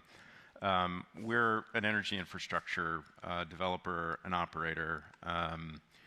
In North America, we move about 30% of the crude oil that's consumed on any given day. About 25% of the crude that exports the U.S. moves out of our export facilities in Corpus Christi, Texas. On the natural gas side, through our transmission and storage business, we move about 20-25% of the gas that's consumed in the U.S. On any given day. We also have a gas utility company that serves over 7 million customers in Ontario, Quebec, and Canada, in the U.S. and North Carolina, Ohio, Utah, Wyoming, and Idaho. And we have a renewable power business where we develop and operate onshore wind and solar, and we also have interest in offshore wind in Europe. So we're in the energy delivery business. These are capital-intensive assets, so we have to have a sense of the fundamentals, and our off-takers, our customers, have to have conviction about supply and demand where there's that imbalance, and we're seeing it today, as my fellow panelists and we've heard the last 2 days have underscored. That's a very strong investment signal in infrastructure. And as a result, across those 4 lines of business, we have $40 billion worth of projects that are in execution today that we'll put into service between now and 2029, another $50 billion of projects that are in development. And it's really across the board where we're seeing pretty strong interest in investment in that infrastructure. And part of it is, again, I look forward to the policy discussion, but if you look at the policy overlay over the last 2 decades, it's very much been, certainly in the context of electricity markets, it's been a conversation about replacement, and this is very much a reality bites moment in terms of the addition that's required. And so it's a uniquely challenging time, I think, for the energy value chain and for policymakers to catch up with those strong demand signals. But it's also a super exciting time to be in the energy space. Yeah. An era of energy addition, no longer fighting over the same pie. You referenced the immense investment in projects in the pipeline at the moment. How are you wrestling with this moment on workforce, on materials, on supply chain related issues across the energy subsectors that you all are involved in? Yeah, so one of the benefits of having that diverse sort of asset map and business units is that we're constantly engaging with large suppliers to ensure that we've got access to the necessary equipment and components to maintain what's a very robust and integrated system.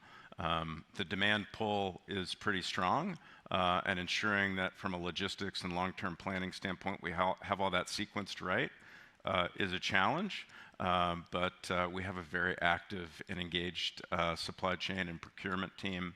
The workforce challenges, again, I think part of this goes back to sort of the world that we thought we were heading towards versus the world that we're living in today, and the reality that, the conventional energy space, the energy ecosystem, there are lots of opportunities. We have the benefit of operating throughout thousands of communities, and so it's important as repeat customers that we're active participants in those communities. And so we spend a lot of time with the trades, with vocational schools, trying to ensure that we've got the workforce to continue to maintain and operate that system, and that's proving to be ever more important given the strong demand signals. But it's a challenge, at least we see it as a challenge, and again, it's sort of that sequencing and pacing that you've got to get right, and some of that is also a function of, all right, you've got capital committed, when are you going to be in a position to deploy that capital and put people to work? And I'll just leave it there as a bit of a scene set for maybe a permitting question that's coming. Maybe one last quick follow-up there. What bottleneck keeps you up the most at night? Like what are you really looking to dig in and get over the hump on? So thanks for volleying it right back to me. I mean, so it's we have access to capital, we have strong counterparties, a lot of interest in the infrastructure that we can put into service. It's the lack of predictability in terms of the regulatory or political environment that we find ourselves operating in. And again, we're repeat customers almost everywhere. We operate in 43 US states, 8 Canadian provinces, 5 G7 countries, so we have to work in all sorts of changing political dynamics. But the lack of predictability and the durability around permitting decisions is a challenge when you think about how to allocate capital and how to ensure that, when you're looking across all those businesses and you're trying to figure out, okay, what makes sense in terms of the best risk-adjusted return when you're making 20, 30-year bets on incremental deployments of capital. If you don't have confidence in your ability to get from the beginning to the end of a permitting process and be in a position to not just deploy capital, but to bring those projects into service, I sleep okay, but if I didn't, that would be why. I'm a broken record in this town. We can't have any conversation without talking about permit reform. So maybe dive right in there. But I do want to go back to David to talk a little bit about the nuclear dynamics too. But let's stick on permit reform. Maybe the single largest opportunity in this town over the next 7 months to get something across the finish line. Something each of you all are facing in some shape or form. The regulatory barriers, the lack of predictability. Maybe hear from all four of you a little bit on your priorities there. Why is this moment different, and why is it important that we get something that actually has an impact across the finish line? And Marissa, do you want to start? Yeah, sure. Happy to. So, look, I mean, as you all know, I mean, energy is absolutely critical to promoting economic growth and development, jobs, all those things that we all want. Growth of AI right now taking off immensely. The question here is, can you actually get the electrons that you need to power all of these data centers? But I think also important to recognize it's not just data centers. I mean, there's growth in electrification, EVs, all sorts of things. So it is a complex need that we have. There are two things that I think about, and obviously a lot of talk about permitting reform.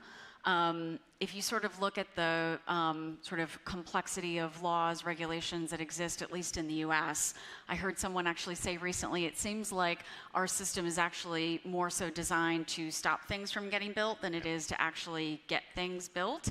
And look, I wish I had a magic bullet solution. I mean, I think if that existed, none of us would be here. But there's not. And so obviously there's going to have to be work across the federal government and the states to figure out, how we actually get things built and done in a responsible way. The other thing that I think about a lot is that I am not always sure that public sentiment is keeping up with, I think, the business community and industry's need for new energy and electricity. It's almost every day that you see a news article about a potential moratorium on data centers, resistance to pipelines, transmission lines, solar farms, you name it. Unless I think we can be aligned around the underlying need and importance for new energy supply, we're going to continue running into obstacles to actually prevent that infrastructure from getting built. So a lot of this comes back to how we engage with communities and help people understand just the extent to which energy and new electricity is so critical to powering, I think, the economic growth that I think we all are invested in for the future. Yeah. Marissa, you make a critical point on the many of the environmental statutes that were established in this country were established to block bad outcomes back in the 70s and in many cases even before. We're in a different paradigm now, right? In fact, the regulatory structure is often blocking us from getting better outcomes, whether it's refurbishment or repairs on things or the build out of new generation and infrastructure that utilizes new technology and pushing forward. Maybe in DC, the thing that got the most attention recently was the sewage spill and the need to kind of step in and deal with that issue in our water system here. And so we've got to have a modernized process. Sasha, you are wrestling with this both at the federal and the state level. Yeah. A lot of it, Exxon's footprint has been dealing with this public perception issue as well that Marissa mentioned. You want to touch a little bit about how the company has been engaged in some of their public engagement and investments as you look to build, particularly in the Gulf? Yeah, sure. We'd be happy to. And just to build on what you just mentioned, so we have a base business, oil and gas production, refineries, plastics, chemicals. We have a large footprint here in the U.S., but it is most definitely a global business. And when we look at all of the changes in this dynamic energy market that we are experiencing right now, there are a few truths that we are kind of sort of using as a basis for shaping our outlook. One is that the world will need hydrocarbons for many years and decades to come, and that natural gas is really very likely to be an important and growing source of energy no matter your policy outcome. And so we have a real commitment to increase our natural gas production across the U.S., also doubling our LNG facilities, and we have a low-carbon solutions business because not only do we need to produce more energy, we need to figure out ways to reduce the carbon impacts of the energy that we're producing. And so across all of those activities, permitting and public acceptance is a key gating item.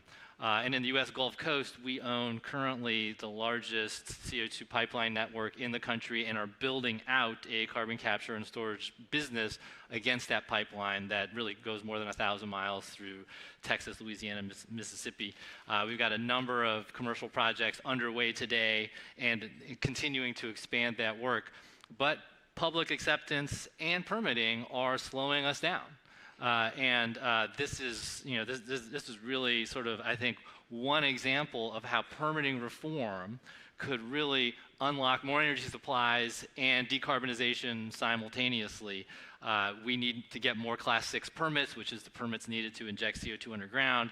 There has been progress on this front, but greater certainty of timelines for really most importantly would enable faster projects and more carbon to get taken out of the atmosphere. When we think about what else is necessary, it's really this predictability of the outcome that is most important, right? Ending frivolous lawsuits and other things that do sort of just slow us down, that would be helpful. But public acceptance, getting, you know, as you were saying, Marissa, getting, I think, greater awareness and buy-in, not only at the community level, but within the stakeholder community, that really this is the time to build, and it's in our economic and our national security interests to move ahead here, and the outcomes on the other side will be better. The environmental outcomes, the economic outcomes, and we need to figure out a way to take advantage of this moment to get the policy at the federal level, permitting reform policy, across the finish line. What do I think is different now? I'd love to actually hear your thoughts on that as well. I know you're spending a lot of time on that.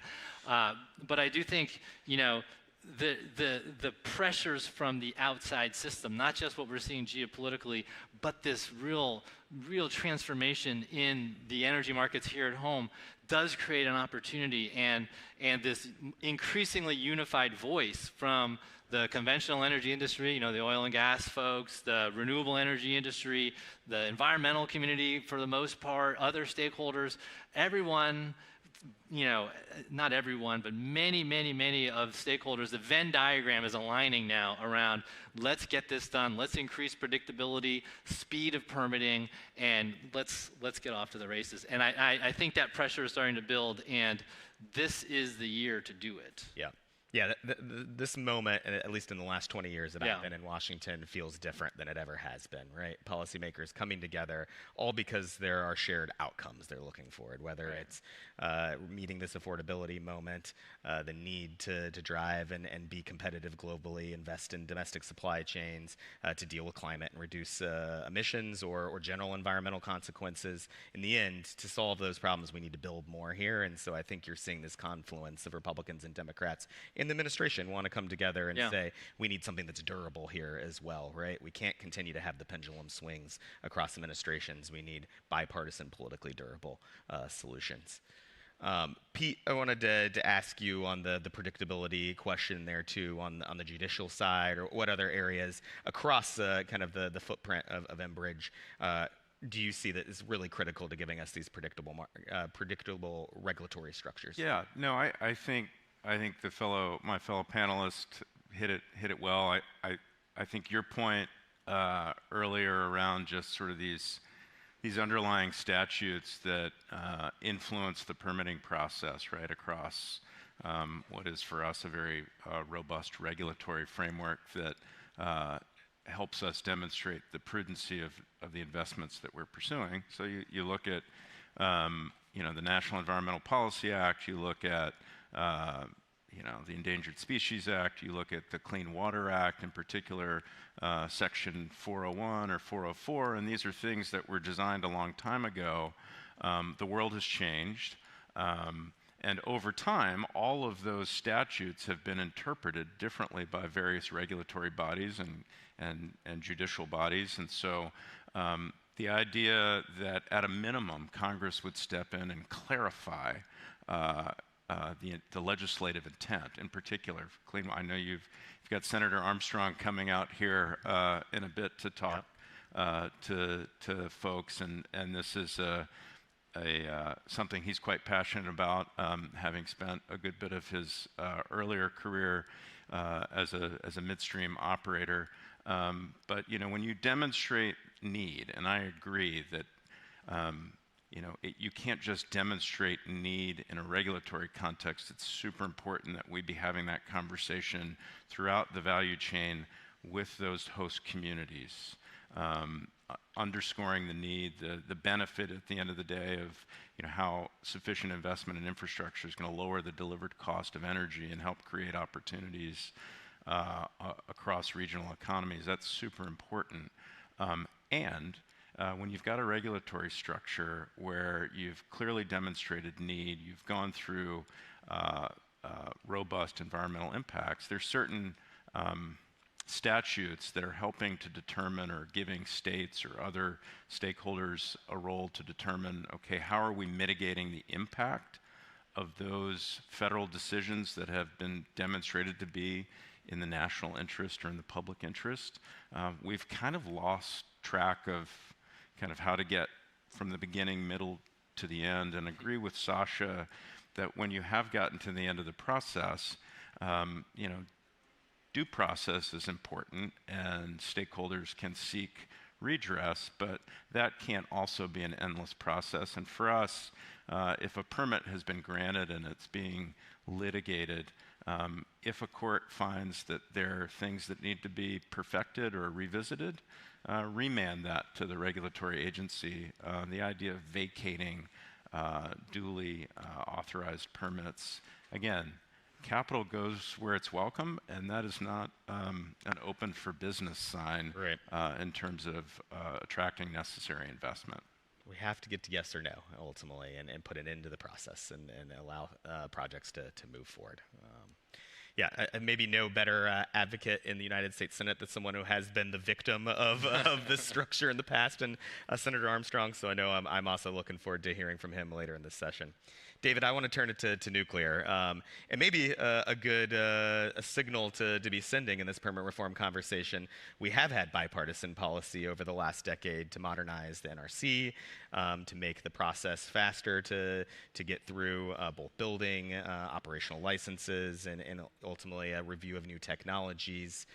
What are some lessons learned there? What are you seeing in the environment? You alluded in your opening the kind of nuclear takeoff that I think a lot of us are excited about, and we've been hearing about over the last couple of days. Yeah, and it's a common thread that you've heard. That predictability and certainty is so critical. But what we've seen is a bipartisan support, which we really haven't seen before, which is very exciting for nuclear energy. But I think the things that are important for us is as we continue to expand, you know, discipline in how that permitting is processed. There's great flexibility now in able to do that, but we have to recognize a longer-term thinking, because for nuclear energy, you can't build a nuclear reactor overnight. You can't build an SMR overnight, although it's getting faster and faster. So I think the key thing is that public-private partnership is, what does 10 years look like, and how do we solve that today? Because there's enormous investment that has to be done, enormous partnerships. We have to eliminate frivolous lawsuits, so you make these hundreds of millions of dollars of investments. And then there's predictability in what that demand and supply chain looks like, so you can do those investments with certainty, and allowing that partnership on that permitting process, whether it's the NRC, DOE, those partnerships are just so critical, because you have to make it a win-win for everybody. And if you're only looking at parts of the supply chain, I think you could have some real challenges down the road. Yeah. I mean, to ask you the same question I asked earlier of Pete, the supply chain, workforce-related issues, a constraint. I think it's something that the nuclear industry is concerned about. How are you all thinking about being prepared for this moment? Yeah, it's a great question. So we've been, as the only uranium converter in the United States, we've been doing it for 60 years.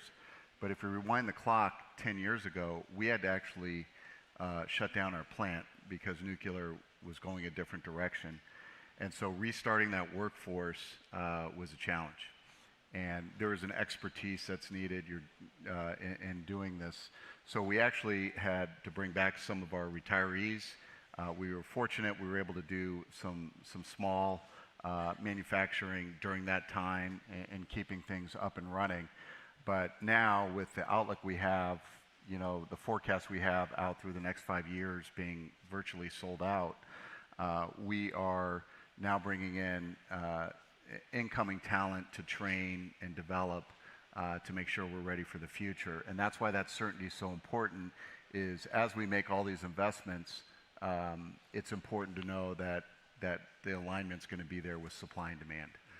But it's a huge investments that need to happen. You know, you have to have an expertise in dealing with nuclear energy.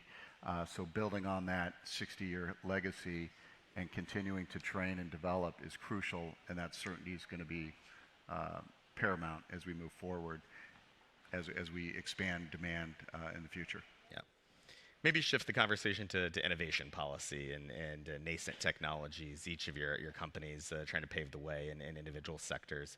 You've got this administration looking at creative ways to finance, ways to partner with the private sector to bring new technologies forward and attract new private capital. What is needed out there to help catalyze some of these next generation technologies that can play a role in meeting this demand scenario while we continue to capitalize on what we can deploy today? Marissa, do you want to start on that front? Yeah, happy to.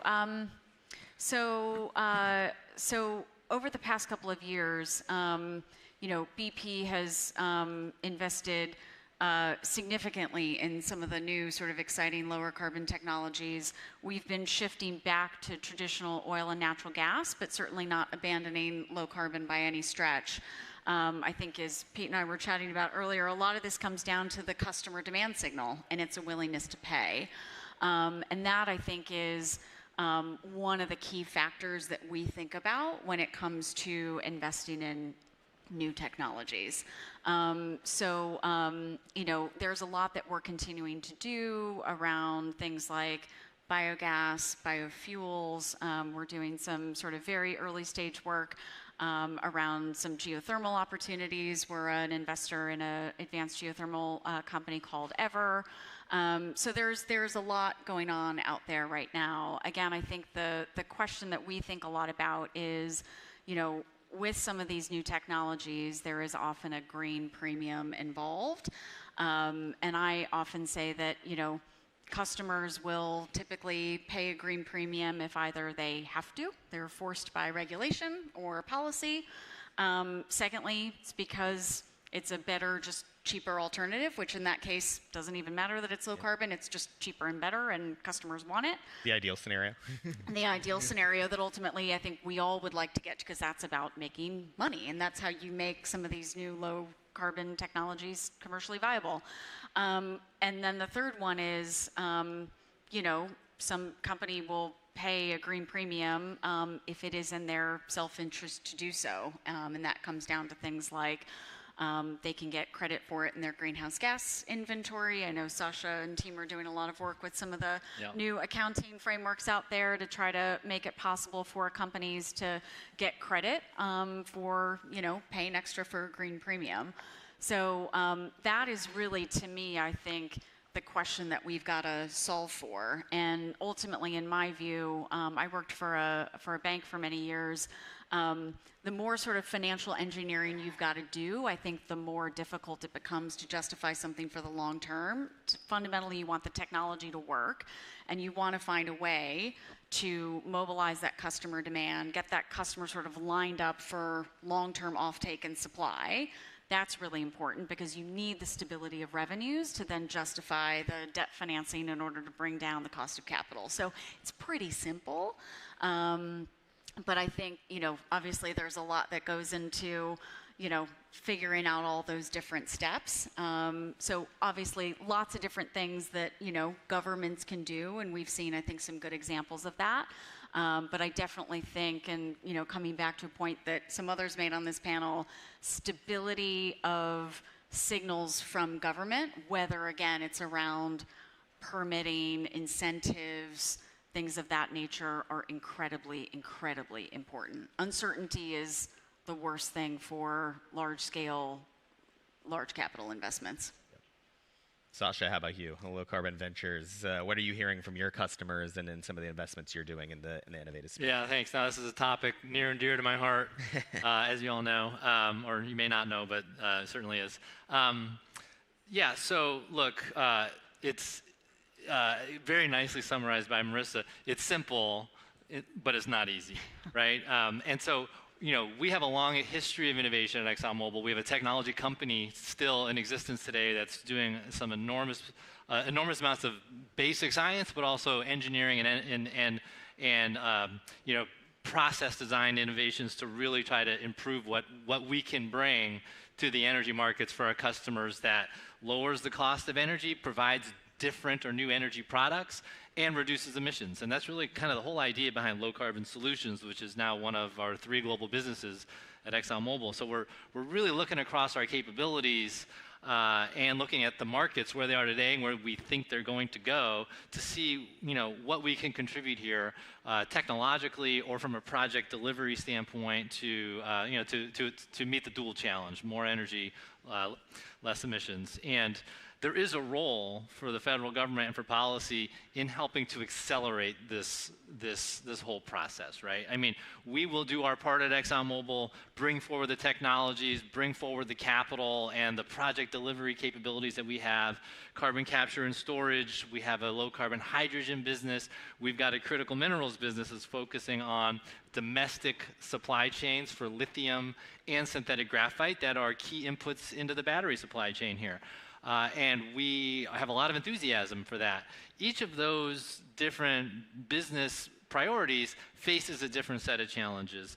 And helping, I would say partnering with federal policymakers in bringing forward those projects more quickly, either through enhanced permitting, so we can move more quickly and sort of lower our project delivery costs, maybe helping get initial projects started through sort of tax incentives or other subsidies.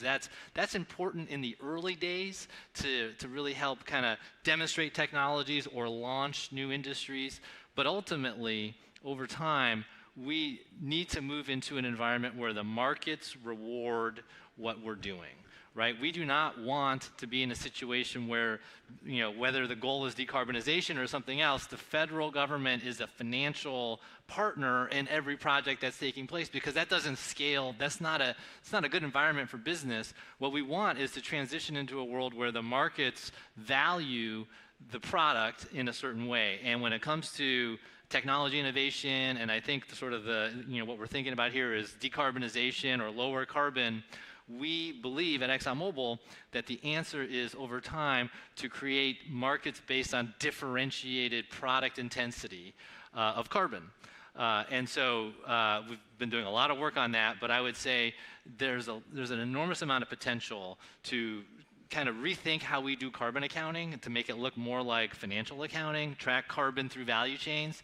And if we're able to do that effectively, we can design policies that create markets that differentiate based on carbon and also on quality, also on price.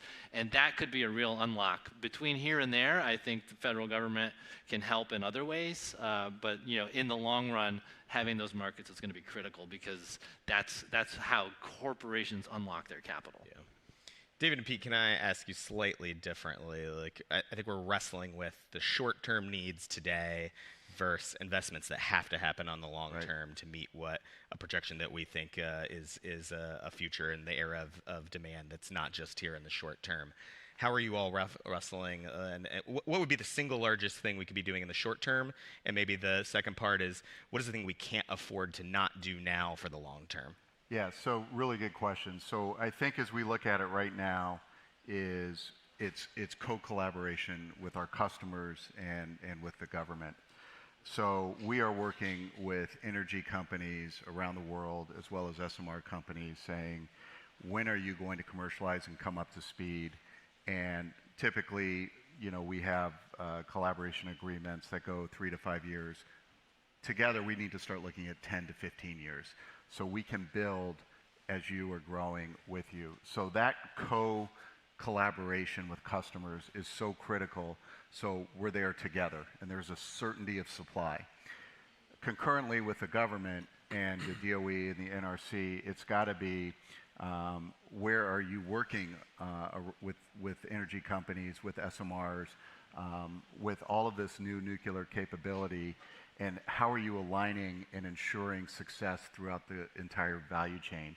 So we need to do that right now, because these things take a couple years. So the discussion on permitting, expediting permitting, alignment, co-collaboration, co-alignment, recognizing the investments, all of that has to come together so everybody can be successful in solving this energy challenge. And nuclear is just a great way to go. And I'll just add very quickly, it worked very well when you think about the government and the AIM Act going from hydrofluorocarbons to hydrofluoroolefins, more energy efficient, lower global warming. Everybody won there through that transition, and I know we can do the same thing with nuclear energy. Awesome.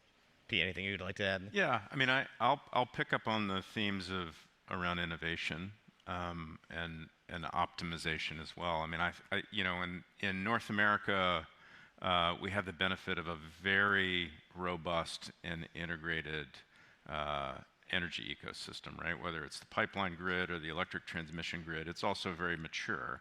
And so I think there's lots that we can do, and actually lots that we're focused on at Enbridge right now to squeeze more energy out of that existing system by operating it differently, leveraging technology, approaching challenges in a different way. You just think about our mainline liquids pipeline system, which moves about 80% of the crude that comes down from Canada to the U.S. refining complex.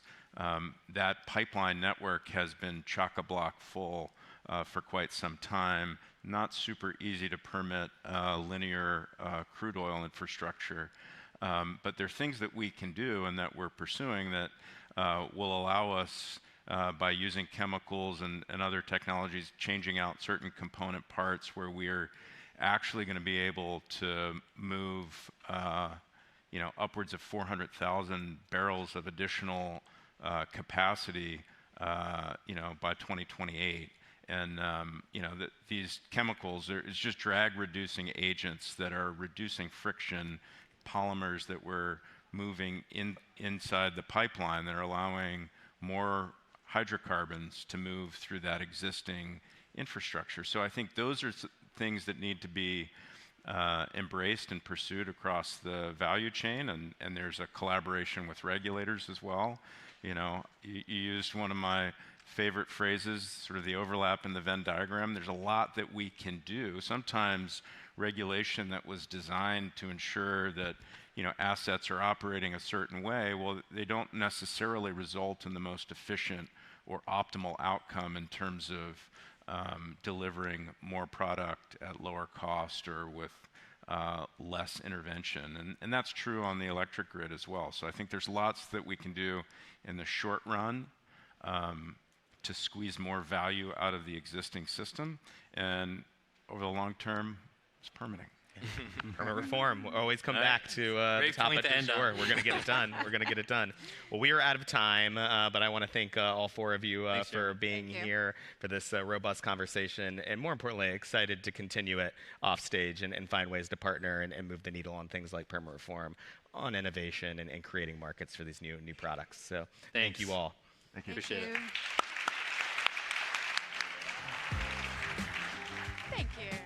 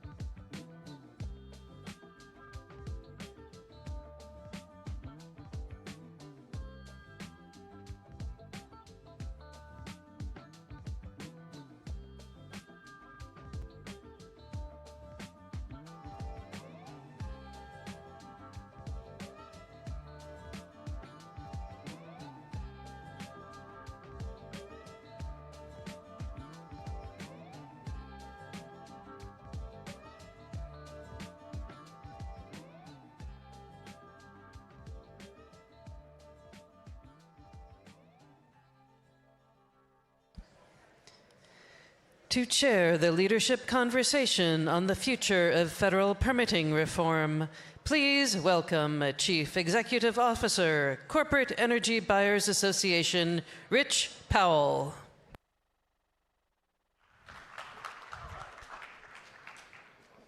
Hello, everybody. So glad to be here at the Atlantic Council with so many great friends here in the audience in a terrific conversation. I'm very, very pleased to introduce Senator Alan Armstrong, the newest member of the United States Senate, and someone who is almost maniacally focused on permitting reform, to have a conversation about the legislative opportunity in front of us. Please join me in welcoming Senator Armstrong.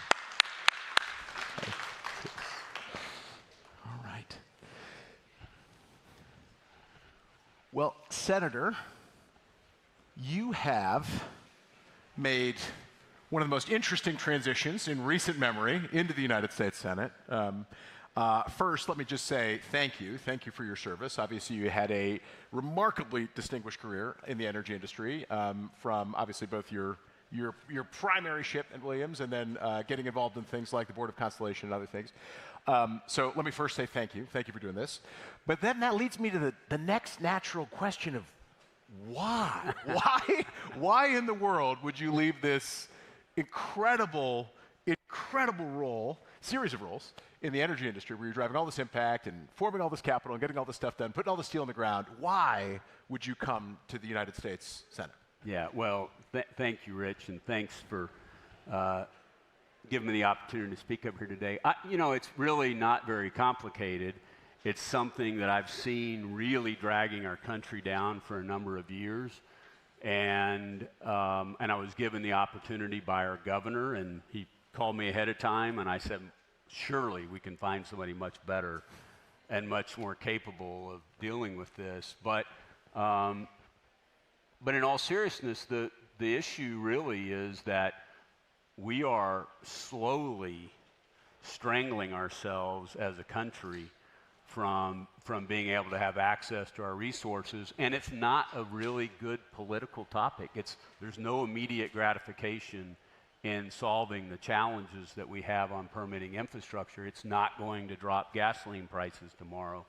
And so it's something that a lot of people have talked a lot about, but really haven't pushed on it too much. And frankly, it is so full of details in terms of really trying to get it straightened out at this point, that it really, I think, the contributions that I can make really come from seeing it from the outside and really being a part and seeing what actually causes things to get stopped and knowing the things that need to be fixed. So it was kind of a question for me of, do I want to be sitting around and griping about it, about other people not taking this on? Or do I want to throw myself in the ring and see if I can contribute in some way? And so that really was as simple as it was. I saw Senator Landrieu out here, who's one of the people I called and said, it's kind of her fault, by the way, and said, do you really think that I could make a difference? Do you really think there's any chance of getting permitting reform done? And to her credit, she didn't say, I'm like, oh yeah, no problem, you can get it done. But she did tell me there was better than a 10% chance. And so that was enough for me, and I'm honored, truly honored to represent, Oklahoma and to help do what I can to take on this issue. So it's been truly an honor, and I'm very encouraged that we're going to get something done. Well, we at the Corporate Energy Buyers Association, the business association that represents America's large energy buying community, along with many, many of our partners in the energy selling community, including 3 of the 4 companies that were just on this stage, are incredibly enthusiastic about the possibility of a big grand bargain on this year, and deeply grateful for the new energy, pun intended, that you have injected into this conversation and debate since you've joined us here in DC in the last couple weeks.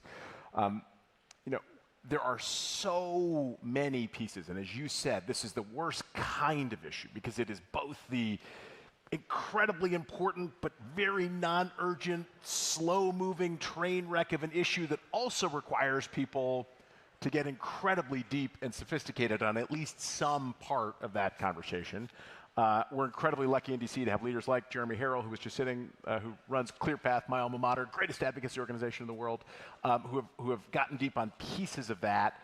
You've really zeroed in on one piece, which is the Clean Water Act, and its important role in holding back linear infrastructure of all kinds. Yeah. Can you, so why, I'm sure everyone in this room knows all the details of the Clean Water Act, Section 401, and why that is holding things back. But for those who don't, and for those tuning in, why is this in particular the issue where you're personally spending so much of your time?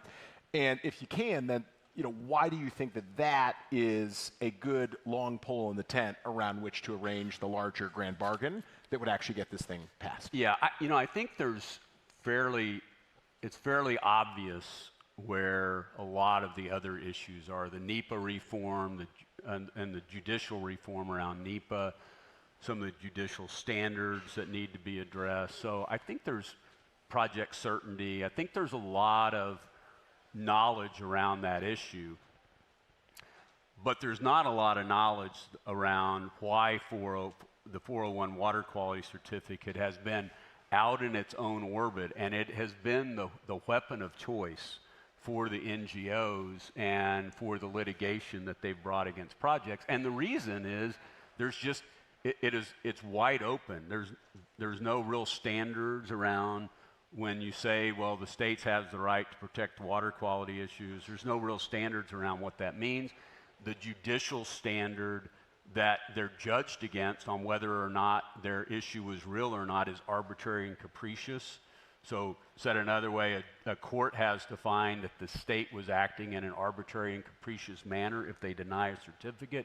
So for those reasons, that there's no real standards around what it meant to impact the water quality, and the fact that you have such a low judicial standard, it has just become very heavily politicized if somebody wants to stop interstate commerce across their state. And so that's why it has been such a powerful tool. And a lot of people, when they look at it, they haven't been up close and personal to it, and they don't really understand it very well. But if you look at the major big cross-country projects that have been stopped time after time, the handles that the opposition hung on to originally to stop the project has been 401 water quality certificate. Once those handles get hung on to, the hyenas come in and nip a project apart in a way that it takes all the economic value out of it. But it has been the primary tool for stopping things. And so a lot of people, including the NGOs, understand what a powerful tool that has been, and they are fighting really hard to have that ignored in this process. And so a lot of the other issues that we would all know about have been dealt with. If you're looking at this from a committee staff's perspective, or you're looking at this kind of the first time and you haven't been exposed to actually what goes on in the permitting process, the first thing that comes to people's mind is, oh, well, let's just tell the agencies that they've got a certain timeline and we're going to put a stop clock on this and that'll solve the problem. The challenge with that is that you actually have to get to a notice of complete application in the first place. And to the degree that the standards for an application are not clear, and they're not, particularly around the 401 water quality, the state can change those as they choose. And so you never really, getting the shot clock to actually start is the problem. And that's what people don't appreciate when you use the term shot clock, and people think, oh, well, let's just stick it on the agencies and tell them they're going to have this confined timeline. That's not really where the problem is. And in fact, I will tell you, a lot of people, I think that it is the federal agencies that cause all the problems, and it actually is not. It is actually the NEPA process in the first place that's been trying to turn into law that's the problem. But it's actually not. I will tell you, the FERC, even when Chairman Glick was there, which was probably under the most Democratic control, even then projects were getting moved through the FERC. To the degree that the agencies are slow, the reason they're slow is the litigation that almost always comes at them through the NEPA process. And that's why they're slow. They're not slow because they're trying to be problematic. They're slow because the litigation that exists out there that stops the project. So I know everybody wants to blame the federal agencies and so forth, but I'll tell you from my own experience, that's really not where the problem is. Now, you and I have talked about how this problem is often cast as a pipelines problem, and indeed it often is, but it really can affect linear infrastructure of any kind. And so, a big part of the conversation in a grand permitting bargain also includes the grid and transmission upgrades, near and dear to our hearts as the biggest consumers of electricity in the country, both to get new power to our facilities and to hook our facilities up to the grid in the first place. How does this affect transmission? Yeah, this is a coming issue. And I think we always, when we're trying to take things on like this, we need to be looking around the corners where the issue is. And on the transmission side right now, the ask and what I hope will get into law will be some backstopping authority for the FERC to have siting authority and therefore federal eminent domain rights that they can transfer to the transmission developer. Today, that is done at a state level, and if you look at the two big transmission projects that have tried to make it across a state that didn't want them there, one was across Arkansas for the Clean Power Line, bringing Texas wind electricity across Arkansas into the TVA, and the other was the Grain Belt project that got stopped trying to go against Missouri. Those got stopped because the state eminent domain rights weren't strong enough to overcome the local issues that stopped those projects. You know, one of them, Grain Belt's still pushing ahead. But if you gave the FERC that authority to cite those projects and gave them eminent domain rights in a way that the first thing that you're going to see is that the red states are now going to be stopping transmission lines that they don't want. Because in both cases, they did not want those lines coming across their states because they didn't feel like there was anything in it for them in the process. And so you will immediately see that get weaponized by local. And all you have to go do is go look at the opposition that got developed on Grain Belt across Missouri. Josh Hawley was right there, out there, encouraging the state to stop that because it was popular to do so. You are going to see exactly that same tool get used. In fact, it's already been used in a couple of states on a more limited basis, but we will absolutely see that turn in. So we are trying to warn people, like, let's fix everything. Let's not try to go after coming up with permitting reform that just fixes it for pipes or just fixes it for wires. Let's make sure that all infrastructure that we're needing here in our country to stay up with our demand is addressed, not from a caring which source of energy the infrastructure is carrying, but very narrowly focused on what does it take to site and install the infrastructure in a timely basis. And so I think if people will keep their focus on that, and I think, you know, I truly believe, I saw that, you know, you all had Senator Heinrich on in another venue today, and I honestly believe that people like himself and others really do understand that we really need to focus on siting infrastructure, not on picking winners and losers in that. And that's come a long ways from, you know, where we were a couple of years ago to now. I do think that people are so frustrated with seeing how much infrastructure gets stopped that they realize our country can't really push ahead without that. And I mean, you know, I think about Oklahoma. I mean, everyone knows you as a leader in oil and gas, obviously, but you've also become a leader in wind and solar, right? You have an opportunity to develop and indeed to export this to the rest of the country and do the rest of the world. Yeah. So it's so good to hear you say that you think we could get to a deal that addresses all of these different pieces, the permitting, the energy certainty, the transmission, the Clean Water Act, and that it does it in a way that is technology neutral, technology inclusive, covers all that ground. Do you think there are 60 votes in the Senate? And do you think that there's a version of that you can also bring along your colleagues in the House for the journey? Yeah, you know, I don't want to be negative here but I can describe the challenge. The challenge is, one, is having particularly Leader Schumer being in a mindset of trying to get something positive done here ahead of midterms. That by itself is a challenge. To get over that, you're going to have some very motivated and excited moderate Dems that are willing to put pressure on that issue. And I will tell you, I actually think that probably exists, but it is going to take some courage by those moderate Dems to bring some pressure to leadership to actually address this issue. So that certainly is the one issue. The second issue that's a challenge is making sure that the permitting reform is actually meaningful and that it doesn't, in trying to make its way through, there's some committee jurisdiction issues between EPW and ENR that needs to be worked out, and the answer to it, rather than actually dealing with the conflict of jurisdiction, which, by the way, coming from the outside, I never even knew there was such a thing, and people have just thought, wow, this guy really is naive.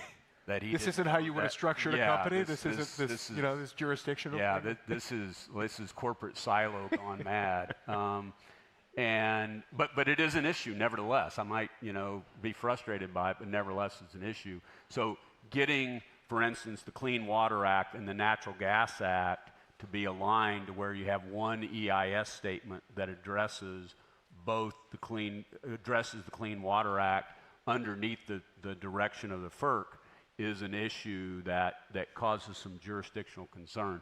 And so actually getting meaningful permitting reform means that those two committees are going to need to be cooperative in terms of getting that done. So that's the second issue. The third issue is, which is what you were asking about on the transmission side, is getting something that's good enough for transmission and addresses the needs of the Democrats on the Senate Democrats on transmission and attracts enough of them to get it out of the Senate, but when it gets over to the House, it's not too friendly to transmission in a way that it doesn't maintain Republican support in the House. So that is really the three kind of primary barriers, I think, that at a high level that we're really working up against right now. But I think I think on all three functions, I'm fairly encouraged on that, and I think, the House has done a lot, has put a lot of good bills forth so far on permitting reform, and I think they really want to see it done. As several of them have told me, hey, just give us that problem. Give us the problem of we have a too friendly of a transmission line that we have to get through the House. Please just give us that problem. So I think that's really encouraging from my perspective. And then back to the point you made about, milquetoast reforms to Clean Water Act, potentially not doing enough to future administrative action on that to hold it back. In a lot of these cases, I think it's now fair to say that across multiple administrations, we've seen favored technologies and less favored technologies, and the permitting system has been weaponized against the less favored technologies across multiple administrations. Do you think we can get a deal that's meaningful that the president will also sign? Because obviously it's always difficult when you are the administration and you're signing this bill to sort of sign something that is going to maybe limit your discretion and the discretion of all future. Yeah, I would just say I think that both Secretary Wright, Secretary Burgum, and Administrator Zeldin, who are really the three experts in this area within the cabinet, really understand how important it is that we get durable, long-term permitting reform done, and I think that they will go to bat on being the champions within the administration on that. So again, we have to give them the chance. Yeah.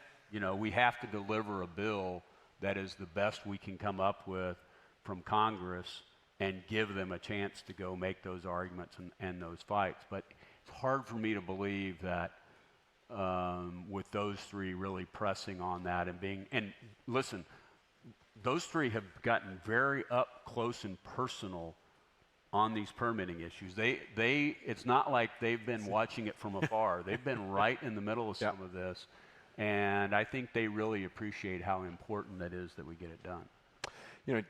Obviously, given the global energy crisis, the tragic situation with Hormuz, the intense national focus on energy prices right now. I mean, we obviously, as representatives of the buying community, we think a lot about energy prices and energy affordability. Can you help, from your experience actually developing these projects, help folks understand, what do these delays constitute in increased costs in the projects? Like, what's the best way to think about it? Well, just a couple of simple anecdotes. One, the actual cost of the permitting, not assuming it goes to litigation, just the actual cost of going through the administration of getting the permit, dealing with the local issues, all the things that it takes to go through the permitting process, on a normal project it costs about as much for that permitting as it does for the pipe itself. So people hear that and they think, that can't possibly be right. And I hear that and think, actually, surely you know that. Surely you understand we wouldn't be talking about this. But that's not really. That is small. Really, honestly, that is small in comparison to the weight on the cost of capital that seeing projects over and over and over. I mean, the pipeline industry and the transmission business, neither one of them were built to have dry holes. In other words, the returns in that business are not the high returns that you see in the E&P business that can afford to have regular failures and capital that gets burnt. So they really weren't designed for that. When I was CEO of Williams, we had a project called Regional Energy Access. It was $1 billion project, very simple, relatively simple project, moving gas from Pennsylvania, some of the lowest cost gas in the world, into New Jersey. And this is really rare, but within the first 9 months, the project was running at a 90% load factor. So usually when you build a new big large-scale pipeline facility, it takes time for all the downstream market and demand to build. This one was already running at a 90% load factor, and the court came in and vacated the certificate that the FERC had given us for that project. I remember this extremely well because we were in talking about spending $2.8 billion on another project to the board, when we're also explaining to them that, yes, this means that we would have to shut down the project and we will have spent $1 billion to nowhere. So put yourself in those shoes for a minute. What do you think the return that you would be asking for if you're the board, if you thought it was a project that had reasonable certainty of getting done, that, you know, in a regulated return environment, that might be a 12.5%, 13% return on capital in the normal environment. In the environment we're in, companies are looking at that going, it needs to be a 30% return. And frankly, I'm not sure that's high enough. But if you do the math on that, to get to your question, for a consumer, that would mean the rates would be more than 3 times what they were under the original capital environment, because these projects are almost completely capital. There's very little operating expense that goes with them. And so if you do the math on that and people say, why are my utility bills going up? Well, it is because the Sierra Club has decided to step in front of you and decide what fuel choices you want. And that is what's driving up the cost of capital in these markets, and it's what's keeping the consumer from being able to have access to very low-cost resources, whether that's wind in Texas or whether that's natural gas in Pennsylvania. It's those things, people trying to stop any and all construction, that is really shutting down our ability to build here in the U.S., and it's a huge impact.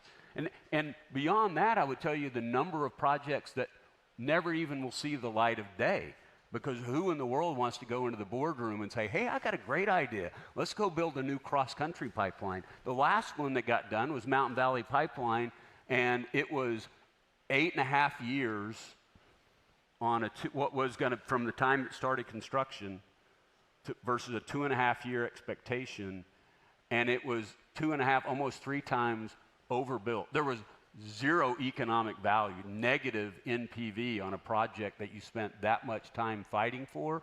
Who in the world, as an executive in the energy infrastructure business, wants to come forward in that environment and say, let's go get them. We're different. We just don't think about or even discuss that shadow filter at the beginning that prevents that massive additional flow of projects and capital. And this is just on the, hydrocarbon linear infrastructure, that's effects in the power system. Watch this space. Tomorrow, Siebel will be releasing a study on the costs of permanent constraints on new generating resources into the grid as well. Preview, it is a massive cost on our economy, the drag that is in place from permitting delays and constraints, in that case on wind and solar power in the economy. We're about to get a hook here, and so we're gonna go ever so slightly over time, and I'm gonna say a huge thank you to our amazing colleagues at the Atlantic Council for assembling this incredible series of conversations and having us here today. I think I'd be astonished if anyone in this room doesn't want to see this big deal happen. Give everybody homework. Like, what is the thing that the folks in this room, leaders in the energy industry, leaders here in DC, what is the thing that folks in this room can do to help you get this deal done this year? Yeah, people really need to get loud about this, particularly on the Dem side, and then ultimately on the Republican side in the House, that we have a very, very narrow window of opportunity here to get this done. And if we don't get it done now, I honestly am not sure when it will get done. And frankly, as a country, we cannot afford to get this done right now. So we need to be loud about the fact that it needs to be meaningful. It needs to address things that have stopped projects. The number one weapon, a 401 water quality certificate, has to be addressed.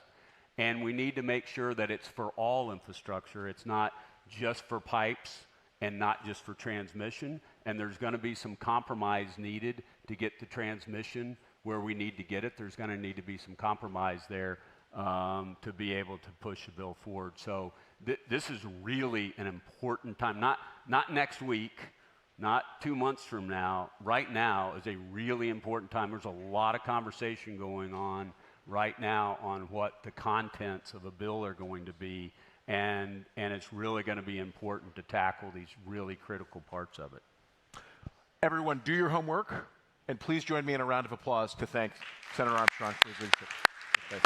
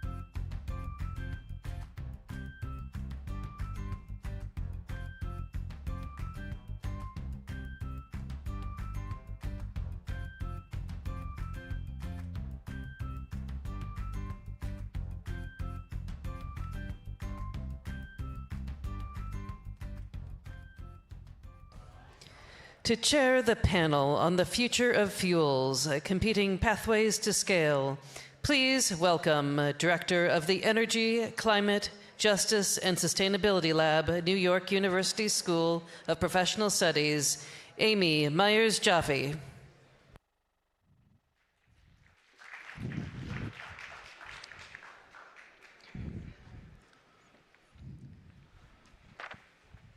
Okay, so we've heard a lot over the last 2 days about the consequences of the war in Europe and the new conflict in the Middle East.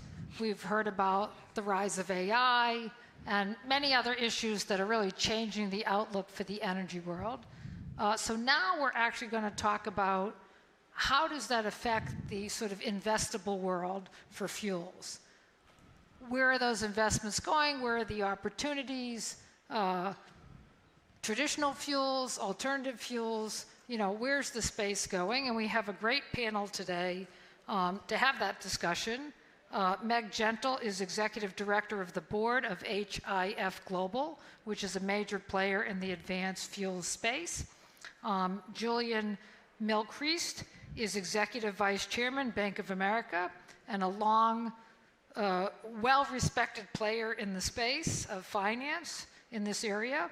And then we're honored to have Francesco Corvaro, who is the Special Envoy for Climate Change with the Italian Republic.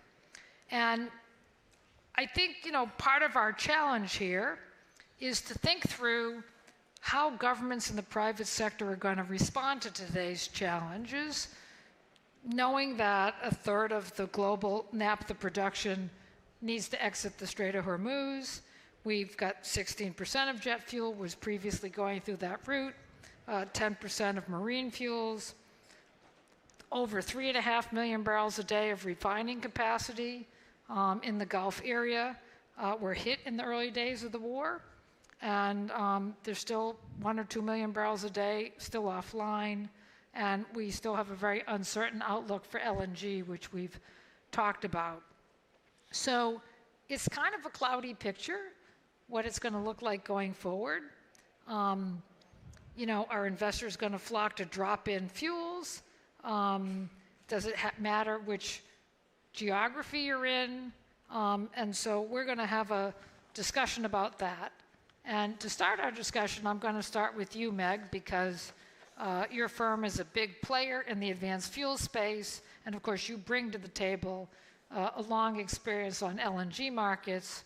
So has the closure of Strait of Hormuz impacted biofuels markets? And does that change the outlook for e-fuels investment? Is SAF now not a marginal thing? Are people going to really look at it? We're talking about sustainable marine fuel, waste to value. How has the outlook really changed, do you think? Yeah, I think definitely the closure of the Strait of Hormuz have had an impact. And, we've seen sort of an evolution of first focusing on sustainability that supported some of the initial markets for sustainable fuels. Over the last couple of years, that's really moved to focus on affordability. That hurt the market for sustainable fuels and slowed it a little bit. And then Hormuz has definitely refocused the entire world on energy security and diversity of supply. So when we take together the Ukraine war, closure of the Strait, and need to provide new energy to build out data centers, we know that we have to supply new energy from every single source possible. And when we think about biofuels, e-fuels, and we produce e-fuels today in southern Chile, but still very small volumes. But combined, biofuels and e-fuels are 3.5, approaching 4 million barrels a day of crude oil equivalent. And those flows have not been impacted by the straits, and neither have their pricing. So if we could double that, that provides a fantastic relief valve for, I think, what we are all facing and all governments are considering. How do we live a life going forward without the straits being such a choke point? So, Julian, help us contextualize that. It's really kind of an interesting question. We've got increased demand for cooling worldwide. We have the AI loads, which we've all been talking about. We can see that driving investment dollars, but everybody's debating. Money going to go back to traditional fuels? Does it mean this boost now, it's easier to fund alternative fuels? Or is it both? How do you see it? Yeah, look, I think we're in an interesting period now because you've got a sort of really strong period of probably 3-4 years in my mind where you're going to see really strong fossil margins. But that is going to just reinforce not just what you just talked about, Meg, in terms of security of supply and what am I doing in my own country, but also back to the affordability kind of point again. So I think those two engines are going to switch back on over the next period of time. But the flip side of all that, I think, is you've also, there's a question is, are governments going to be able to afford to keep the mandates and drive things in a more difficult kind of world than what are relative kind of priorities, right? So that's kind of the conundrum. And I think two things which I would take, as I agree with your comment around AI and cooling and everything else, and your comment around, look, you need everything, right? The interesting piece, I think, is our government's going to still feel they need to make space to encourage future fuels. If they can't do it with a mandate, the other interesting thing, I think, when it comes to your AI point, we see a huge amount of potential repurposing of AI that's been focused on biotechnology for pharma and drugs and other things, and actually repurposing that to actually find out what the right answer is in terms of feedstocks and fuels. So I think there are ways governments could encourage things without necessarily being a big mandate, but by encouraging development of that next generation of technology in the space. And the other thing I think is, if you look at the big corporates that already exist in the space, if you already got an existing fossil or biofuel business, you're in a great place. But are you going to redeploy that capital off your balance sheet, where it's much easier for us as a bank to deploy money in support of you, as opposed to trying to structure that next kind of project finance deal, which is much more complicated. So I mean, do you expect more people to come to you for alternative fuels? You know, countries are going to want to have non-imported fuels. So I think we're going to get that question from companies like Meg's and others saying, how do we make this happen? Because this should be a real window. And I think that comes down to technology, cost, and maybe a corporate finance rather than a project finance solution to it. But yeah, look, I think it's going to should be a priority for governments, and it should be a priority for us as banks to work out how do we get creative with the financing structures to make it kind of work right, and work with whether that's, as I say, partnerships on the technology side or otherwise to really make things happen. Right. So, Francesco, I mean, advanced biofuels seems like it's going to play a big role, especially drop-in fuels. You know, it's going to be suddenly I can extend my fuel system by having these drop-in fuels. We've seen that. I've done a lot of work with the state of California that's done a lot to reduce the carbon footprint of California, which has a low carbon regulation for fuels. So, and then of course, waste to energy has a big potential because it's a twofer, right? I'm not only getting extra fuels, but I'm handling a problem that has become an increasing problem, especially in the global south, of how to reduce waste. So how are you seeing the policies that you think are needed to facilitate that?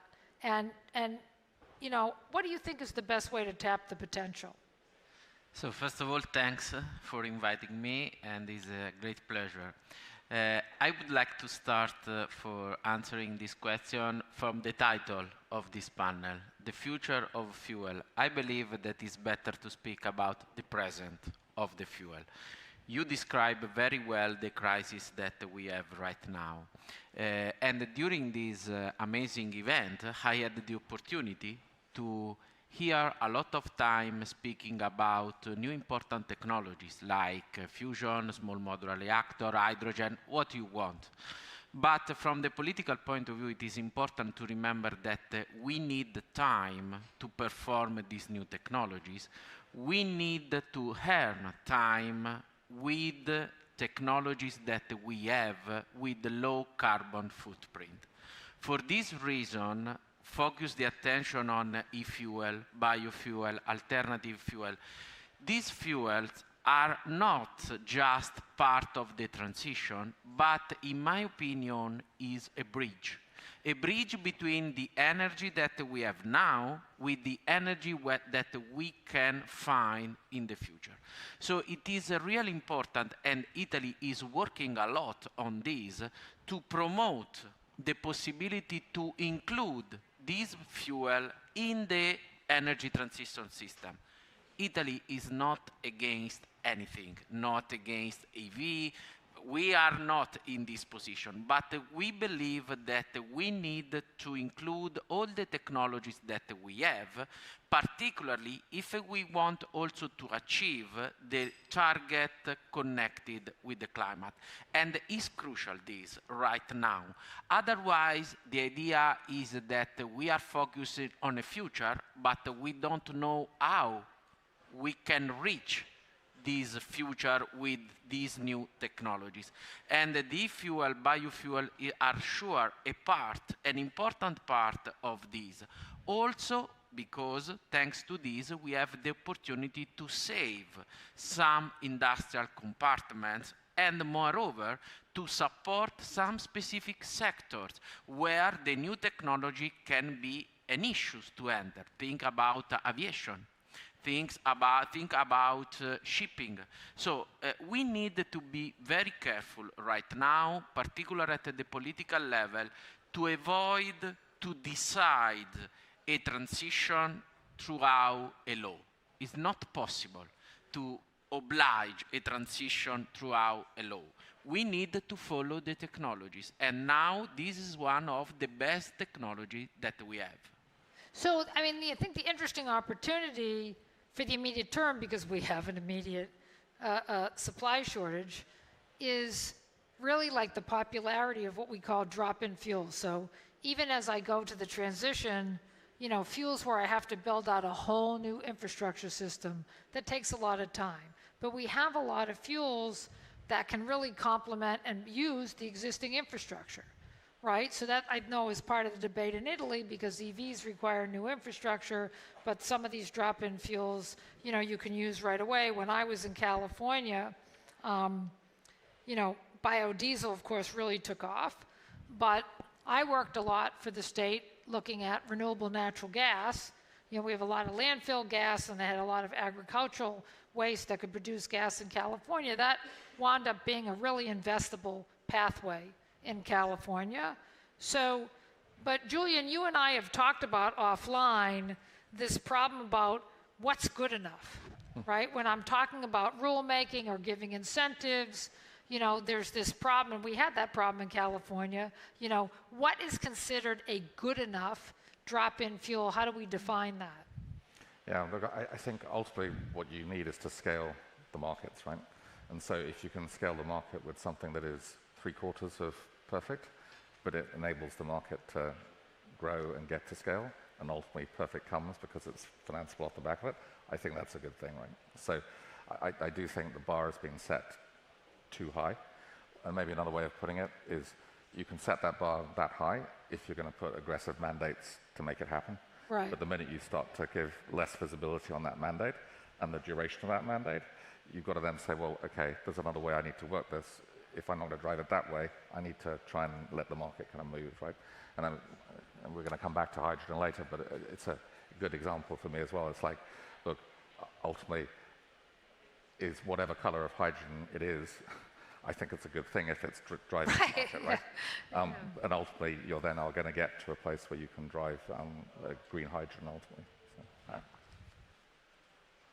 So, Professor, what do you think?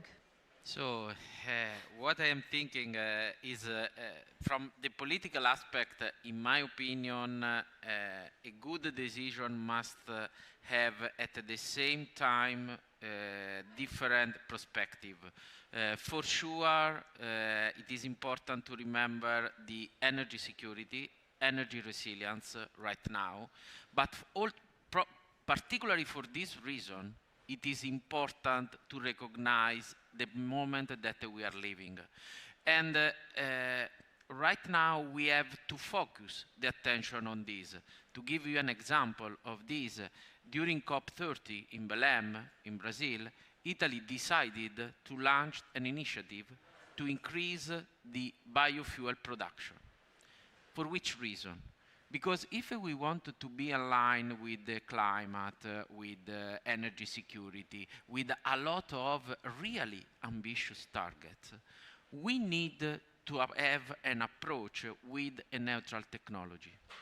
it is not possible to avoid this. I am speaking right now not as special envoy, but as a scientist, as a university professor. The idea behind the Italian government is to follow a scientific approach to the energy transition. It's something that is not possible to stop, but it's something that we need to guide with the technologies and the possibility that we have right now on the market, to have time to improve the other technologies for the future. But we need to remember that we need to reach this future.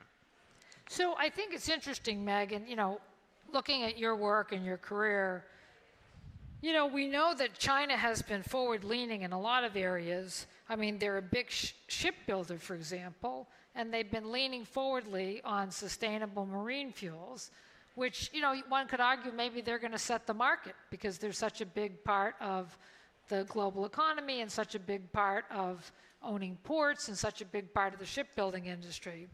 What do you think? You think they're going to be setting the pace on what solutions stick commercially? So when we look at the market today, I would say that China is definitely leading. And so why? Why is that? They did not embark on all of these sustainable fuels in order to be leading on environment. They're trying to lead on diversity of supply so that they can wean themselves off of dependence on the rest of the world for fossil fuels. So this is a supply security strategy on the part of China. And so then what are they doing to make that happen? They are enabling very large-scale deployment of capital very quickly. And this is what we're competing with. So the model that they're putting into the market is government-backed guarantees for CapEx that enables construction very fast and then sale of volume without any long-term contracts. So there's no need for the external traditional bank financing. And this is also sets the price fairly low. When we try to compete with China on methanol, which e-methanol or biomethanol can be used by the maritime sector very quickly. Over 400 ships, I think, now been ordered to consume methanol. We know that we can produce methanol for between $1,000 and $1,200 a ton, but China is lifting cargoes every day, one cargo at a time, at $800 a ton FOB Shanghai. So we've got a price competition and a time of contracting competition. So are they leading the market right now? Absolutely yes. Can they set that as the commercial model for the world? Very challenging for the rest of the world to do that in that kind of capital deployment. So we really have to think about, okay, are we playing the same game on deploying capital where we have to essentially do things on balance sheet? And this is a big challenge for the rest of the world to come in. There, I think, are 1,000 projects in the world for sustainable fuels. About 25% of those are in China. But when you look at projects getting to FID to start construction, over half of them are in China. Julian, you have a comment on that? I mean we need to do something with you, innovative structures from the banking sector? We'll take money from Julian any day. Thank you. Be a pleasure. No, look, I think you put your finger on it because that is the conundrum, right? Because you either need, back to what I said earlier, you either need governments to drive things with the mandate, which gives visibility, right? Or you've got to take costs down so they just work economically. And that's both the kind of chicken and egg kind of issue. Right, exactly. So I think the bit, I mean, if you look at who's making a lot of money today, right, out of the current market, you look in Europe and you say, well, you've got Neste, you've got the Varo Prem business, who did the Prem acquisition, which we held them on last year. I mean, but the model take that Varo Prem situation, you've got two engines, you've got a fossil engine and you've got a bio engine, right? And you can decide how you switch one off and on, and you can use one to finance the other, right? Right. So it's Meg's comment around you do things more on a sort of on the balance sheet, but what you need then is big companies to own this space and be able to deploy the capital, as opposed to all being startups and smaller companies. And that I think is the real conundrum. So China has stepped in, as you've described, but you either need governments to step in or corporates who care about the ultimate game stepping in. And that's, I guess, my other kind of challenge or question in your opening remarks is, look, if you're a big airline company, right, why wouldn't you be putting 25, 50 million of your money into and grouping together with others and putting that in a fund to drive SAF and make things happen, right? You know, you look at where things are in terms of margins today, that's not where BP and Shell thought things were going to be when they switched off their big plants and developments, right? Now, if we were asked to project finance those, not so straightforward. If a BP or Shell said to us, look, Julian, would you write us a 500 million bilateral, and one of the things we're going to be spending on is doing this, that's a much quicker and easier conversation, which deals with your speed to market point, Meg, as well, versus China. So it's not an answer, but it's I slightly put it as a challenge, either to governments on mandates or funding technology to drive costs down, big corporates to use their balance sheets, or big users to say, look, this is strategically important, and I should be particularly alive to that if I'm seeing jet fuel and prices in Singapore at sort of north of $200 on the current physical delivery. That should drive some long-term investment. So, you know, it's just an anecdotal story, because, you know, working a lot on this topic, especially drop-in fuels and those fuels. In California, there was a group that decided that renewable natural gas, RFG, was going to be commercial, especially given the regulations in California. So independent group comes in, makes a SPAC, so different kind of financing structure, makes a SPAC, puts some RFG companies in it, and was very successful. And they sold that company to one of the majors for $1.4 billion. That company that organized the SPAC's profit on that transaction was something like $780 million, right? So for the organizer, turned out to be highly profitable, and it put the major into a business that's actually growing in the United States. So it was kind of like an interesting example where somebody came in and came up with a different kind of structure to have the market help them along. And, but it did wind up with the majors. And, you know, interesting statistic, because I did a whole thing where we pinned down all the different deal making from 2005 through 2024. And the majors, and I include like Valero and Phillips 66, some of the big refiners, actually invested $56 billion in deal making in clean tech and alternative fuels, which is a big amount of money when you compare it to the big clean tech players like Energy Partners, Clean Energy Partners, and SOSV, and those players. They spent about $80 or $90 billion over the same period. So that's more, but it's not that, the gap is not the majors spent $10 billion and, you know, clean tech companies spent $150 billion. I mean, the gap was a lot smaller than I think what people perceive to be out there. So, you know, kind of an interesting thing. And what we found was that, and that's the interesting moment now, that everything was pro-cyclical to oil prices. In other words, when oil prices were going up and governments were intervening on climate or on energy security because of an oil shock, more investment went into clean tech. For sure, what is important that you are saying in some way to have a framework, a regulations that must be clear. This is important also for bank.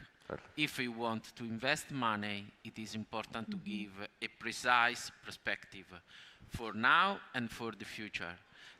This is crucial. Without this, it's not possible to involve the private sector in this kind of discussion.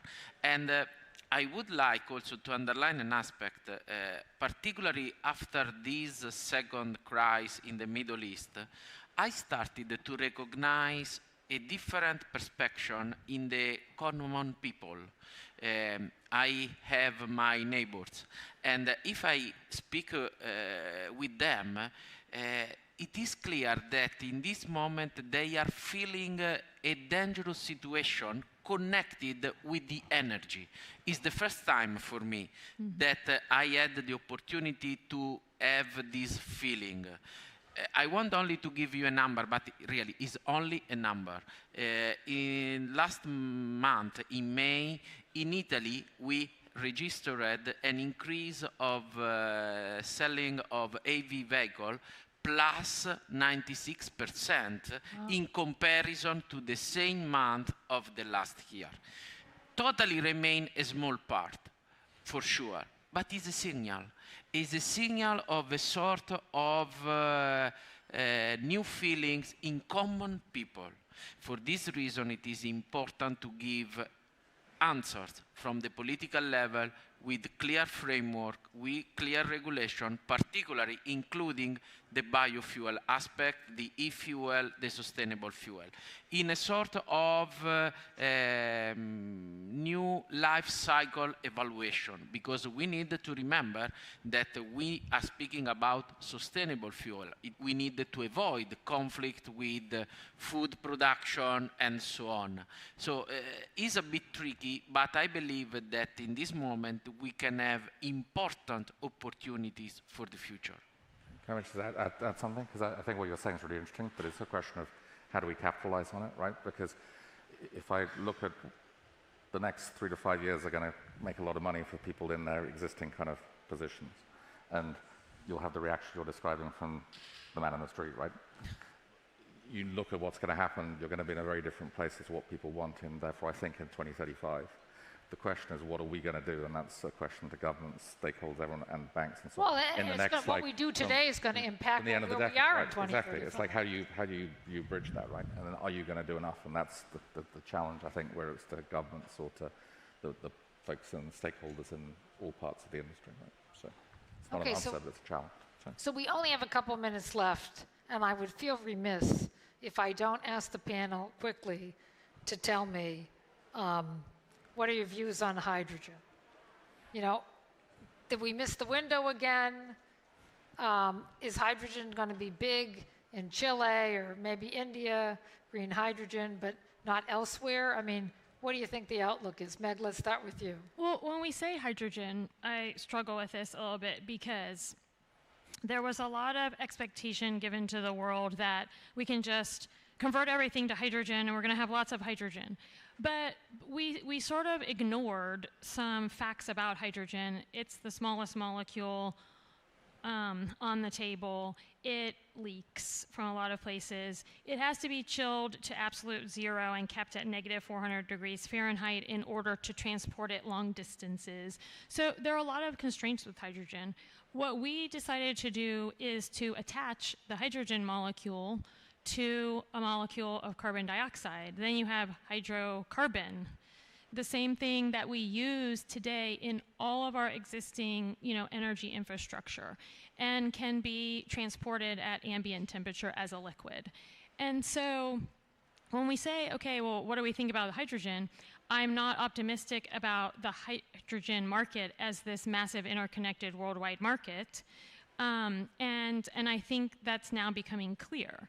I am optimistic that hydrogen can be a component of e-fuels, which are the drop-in fuels that you talk about, that can be easily blended. So when we make e-gasoline chemically the same as gasoline, we just blend it into the gasoline. We make jet fuel same way. It can just get blended into the jet fuel stream. And so we can use the existing infrastructure that we have, like Francesco was talking about, and actually be able to turn over our energy systems in a cleaner way. Julian? Look, I think the e-fuels piece and blending, that's the way to start to get things kind of moving, for sure. But I think we've gone from, I think we had a hydrogen event that we did at Bank of America about 4 or 5 years ago, Equity Research Conference. It was probably our most well-attended event at the time. And equally, I then now look now and I think, look, we're not really seeing this moving at the pace that we expected, and it's a much more medium-term thing. That said, I come back to my comment earlier, which is, I still think the biggest challenge at the moment is if you say it's got to be green, there's just so many demands on electricity given, what's going to happen in terms of cooling, let alone heating and AI and everything else. you've got to say, well, if you're going to make a move, you've got to start to say, let's build some hubs in places where they could do blue hydrogen, put the carbon capture behind that to get that as a first kind of piece, and then see what happens. Otherwise, it's going to be very kind of constrained because of the lack of infrastructure. So. In 30 seconds is a challenge to answer. The issue that I have with hydrogen particularly is called the second law of thermodynamics. I don't have time to explain clearly right now, but believe me, that is an important issue. Hydrogen will have a part in the transition for sure, particularly in some application with the technologies that we have now. But we need to be very careful. When in Europe I heard a lot speaking about hydrogen, I call to my student hydrogen as the Vanity Fair of the moment. We need to be careful about hydrogen. We will have a part with hydrogen, but we need to remember that we have some law connected with the physics that we are not able to neglect. Okay, well, I want to thank the panel for a very interesting discussion. Look forward to hearing more about the topic at the Atlantic Council and beyond. Thank you very much. Thanks for having us.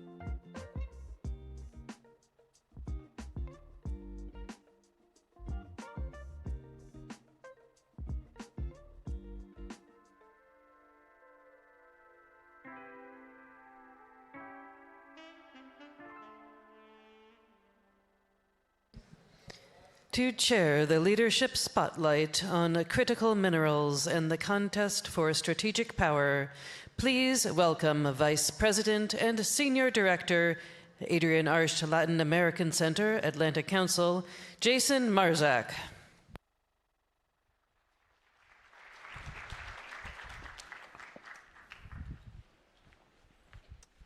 Well, good afternoon, everyone, and it's great to see all of you here at the energy stage. I feel the energy in the room.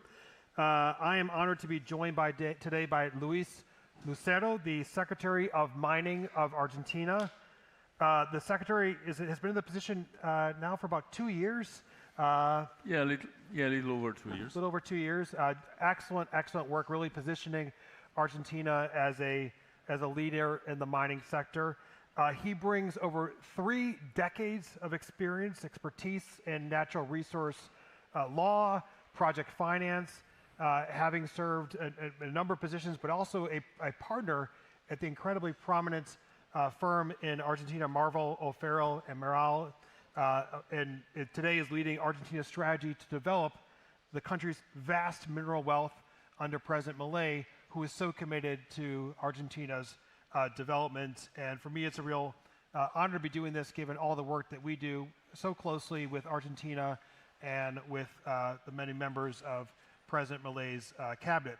As part of our block here on critical minerals and the contest for strategic power, we are focusing now on how we can transform mineral wealth into secure global supply chains. At the Atlantic Council and through the Adrian Arsht Latin America Center and our Global Energy Center, this has been a priority. In fact, our recent report titled From Alignment to Action, Building a Durable U.S.-Argentina Critical Minerals Partnership, in that we highlight that moving from bilateral alignment to concrete execution is now a strategic necessity for both Washington and Buenos Aires, which I'll talk about with the Secretary. So, Secretary Lucero, let us begin this conversation by placing Argentina in the global context in which we're discussing as part of this incredible forum. The energy shock that has gripped the global economy, it's reminded us around the world of the importance of diversifying supply chains, advancing with electrification, as well as developing critical resource deposits in countries like Argentina, which stands out as a reliable ally and an incredible partner of the United States. So I'm going to ask, and as I ask the Secretary some questions, we'll also be able to interject some slides that he'll be able to show to further clarify some of the points that he'll be making. But Secretary, in this context, and given Argentina's vast lithium resources as well as its copper potential, what's an opening message that you can share with us today about Argentina's role in the world when it comes to mineral and energy security? Well, first of all, thank you all for being here, and thank you, Jason, for this. The message is very clear and can be explained in very few words. We want to be a rock-solid partner to the U.S. and the Western world in providing what we have in abundance, which is lithium and copper, plainly. The administration of President Milei is so aligned with the U.S., so aligned with the West, so aligned with Western ideas and values, and we have been blessed with so many resources, and I insist especially in lithium and copper. We will explain later where we stand on both. That the whole country, and by that I try to underscore that this is not only President Milei's will and vision. He leads it, but it is followed by politicians of different parties and colors, both at the national and provincial level. The vision is to, this time, seize the opportunity that the world presents to us and really develop our resources when it comes to mineral resources. Secretary Lucer, I love how you used the word rock-solid partner. Yes, let me say something. Sorry, I interrupted you, but I borrow those words from someone I met yesterday, an American miner who paid us a visit in the Argentine embassy, and he used the words rock-solid partner. I said, may I use those words tomorrow? He said, yes, you may. Recognizing that I borrow those words, I think they summarize very well what we intend to be. Yes. You know, I've seen this firsthand as well. I see Ambassador Oxenford is here in the audience, and you have an incredible representation here in Washington.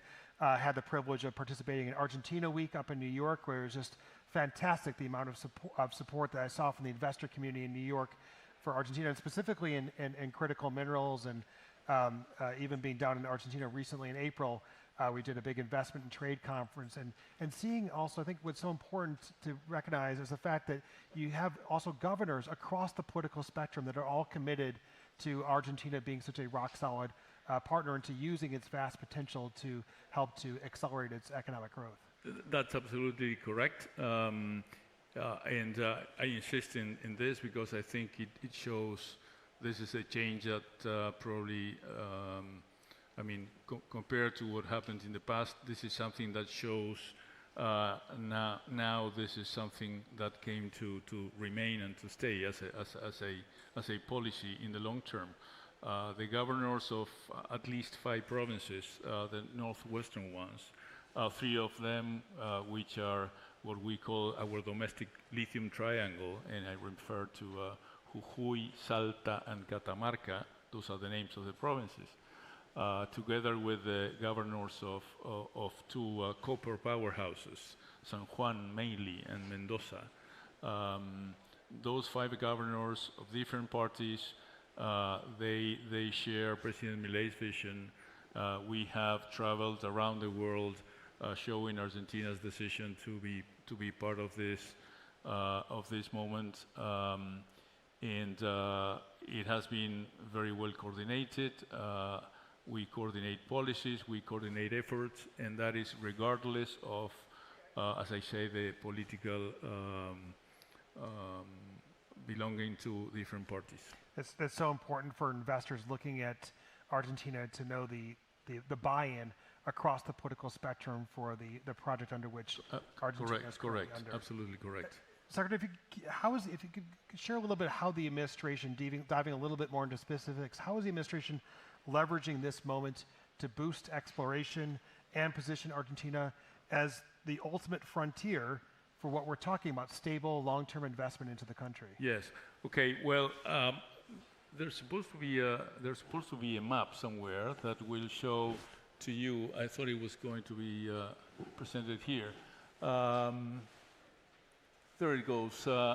It's going to be hard for you to read that. You see a map of Argentina there, and you see different colors. And what I try to present to you is the different minerals that are in abundance in the provinces to the west. As you see, Argentina is a very long country, north to south, fairly narrow in a way compared to the US. Most of the richness when it comes to mineral resources sits on the Andes region. And coming from, starting in the north, we have the lithium triangle in blue and light blue. Then you see darker colors to show where the massive copper deposits sit in San Juan province and a little south in Mendoza. I have included dotted where intended to show where we have well-known uranium resources, and in the south we have very, very strong and well-known gold, silver deposits. Actually, in Santa Cruz province to the south is almost the southernmost. There are 6 to 7 mines operating, one of them operating since the late 90s. So that's what geology offers. And in terms of what we do to foster exploration, since 1993 we have something what we call the mining investment regime that is still in place, that grants tax benefits to companies intending to do exploration and mining activities. Just to give you an example, the ability to import capital goods without any import duties, and a fiscal stability for 30 years, fiscal and exchange, foreign exchange regime stability for 30 years. We kept that in place, and actually that law was sort of the origin of what we now call the RIGI, fairly known. Maybe explain to the audience. I'm not sure if yes, of course. It's a something called the Large Investments Incentive Regime. The acronym in Spanish is RIGI, and it provides certain tax benefits, including a reduction in the income tax rate of 10 points. So reducing the rate from 35% to 25%. And it includes a stability of 30 years of this regime, including the reduction of the rate, certain foreign exchange benefits, and other tax benefits such as not paying the value-added tax during the life of the project, during construction. And that has been extremely valued by the investment community. I have some numbers to show later. In summary, we have put and kept in place a regime since 1993, and since 2024 we have this RIGI system. Then you add on top of that. That has a threshold. Excuse me. Has a threshold of 200 million, and it was designed to foster the new projects, and in many sectors of the economy, but includes mining. Yeah. So those are the main two things that we are doing. So when we talk about long-term investment opportunities in Argentina, we have laws on the books that date back decades to promote that investment. As we were talking about earlier, we also have the increased political will across the spectrum And when you look at this map, for those who haven't been to the provinces that the Secretary is talking about, they're also just beautiful places to go visit on top of that as well. But if you could tell us a little bit more about Argentina's, about the lithium and copper resources and reserves, and I think it'd be helpful to dive a little bit more into the projections for lithium, both in terms of installed capacity and production for the next decade, as well as what are the corresponding projections for copper that you're seeing over the next decade? Yes. Okay. There are some figures there for everybody to see. Let me summarize by saying, in a global ranking, in copper, Argentina is now the 6th country if we count resources and reserves, and this is according to Standard & Poor's in 2026. And in terms of lithium, Argentina is the 5th in reserves and the 2nd in resources. If to the left of that summary, there were a number of resources and reserves for lithium, copper, gold, silver, and uranium. I don't want to bore anybody with more numbers. When it comes to lithium, especially, please go back one. Thank you. You there can see what happens today and what will happen tomorrow. We hope by 2035. Today we are the 5th largest lithium producer globally, and as of April 2026, the country has a total installed capacity of 210,000 tons per year of lithium carbonate equivalent. In 2025, Argentina reached a production level of 116,000 tons of LCE. By 2035, we have confidence that we will become the 3rd largest lithium producer globally. We could reach a total installed capacity of 680,000 tons of LCE per year and achieve annual production of approximately 570,000 tons of LCE by that year. When we go to copper, please, today we are not mining any copper in Argentina at this point in time in relevant figures. There was a mine producing copper that was entered into care and maintenance in 2018, and it's expected to restart production relatively soon. So we don't have any, as I say, copper mining today, but with the world-class deposits we have mostly in San Juan province and also in Salta and also in Catamarca, we have realistic expectations to be producing in 10 years around 1.5 million tons of copper per year. That's relatively conservative and is based, as I say, on 2 factors. One is the well-known resources, and 2, the quality of players that have the rights over these deposits. And I'm talking about companies such as BHP and Lundin Mining, who have created Vicuña.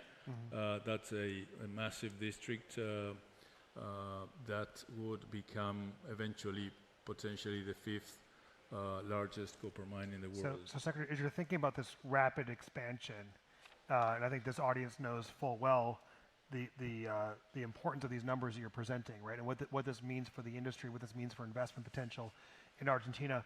There's, of course, with that kind of expansion, you need to address bottlenecks. You need to address logistical bottlenecks, supply chain bottlenecks.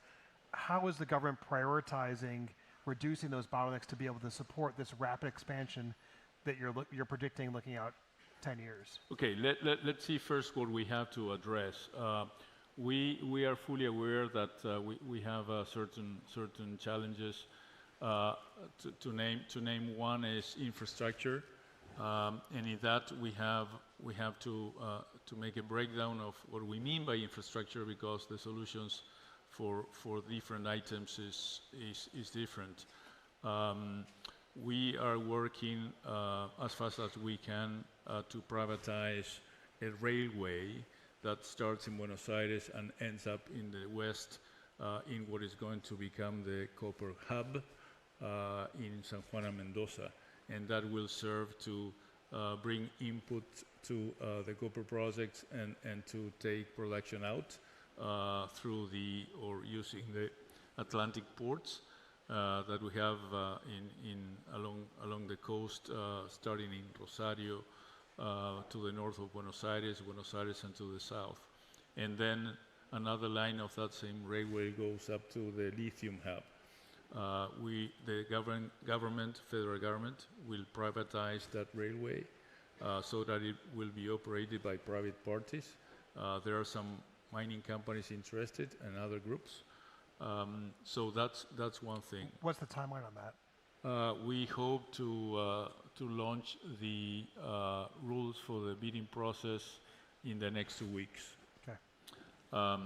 That's one piece of infrastructure. Then we have to take care of certain roads that are critical, and for that we are relying mostly in the work of combination of provincial governments and the assistance of multilateral agencies who have approached us offering assistance and some financing.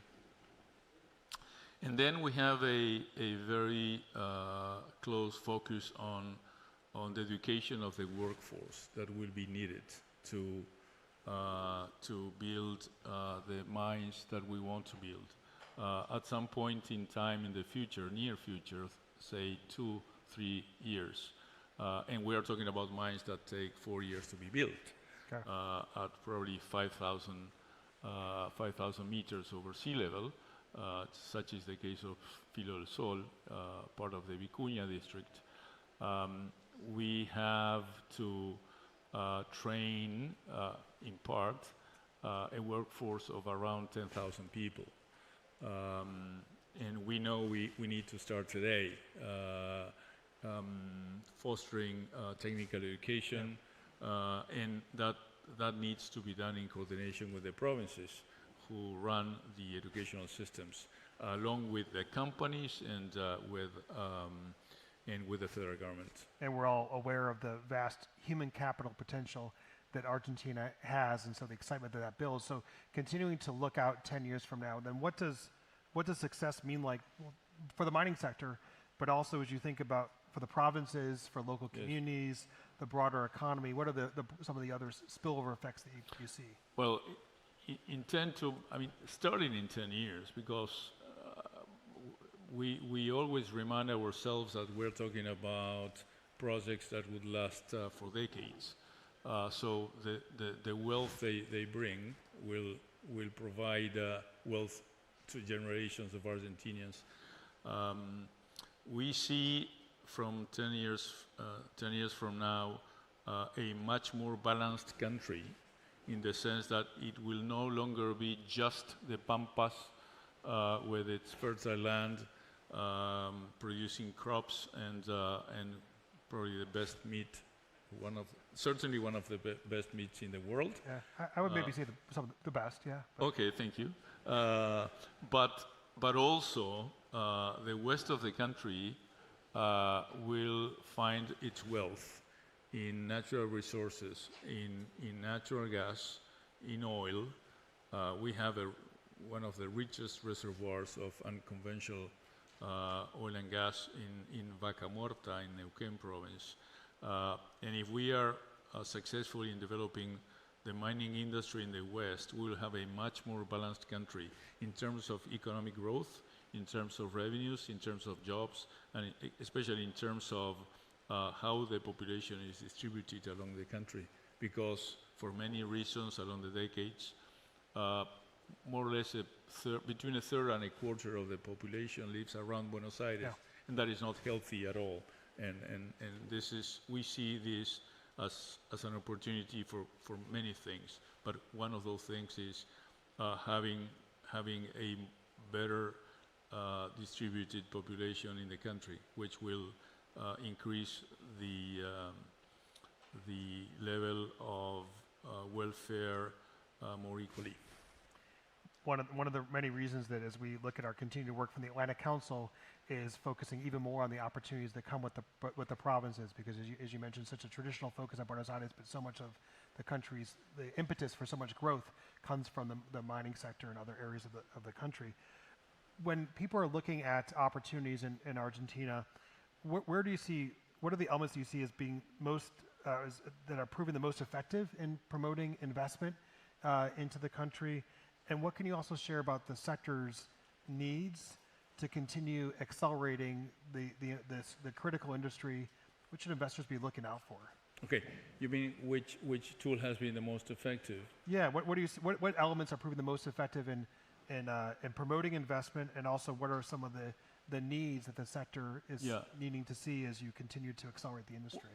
Well, I could say certainly the change in the macroeconomic situation of the country has placed a drastic and fundamental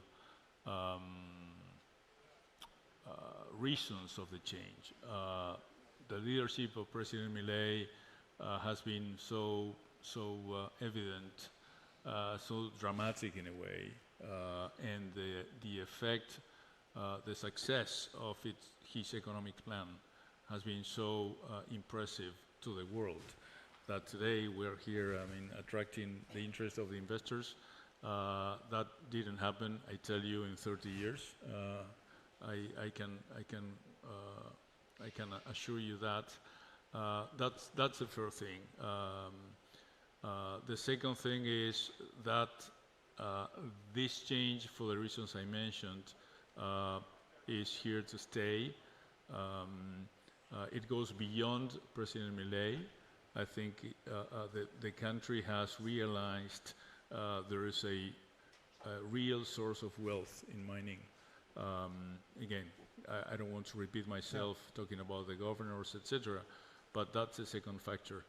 And what the sector needs is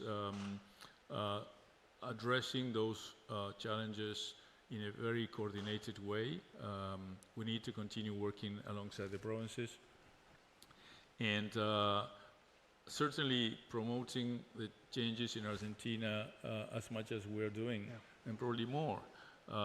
We value your assistance and the Atlantic Council and other institutions in doing so, because we know, and by we I mean our administration, most of us come from the private sector.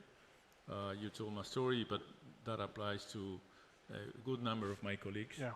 And so we've been on the other side of the table, and we know that kind of bad stories the world can tell about Argentina in the past. So we know we have to build trust. I had the privilege of traveling with our now Foreign Affairs Ministry, Mr. Kirno, when he was Secretary of Finance. And one of the things he always said was, we knew from the beginning we needed to build trust, because we knew that there was a bad history about Argentina to grasp and convert into a success story from the very beginning. Yeah. He insisted on that. I think that's a very good message, and I take the liberty of taking his words today and say the same thing. Many of us, as I say, come from the private sector, and the efforts to convey this new time in Argentina that has many resources beyond the natural ones, beyond the mineral endowment. We have a population that is essentially the result of one of the best education systems in Latin America. Yeah. We've all seen it firsthand. And I think you mentioned the new Argentina. This is one of the reasons that we gave our Distinguished Global Citizen Award to President Milei last September up in New York as part of our annual gathering there, both for the work that he has been doing to accelerate the new Argentina, the new economic model for Argentina, but also in support of the work moving forward. And another reason that we are pleased to announce in Buenos Aires this spring our new Argentina Economic Growth Accelerator will continue to be a partner on this economic growth model. I know we're unfortunately out of time, but I want to again thank you, Secretary Lucero, for joining us. I think our audience has gotten a very comprehensive vision of the possibilities that exist in Argentina's mining sector, the commitment of the government, not just the federal government, but across with the governors as well, and the steps that are being taken to bring in that longer-term investment. And I think a parting message is for those who are not yet investing in Argentina, probably time to do so. Yes, indeed. If I may tell you a short story about how it shows President Milei's decision to change the country. We had a glaciers law. It was quite famous in the mining community. That was a potential danger for investment, and no other government up to President Milei really decided to take it seriously. And without any short-term political calculation, he decided to have a bill drafted by a very expert team, legal team in government, sent it to Congress, and that was passed in April 2026. So we solved with his leadership a 16-year-old problem. And that is an evidence of his decision to change the country. Yeah, you quoted comments before. I think my last comment, I think I was paraphrasing our incredible ambassador to Argentina, Peter Lamelas, who also says something similar about the importance of investing in Argentina now, because especially when we look at the importance for the U.S. of economic security across the hemisphere, Argentina, the incredible mineral wealth that Argentina has, is vital to that. So again, Mr. Secretary, thank you so much for joining us. Oh, thank you. Thank you. Thank you, Jason.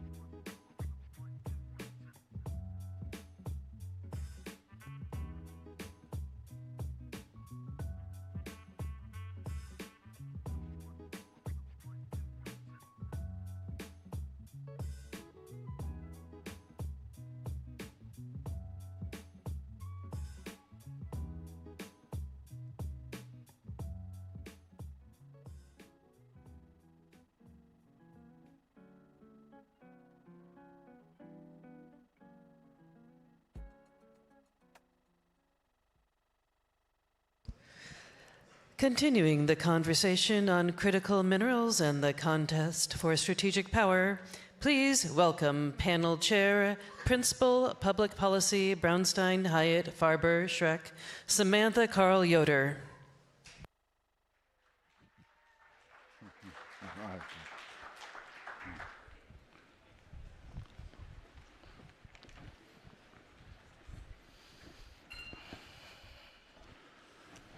Good afternoon, everybody. It's good to see a crowd here. Welcome to the interesting panel on critical minerals and geopolitics. I'd like to introduce our three panelists. First, we have Sean Pai, who is the co-founder and partner at Heaney Capital and Dune Materials. We have Helena Matza, who is the Chief Strategic Development Officer at TechMet. And we have Nick Snowden, who is the Chief Metals and Minerals Economist at Mercuria.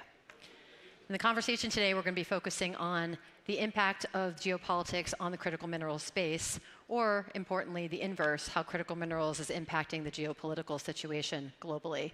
And we have three experts here who are ready to talk about not just the United States, but about the world. And we're excited to have them here. So Helena, let's start with you, please. So you, of course, are at TechMet. You've been there for a year, a little bit longer. Exactly. But before that, of course, you were in the US government, where you helped to lead and shape not just US policy, but the policy for many countries around the world when it came to critical minerals. Supply chain security, infrastructure, a number of different spaces. Given that you have the vantage point of being in the private sector now, but also in the public space, how do you think that the global supply chain landscape has changed, particularly over the past 2 years?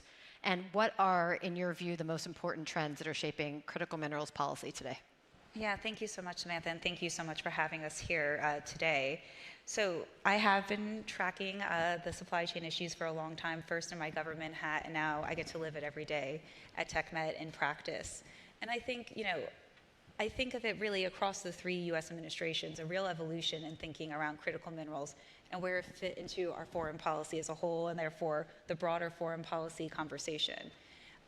In Trump 1, which was really the first time we had that realization that there were challenges related to our capabilities at that time to think about EVs, solar, made in 2025, the Chinese plan really came out around then and was public to us. And we realized we were behind, but we weren't sure what to do about it.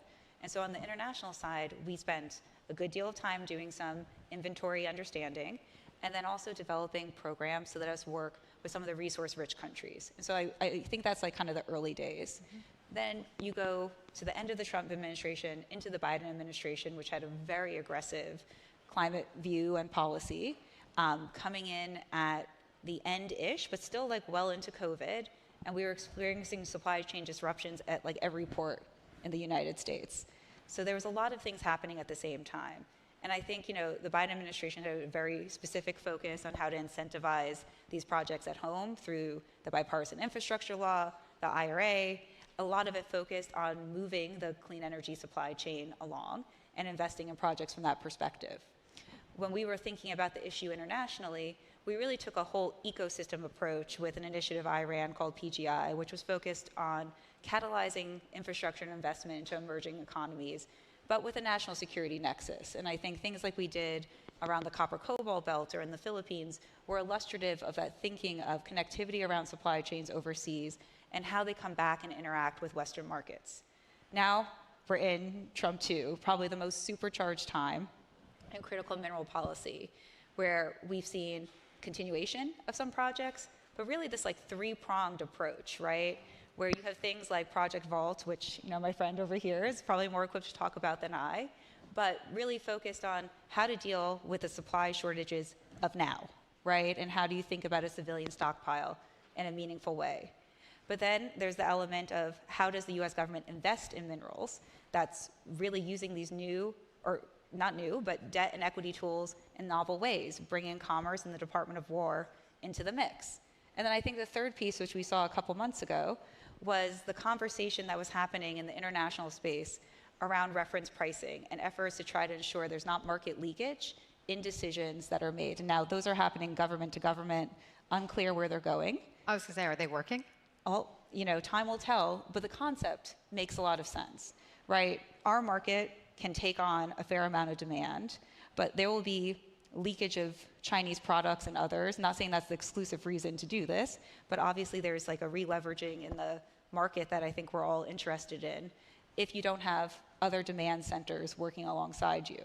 So I think there's a clarity to the impetus, and we'll see, the proof is in the pudding. And on the trend side, I think like you're seeing this very supercharged attention.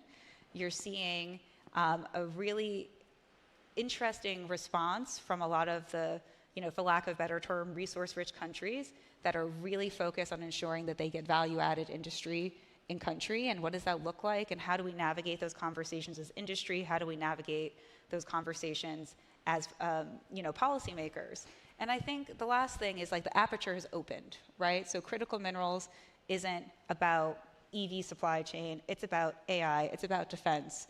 It's a bigger story and narrative. And while that wasn't not the case before, it really is governing so many of the conversations happening now, both in industry and I think in policy circles.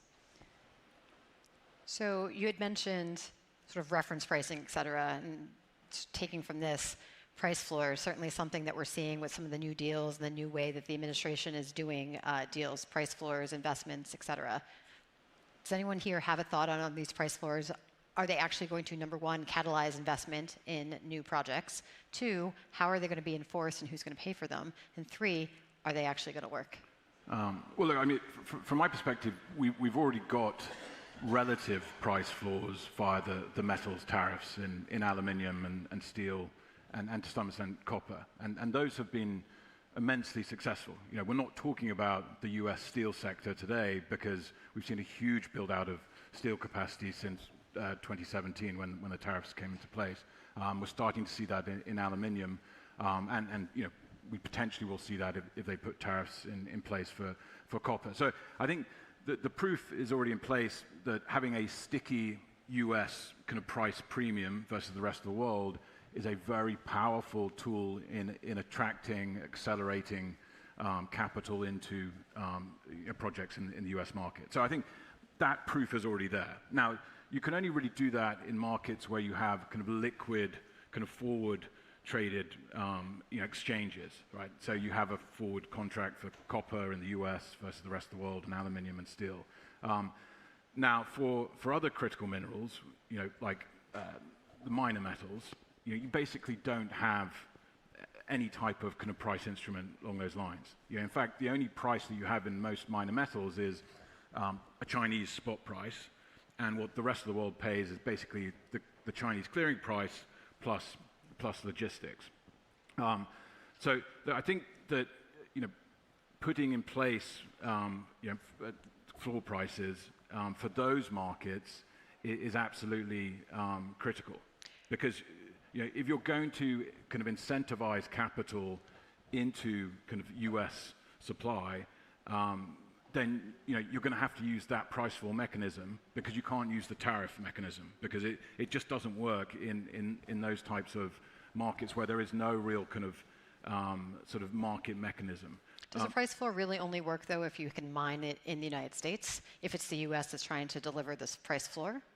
Well, I think it depends on the kind of plan ahead. If you look at Pax Silica and Forge, yes, it could be a price floor that references a broader kind of region, right? So I don't think it's necessarily just restricted to the US market, but to sort of encourage investment in what have been highly concentrated China supply chain metals, it is going to be a vital part of trying to develop those markets. Now, I think the other thing is, though, you also have to create demand for many of those metals, right? You don't have downstream supply chains for many of those minor metals. So just building the supply capacity for a rare earth isn't the end point. You also have to develop the downstream. And that's why Pax Silica and Forge are very critical ingredients, because you're aggregating demand across the West to kind of create a more complete downstream.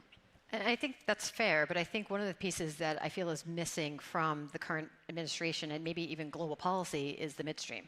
And so you can talk about upstream, we can talk about downstream, but if you're still processing minerals in China, you're not solving the supply chain equation.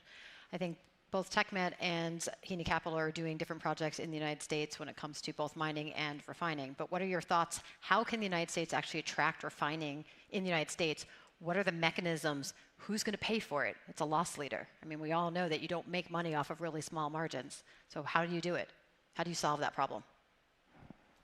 Yeah, it's a good question, right? I think that probably the easiest way is to kind of look at brownfield opportunities to start. But I think as we all know, if it was that easy, it would be solved.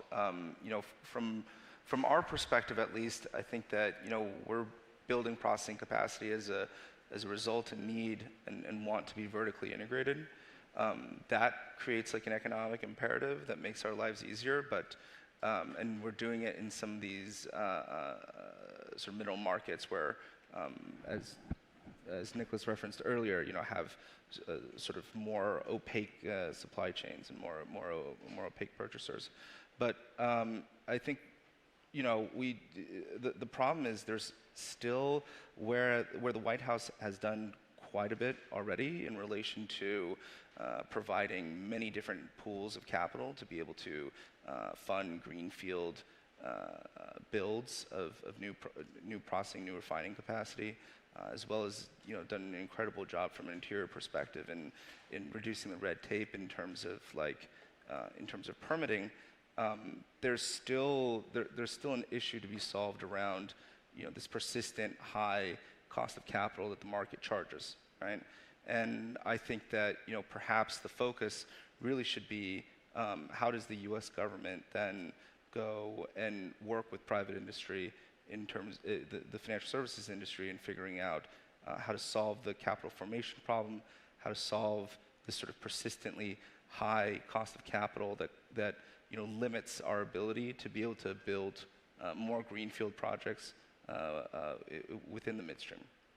Oh, Nick, or Helena. Yeah, maybe I'll just add a little bit, and look, there's been a lot of the ingredients flying around to start incentivizing what is quite hard, because you're right, the processing paradigm is really complicated. If we think there's over-concentration of Chinese investment in production, man, it really, whether it's, lithium conversion, whether it's, rare earths, which obviously has been a really big policy topic, graphite, I can just run through the list, and it's a very hard market to penetrate. So I think, part of what Nick was talking about on the price floors, remember, the other element of that is a version, for lack of a better term, of tariff harmonization, and trying to create a market that's big enough, bigger than ours, where there is some alignment on supporting that version of bifurcated pricing until those prices start to go down. So the thing that's really changed in the mining space, although you're talking to mostly traders and investors here, is it's not just about economics anymore. There is a national security element and premium that's added to the conversation. But yet people like us still have to return money to our shareholders. I have one of my shareholders sitting right next to me right now. So you have to find that balance. And so as we look at our processing assets in the United States, definitely agree with what Sean said, that you think about vertical integration between your other projects, what you can connect to, that you're seeing happening in the market. But we are seeing success in our projects moving forward. And while we're invested by the USG through DFC, so that's focused internationally, there are a lot of tools, and they're starting to move even faster about supporting domestic projects, whether that's some of the Department of War tools, the Department of Energy tools, and they're a piece of a pie. They are part of a capital stack that involves a lot more. So for us, we've been doing, processing of high purity vanadium in the United States in our Arkansas plant for years. There's a lot of new opportunities on how to leverage that interest to continue to optimize and grow our capabilities in that space. But it's upon us in industry to connect all those pieces together, and that's the tricky part. And then how do you deal with the administration certainly wants to domesticate or build the domestic capabilities for processing, but then when you're mining in a place like Guinea or Kazakhstan or anywhere around the world, they want the refining in situ. How do you deal with that when the administration says, no, you must do it here, but the country that actually has the mineral saying, no, you must do it there? I mean, I have my views, but would you like to... Look, I guess what you're describing there is resource nationalism. And how does that sit with the pursuit of supply chain security? Now, I think most people, when they hear the words resource nationalism, sort of see it as a negative thing. But I think that it's an absolute opportunity, because what it means is you're seeing producer countries somewhat kind of disintegrating the established framework of the last commodity cycle, and that's opening a gap for for the rest of us to kind of move in and kind of play a role. But the message that we get, we have joint ventures with the Zambian government and the DRC government, and the key message from them is that they want to capture fair value from this commodity cycle in the way they didn't in the last super cycle in the 2000s. And there, what you can provide is a partnership where you bring tools to the relationship that will help them achieve that, and in exchange, you get a role to play in sort of trading the volumes and kind of investment in the country. So I think actually resource nationalism is very well timed with what the U.S. government is trying to achieve, because for example, the DFC and ourselves have a joint venture with the DRC government. Right now, that opportunity is what kind of well timed. The U.S. wants copper, and the DRC wants to sort of diversify, where they're selling their copper. Well, it wants to create jobs, right? It's the same narrative that you have here in the United States. I mean, just to dive in a little bit more on that, right? Like, on a more specific point, to degree, it's inevitable, right? Like, you can't square. I mean, you can't square the peg around. If you go to a jurisdiction, you want to dig stuff out of the ground. the local jurisdiction says, hey, you have to process it within our country as well. Well, you can't, there's no way, there's no middle ground there, right? But I think that this current administration, over the since the beginning of it until now, has gotten a lot more practical in relation to how it shapes its diplomacy, around firms within the U.S. that would seek to go abroad and go and find these materials and bring them back, and sort of work with them, work around those constraints that are put onto them, by the host country that has the resource themselves. Right? It's complicated. Yeah, but look, what host countries want is meaningful economic development, right? And sometimes that is best placed by continuing midstream in country because it's more logical, it's the right thing to do. But other times it's investing in the ecosystem around that mining project, right? Like what we're looking for are jobs, logistics, ability to transport materials. So like when we think about things like what happened with the Libido corridor, which was, a handful of commercial arrangements around the physical infrastructure around the copper cobalt belt. In the beginning, not a single deal financed by any government in the mining sector. We saw amazing things happen. We saw the Angolans starting to utilize rail and reverse routes to bring agricultural products into the DRC. I know, Samantha, you know that story better than most. So, there's a lot of ways to make that intent work. Sometimes it's staying squarely in the sector. Sometimes it's looking more broadly. And I think that, our colleagues are getting sophisticated in the thinking of what makes sense, and it does create more interesting space for different types of joint ventures, and then something good for investors when we see things like the US DRC Critical Minerals Agreement come to light. It's good to know that there's a construct, right, where we can operate in and deal with things that, are concerning for like long-term contract sanctity and other issues that you have in jurisdictions that you're just starting to work in. So changing topics just slightly, certainly the narrative has been around Chinese dominance over everything. So mine owning, processing, sort of the full gamut of the supply chain. And the Chinese have been extraordinarily good, particularly in recent years, at putting export controls on key minerals, gallium, antimony, germanium, et cetera. So one of the questions is, how do you view the U.S. response to the Chinese export restrictions? And maybe, Nick, this is more for you, but on the trading side, how does a company like Mercuria deal and adapt with these export controls? And frankly, do geopolitics play a role in how you all determine where your offtake is going? What does that ultimately look like? Very, very good questions there. I think with the kind of critical minerals that have faced these sort of supply denials by the Chinese government, really, that's not a question of price risk management. That is a question of, having to build supply chains as quickly as possible to kind of prevent that having an impact in the future. There's no way you can kind of get around that. And I would say that, in that grouping of critical minerals, the reality is we are still in a world where, there's high sort of risk. But I think, there's an acute focus on trying to prevent those types of scenarios in the future. So look, I think that's clearly a core emphasis from the U.S. government. They prioritize the critical minerals where China has, where they have greatest dependency on kind of China's supply. But it's going to take a bit of time to kind of meaningfully reduce that. How far are we then from actually having a secure supply chain? Well, look, I mean, I would say that we're in the sort of second or third innings. To use a baseball analogy, not a cricket I love baseball. Let's go.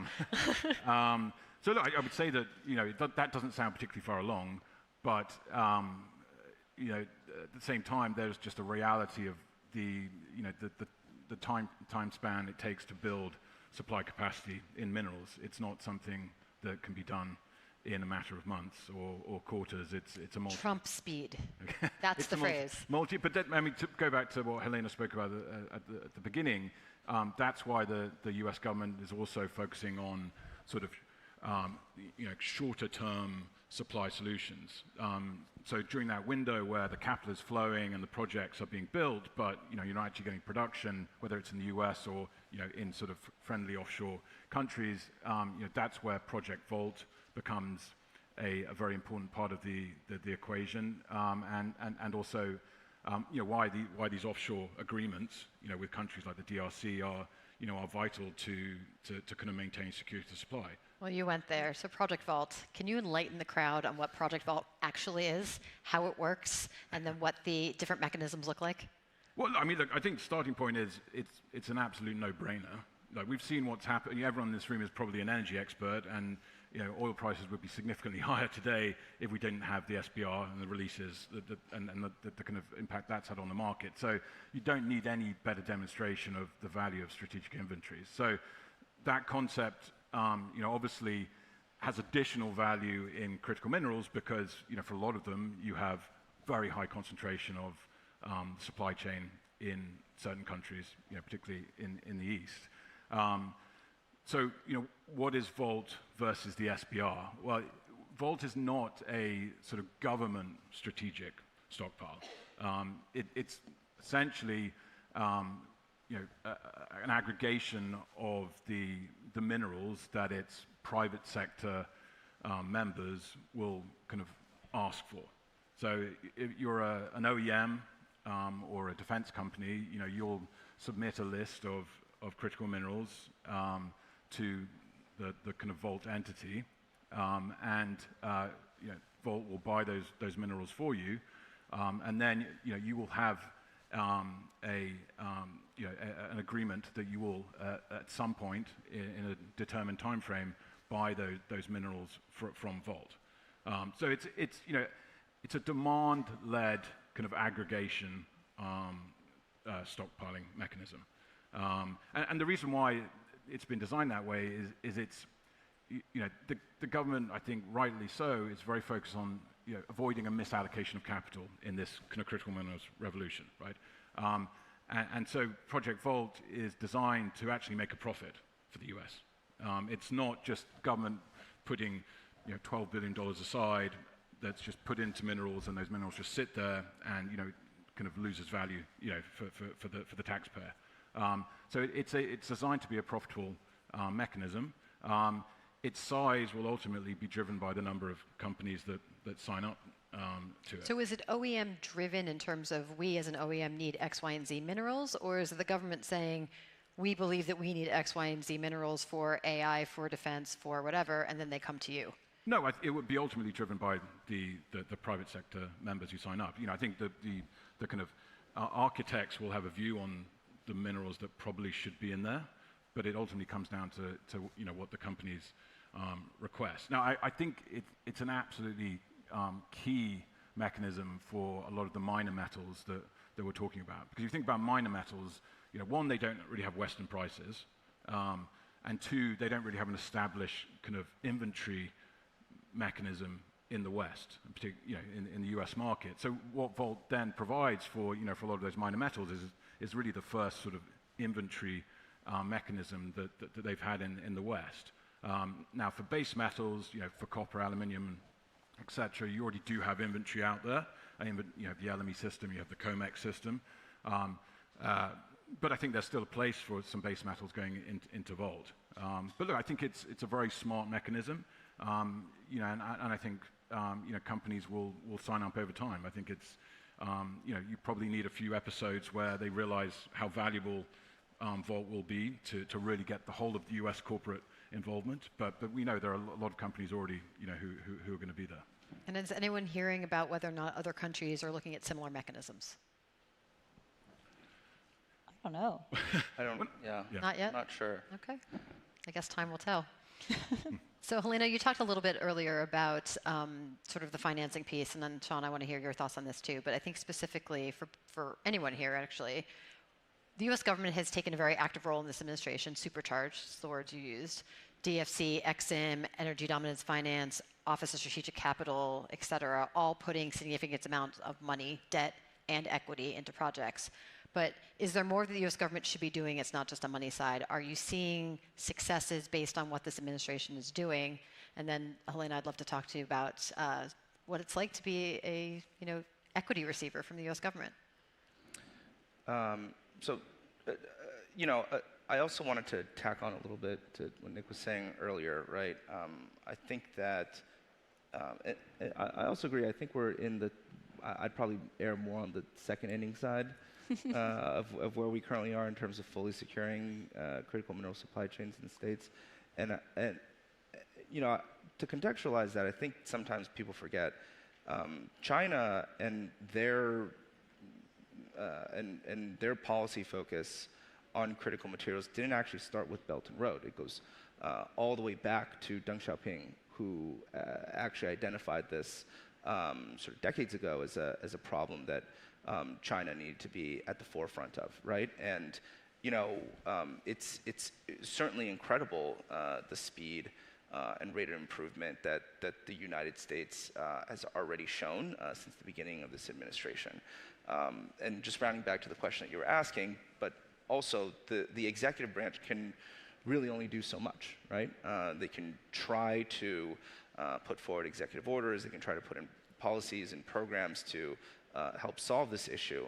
But I think in our interactions with many of these sort of the branches of government that you mentioned that are attempting to provide equity or debt dollars or other financial instruments such as PRI to sort of facilitate along or development of mining or midstream projects, what they often say to us as private industry is like, we wish we had more flexibility in our mandate. And that flexibility comes from what Congress allows them to do, right? And I think that within this administration, with this particular issue, I think that to a large degree, the executive branch is far more advanced, far more ahead in relation to their thinking and their creativity around how to solve this issue, and Congress hasn't caught up yet, right? It's not really their fault to blame. They cover a ton of issues, right? But that will eventually have to get solved. I think Congress has to understand that this is one of the most important national security issues of our time, and from that, earnestly sit down with the private sector, and also the heads of DFC, EXIM, OSC, all these other agencies within the US government, and go, okay, what legislation do we have to write? What flexibility can we give these agencies in order to allow them the freedom and speed to be able to assist private industry to solve this problem? And I think we're seeing a little bit of that, even though I totally agree with you, Sean, there's a ways to go. I mean, we saw DFC's funding cap go up during its reauthorization. They did find a version of an equity solution fix. I don't know if it's the exact one DFC was looking for, but I'm not in government anymore, so I don't have to speculate on that. And then, we have XM reauthorization this year, and this is like a great time for that type of advocacy and discussion. But you brought up in the back of your question, Samantha, like, what's it like, right, for a company who's had a long-term equity investment from the USG. So for those of you that aren't familiar with TechMet, we received our first equity investment from DFC within the first year it was originated, so in 2020. We were, if not their first equity investment, one of the first, and definitely the first critical mineral platform type of investment. And I think we've learned a lot through that experience. And I should say that, we've had re-upped investment through the Biden administration. We're working with the Trump 2 administration. It's been an incredibly positive partnership. And I think there's two overarching areas where it's really incredibly useful. So with the DFC, we're thinking overseas. There's something to be said about that, for lack of a better term, like political halo effect in emerging markets. And having the US government with you, even if not for that individual project, does a lot to help us navigate some of the challenges. And while it's certainly not the only reason, because we have really good projects in our portfolio, but when Chinese overinvestment in Indonesian nickel pretty much tanked every project that was pre-development in the world, our Brazilian nickel project slowed down but persevered through, right? And we're still continuing to develop. Similarly, having the DFC with you and Rwanda, tungsten's a different story today than it might have been, a year or two ago. So, there's something to be said about that. But the other piece is there's a role, whether it's debt or equity, like where this type of financing and support fits into your capital stack allows you to think about investments slightly differently and occasionally on a longer tenor, which is really important for projects that are trying to bring new tonnage to market, right? There's a role for trading and moving what we have out there and reorienting that to the United States, but we do have real demand challenges coming our way. And these are really long projects to develop, and having diversified investors like a sovereign lender like the US with you is a meaningful addition to how you design those projects. And how does it affect your ability to attract long-term capital from the private markets? I mean, it's definitely an element that helps you really crowd in that financing, right? And I think having a diversified shareholder base in general is a really important piece to demonstrate that, one, you pass, the muster. I mean, getting U.S. funding, especially through, these established processes in DFC, is no easy feat. It qualifies you. It shows already that you are a company that has high ESG, that you've passed all the KYC issues. It makes it a lot easier, while other investors will, of course, diligence you to come in and feel confident that they're sitting alongside an investor that's not going to go away. Just building on top of that point, I think that the folks on stage here are blessed to have access to discretionary capital to be able to deploy in the space. But going back a little bit to what I was talking about earlier, the space suffers from a lack of dry powder, right? A lack of capital formation. You're talking somewhere around like $40 billion in the West that's been affirmatively committed towards the investment into upstream metals and mining, which no matter where you look, that's nowhere near enough, right? And I think a lot of it comes back to the fact that there's something that we say all the time to our counterparts in the U.S. government, especially I think like early on when we were approaching this admin, the most often question that we got was, well, can you find it in the United States, right? And the reality is for most commodities that the U.S. populace relies on, whether food or oil and gas, the United States has been blessed with, many of those. But as it relates to the broad spectrum of metals that the world needs, right? No country really on the entire planet is blessed with the whole range of them at economic grades, at economic volumes. And so the struggle with our industry is we have to go to where the rocks are. We can't really discriminate. And for better or for worse, sometimes this means, oftentimes actually, this means going to jurisdictions that I would say investors in the West go, well, that's outside of our mandate. Well, we have a problem with that as a result of, the nation's credit rating not being investment grade, what have you, right?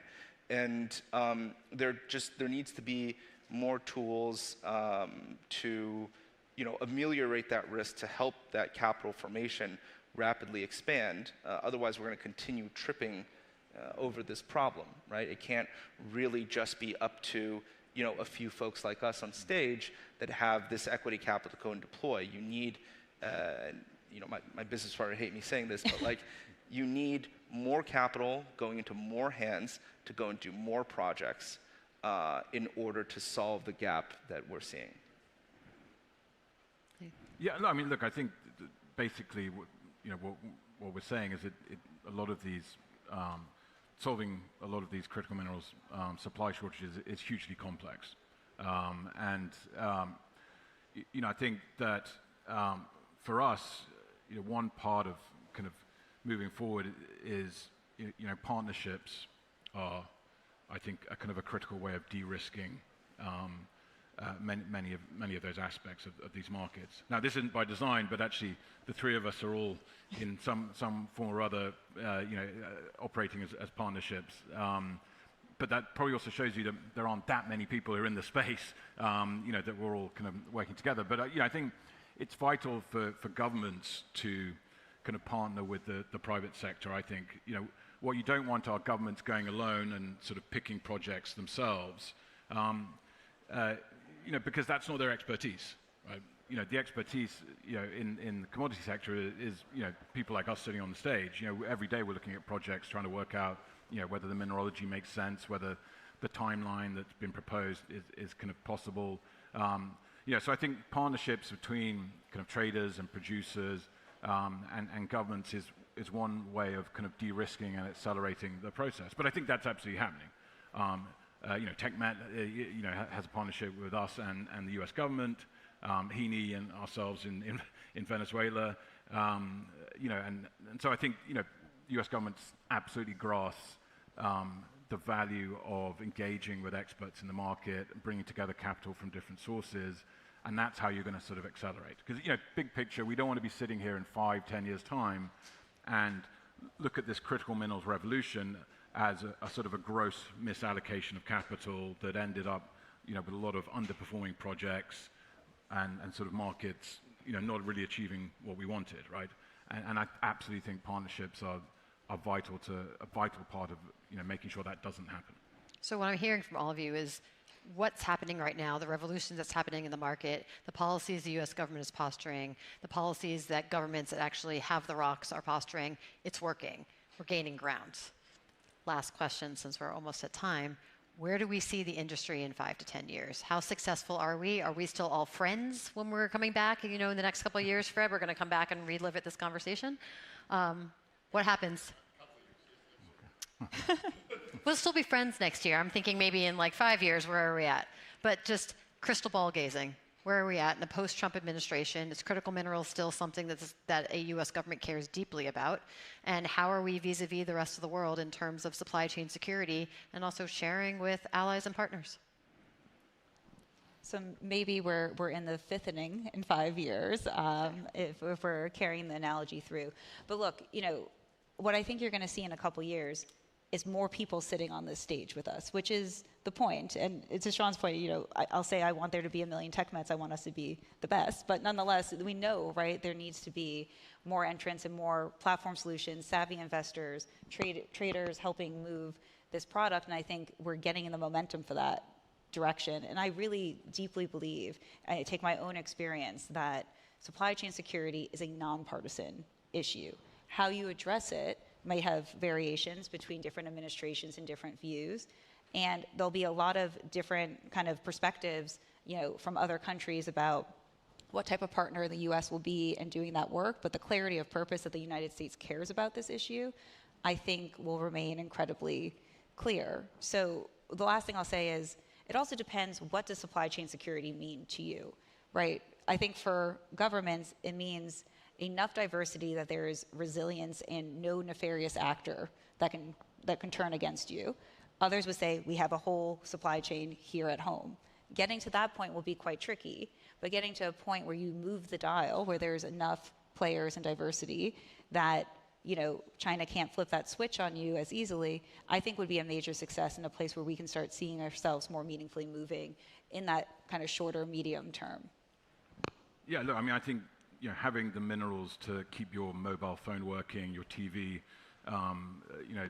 the AI, like that's inherently a bipartisan issue, right? Because we all need to use our mobile phones, so no one can reject that kind of concept. So I think that, and Helena was in the previous administration, and they were supportive of the same concept. And you don't hear vocal opposition to the idea of supply chain security and critical minerals.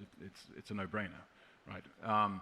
I think what would help the momentum is if other regions, particularly Europe, started to be a bit more kind of front-footed and aggressive in terms of their kind of critical mineral policies. And look, I think Pax Silica and Forge are really vital for achieving supply chain security in what are the most exposed critical minerals. But they also happen to be critical minerals that keep everything going around us. I think I'm not sort of singling out Europe, but I think that there's a lot of focus on critical mineral security there without a huge amount of action, right? And they only have to look across the Atlantic to see a completely different pace of kind of focus and policy. I think if Europe catches up, that will be very helpful in terms of the kind of Western momentum. That's what I would like to see, and I think that would help get us to the 5th innings in a few years. Do they play baseball in Europe? All right, Sean, last words. Yeah, I had a conversation. I had a conversation with a friend of mine a few months ago. I often ramble and lament to friends of mine, saying like, I don't understand why the sort of average American citizen does not get, like, they don't have this like visceral reaction or visceral understanding that we don't have enough, there's not enough metal to go around. There's not enough metal, not only on the planet and certainly not within the US. And ultimately the conversation, like what we started talking about was, well, people get that in oil and gas. And the reason why people get it in oil and gas is it's an immediate consumable. It's something that you use every single day. If you were driving to work and you filled your car and it was like $2 a gallon, and then you woke up the next day and it was $4 a gallon, you're gonna feel it. Not only are you gonna feel it, you're gonna drive it around, you're gonna see it everywhere, and the next time you go fill up your car, 2 days later, you're gonna be paying double what you paid only a few days ago. Now, in relation to metals and mining, it's not like that. You know, there's no gas station for copper, there's no gas station for aluminum. But it's in it, the prices go and they pervade into a lot of different durable products. And so what you'll see is over a longer period of time, like you'll see a lot of odd things break down in relation to the market, right? I think, like, you know, a really good example of that was, you know, for a while in the U.S., it was really hard to get a brand new car because our supply chains were broken in relation to a lot of the chipsets that went into automotive vehicles, which means that, you know, people were paying a substantial premium in relation to new vehicles, right? And if we don't fix this issue, we will continue to see more and more and more of these supply chain disruptions in relation to durable goods. And I actually think that we're going to see that on an accelerated basis. And if USG, if people on the Hill are able to successfully link those, you know, the lack of durable products or the substantial increase in prices on durable goods back to this problem that we're seeing in metal supply chains, and they're able to tell that story to voters, I think that the improvements that we see in solving the critical minerals crisis will accelerate drastically. And we could be up here 3-4 years on, and going back to your baseball references, we might be in the 8th or 9th inning of solving it at that point. All right. On that note, everybody, let's give our panelists a round of applause.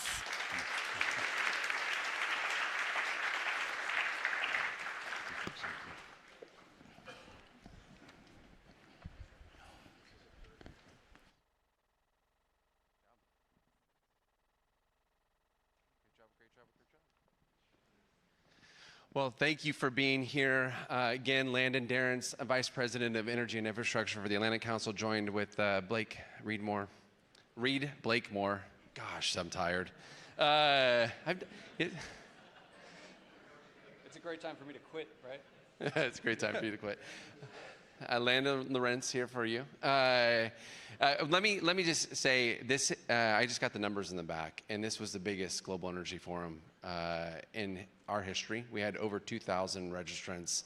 We had 54 panel discussions, 24 side events, nearly 24 global energy leaders, just as many global CEOs, and the dialogue here and the community here is phenomenal. We came into this year thinking about the fact that we're in the U.S. National Capitol, that it was a 250-year anniversary, and how do you think in that scale of enduring, energy policy and future, and how do you think past the current crisis and really make a long-term impact for how the world is addressing energy policy? And I will tell you, it was difficult to escape the pressures of the current crisis. And I think that resonated through a lot of the dialogue here throughout the last 48 hours. That said, I also saw conversations on AI, on technology, on nuclear, on Europe, on transatlantic partnership. and a really global nature and composite of that rich community that I referenced earlier. And so just very proud to be here with this community, appreciative of our CEO, Fred Kemp's leadership and making this a priority as well. And frankly, for all of our partners, we have such a robust list of partners that are engaged with us, not just during the Global Energy Forum, but year round. And this is a capstone effort for the Atlantic Council Global Energy Center. And it is an effort that we start again tomorrow as we marshal towards our next Global Energy Forum in a year. Yeah, and of course, a convening like this takes an entire village. So Lan and I have immense gratitude to not just the entire Atlantic Council team, but particular our team at the Global Energy Center. Each one of you carried a whole lot of water to pull this together, particularly Bailey Matthews, who's refusing to make eye contact in the back on the agenda, Stephanie Mustachi, who I'm sure a lot of you were in touch with on the partnerships front, Katie Kenny, as always, who's holding the entire ship together, but then also all of the production and engagement staff, particularly, and some of whom have been with us for the entire 10 years that we've been organizing this. Iveta Kruma, Bain Ennis, Zach Tarrant. The names to pull something like this together are way too long to list them all at once, and I know everybody's eager to go have a drink at the reception, so I won't bore you too much. But thank you to everyone who joined, and then I think we have some exciting news to share. Well, and let me only add, you see several of us on stage quite a bit, but this program does not exist without Reed and the creative genius he has in a lot of the programming and substance. And so also I've appreciated sharing this stage as we close out each Global Energy Forum with him personally. With that, we're really excited to make sure you know, book your calendars. In 1 year time, we'll be back here in Washington, D.C., and we'll be having our 11th Atlantic Council Global Energy Forum, June, I believe, 8th and 9th. Yeah, good, I have the dates right. It's definitely a Tuesday and Wednesday, and we're really thrilled to be able to maintain this as a staple, not just of national energy policy, not just of Washington energy policy, but global energy policy. So be here, and great to be with you all this week, and look forward to seeing you in the coming weeks and year as we build to our next big event. Thank you.